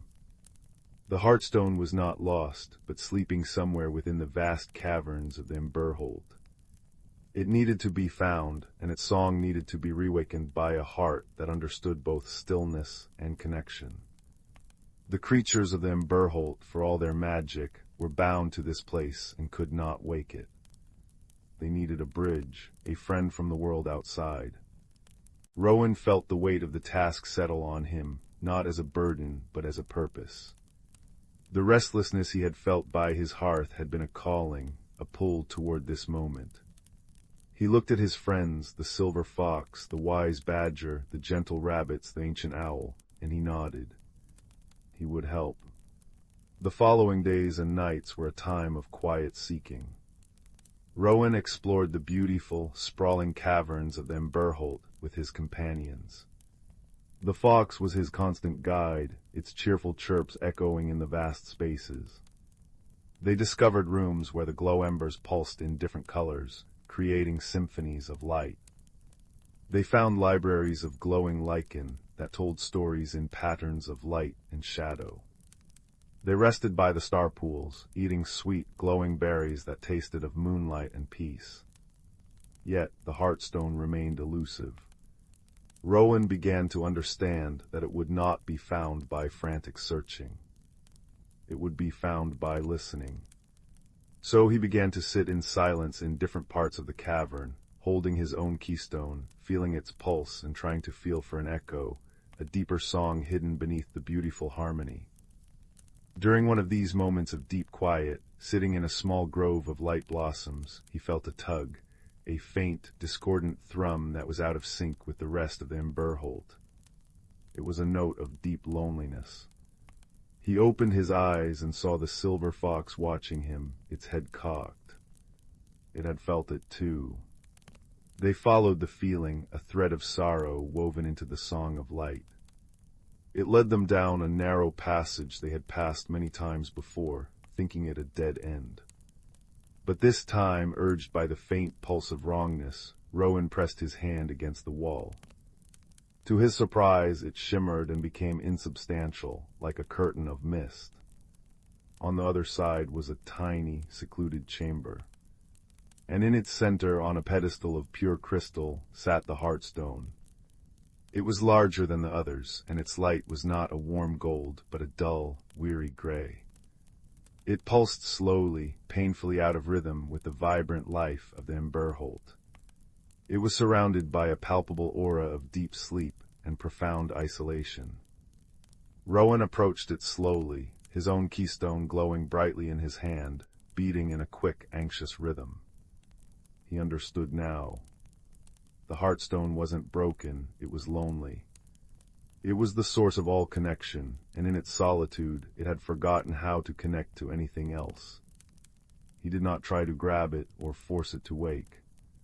Instead, he sat before it, just as he had sat with the fox in the brambles. He placed his own glow ember on the pedestal next to it. He simply sat and he listened.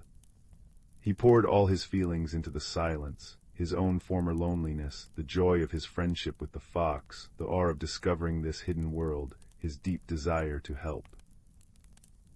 He was a bridge offering the connection the Heartstone had lost. For a long time, nothing happened. Then the gray stone flickered. Once. Twice. It gave a weak, thready pulse.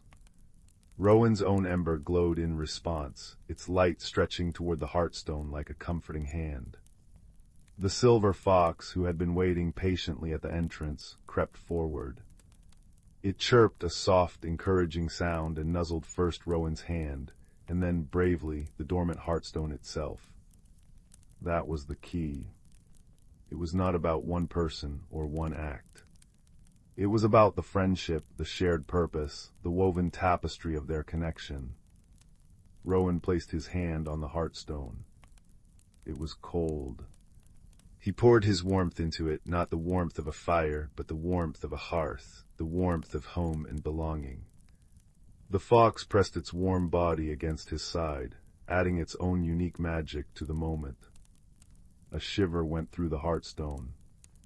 The gray light flaked away like old ash, revealing a core of the most brilliant, warm, golden light Rowan had ever seen. It swelled, brightening the small chamber until it was almost too bright to look at. Then it began to pulse. Thrum, thrum, thrum. It was a deep, resonant beat that vibrated through the very rock, through Rowan's bones, through his soul. It was the heartbeat of the mountain. The sound was picked up by his own keystone, which pulsed in perfect time. Then from beyond the chamber they heard it, a wave of light and sound as every glow ember in the Emberholt synchronized with the rediscovered rhythm. The song returned, richer, deeper, and more beautiful than before. The harmony was restored. The transformation was immediate. The light in the caverns grew warmer, brighter. The crystalline flowers bloomed larger, the star pools shimmered with new intensity, and the very air hummed with joy and vitality. The hidden world was awake, fully and completely. Rowan and the fox made their way back to the main cavern. The creatures of the Emberholt were waiting, their faces filled with a joy so profound it needed no words. The old owl dipped its head in a gesture of deep gratitude, and the images that filled Rowan's mind were of thanks, of renewal, and of an everlasting welcome. He would always be a friend of the Emberholt. He spent a little while longer with them, basking in the restored warmth and the happy chirps of his fox friend. But as the first hint of dawn approached, he knew it was time to return to his own world. His task was complete. The fox led him back to the waterfall. At the edge of the hidden world it stopped and chirped, its eyes glowing with affection. It nudged his pocket, where the moon feather and his glow ember rested. Then it turned and disappeared back into the pulsing golden light of its home. Rowan stepped through the waterfall and into the cool, fresh air of the forest dawn. The world outside seemed different. The colors were richer, the birdsong sweeter, as if some of the Emberholt's magic had seeped into the very fabric of the valley. He walked home not with a restless heart, but with one that was full and peaceful. That evening and every evening after, Rowan would sit by his crackling fireplace. The restlessness was gone, replaced by a deep, steady contentment. He would take the glow ember from his pocket, its light now pulsed in a slow, steady rhythm, a quiet echo of the Heartstone's song, and hold it in his palm. Its warmth was a constant reminder of the hidden world, the unexpected friendship, and the journey that had transformed his own heart as surely as fire transforms wood. He was still a woodcarver, his hands still more comfortable with wood than with words. But sometimes, on nights when the wind howled outside or the moon was hidden behind clouds, he would see a flash of silver at the edge of the forest. And he would smile, knowing his friend was watching over him, a warm, silent promise in the darkness. And so, by the warmth of his hearth, with the gentle pulse of the glow ember in his hand, and the memory of golden light in his heart, Rowan found a peace that was deep and true. His story was one of quiet growth, of a heart learning to beat in time with the hidden magic of the world, and it was a story that burned steady and true, a gentle light in the vast, beautiful darkness, guiding all who heard it toward restful dreams. In the heart of the ancient woods, nestled between rolling hills and babbling brooks, lay a place known as Whispering Glen. Here the air always carried the gentle scent of pine and wildflowers, and the trees stood like wise old guardians, their leaves rustling secrets to anyone who cared to listen. At the edge of the glen, a small village named Hearthwood hummed with quiet activity, its cobblestone paths winding past cottages with smoke curling from chimneys. But it was in the glen itself where magic seemed to breathe, especially at twilight, when the fireflies emerged like scattered embers and the wind chimes, hung from low branches by kind hands, tinkled softly in the breeze. Sometimes a gentle rain would fall, pattering on leaves like a lullaby, and from the village square, the deep, comforting chime of the old clock tower would echo, marking the hours with a steady, reassuring rhythm. In a cozy cottage at the edge of the glen lived a young girl named Layla, with eyes as bright as the stars she adored, and a heart that listened more than it spoke. Leela spent her evenings wrapped in a woolen blanket on her porch, charting the constellations with a well-loved telescope her grandfather had left her. She knew the sky like the back of her hand, the bold sweep of the Great Bear, the delicate curve of the Swan, and the shy twinkle of the Lost Lamb constellation, which her grandmother had said held stories of kindness and home. But one evening, as the sun dipped below the horizon and the first stars blinked awake, Layla noticed something peculiar. The Lost Lamb constellation, usually a cluster of 7 bright stars, had one missing, a gap where a star named Pip should have been. At first she thought it a trick of the clouds, but night after night, more stars vanished from the sky. Not in a dramatic flash, but quietly, as if they were being gently plucked away. Alongside this, the glen itself began to change. The bluebells that carpeted the forest floor shifted to a soft lavender at dawn, then to a rosy pink by noon, as if painting with emotions. Stranger still, Leela once saw dew droplets on a spiderweb rise upwards towards the leaves, defying gravity, and her sundial seemed to cast shadows that moved backwards for a breath before correcting themselves. The villagers whispered about it over cups of chamomile tea. Old Mr. Bramble, the clockmaker, grumbled that time was playing tricks, while young Finn, who tended the gardens, marveled at the color-changing flowers but worried they might be ill.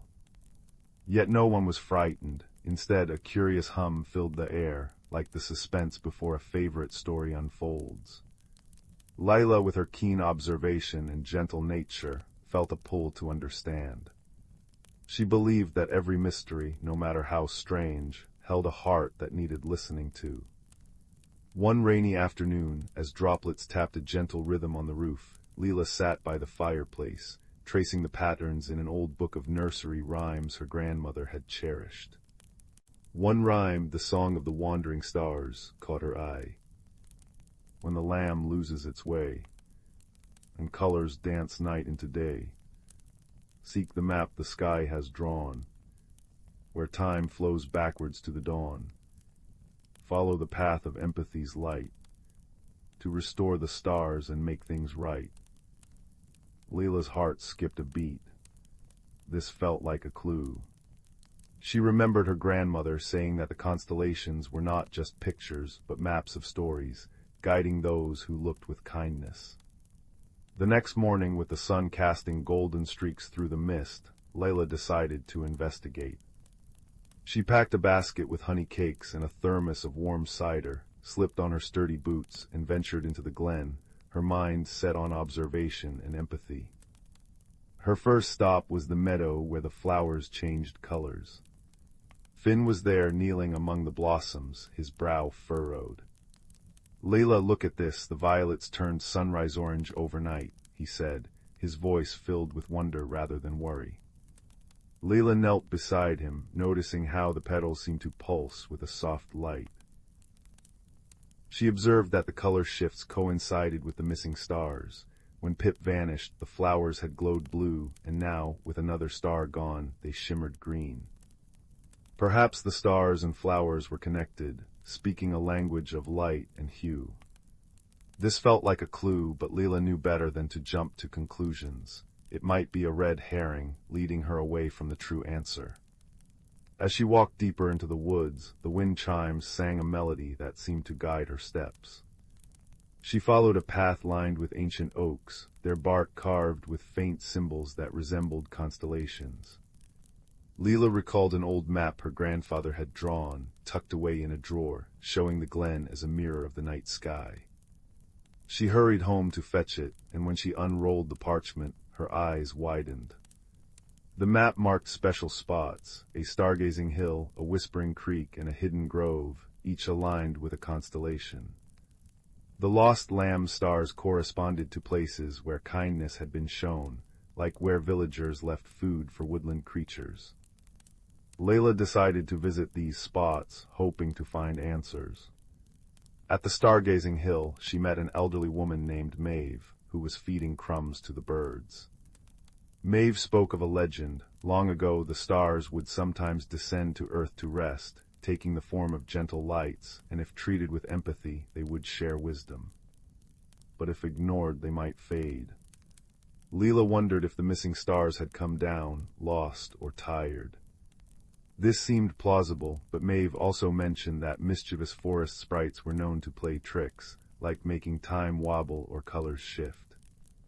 Could the sprites be behind it?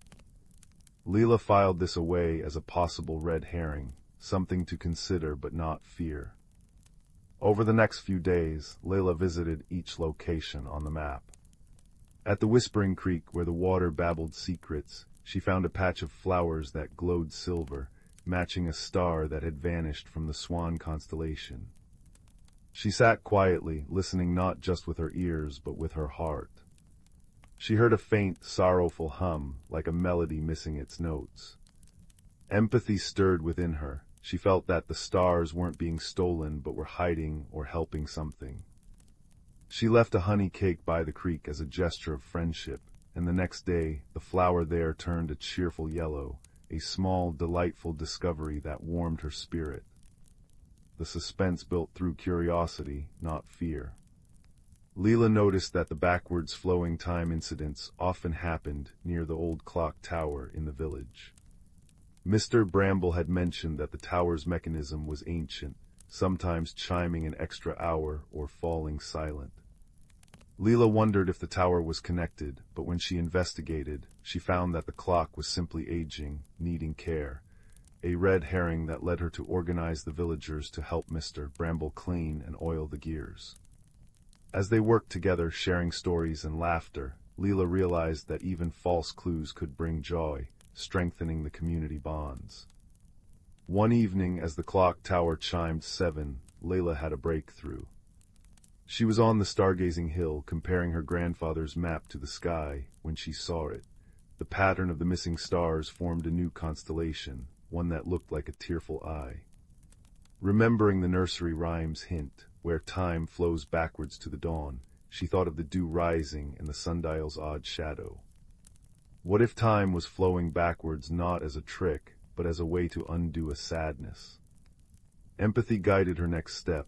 She imagined how a star might feel if it witnessed something sorrowful and wanted to help.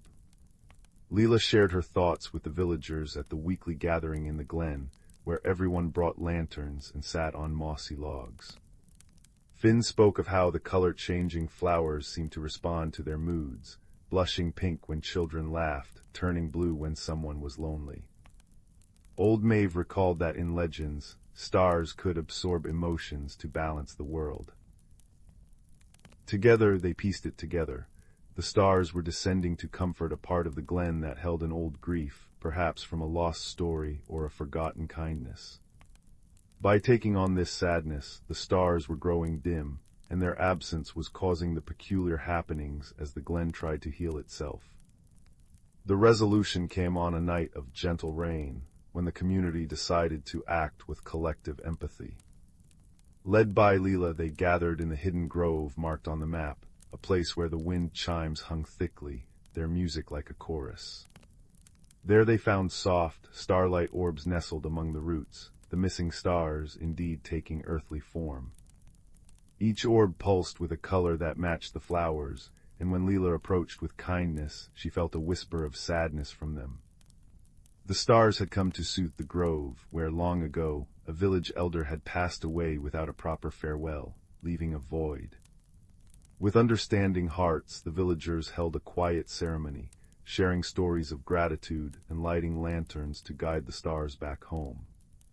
As they sang a lullaby from the nursery rhyme, the orbs rose slowly, weaving into the sky like pearls on a string. One by one, the stars returned to their constellations, brighter than before, and the flowers settled into a peaceful, steady hue. Time flowed normally again, the dew droplets clinging properly to the grass, and the clock tower chimed in perfect harmony. The mystery solved, the community of Hearthwood felt closer than ever. They decided to make the stargazing hill a regular meeting place, where they would share tales and watch the sky, reminding themselves that empathy could light even the darkest corners. Leela curled on her porch once more, felt a deep comfort as the fireflies danced and the wind chimes sang their soft song.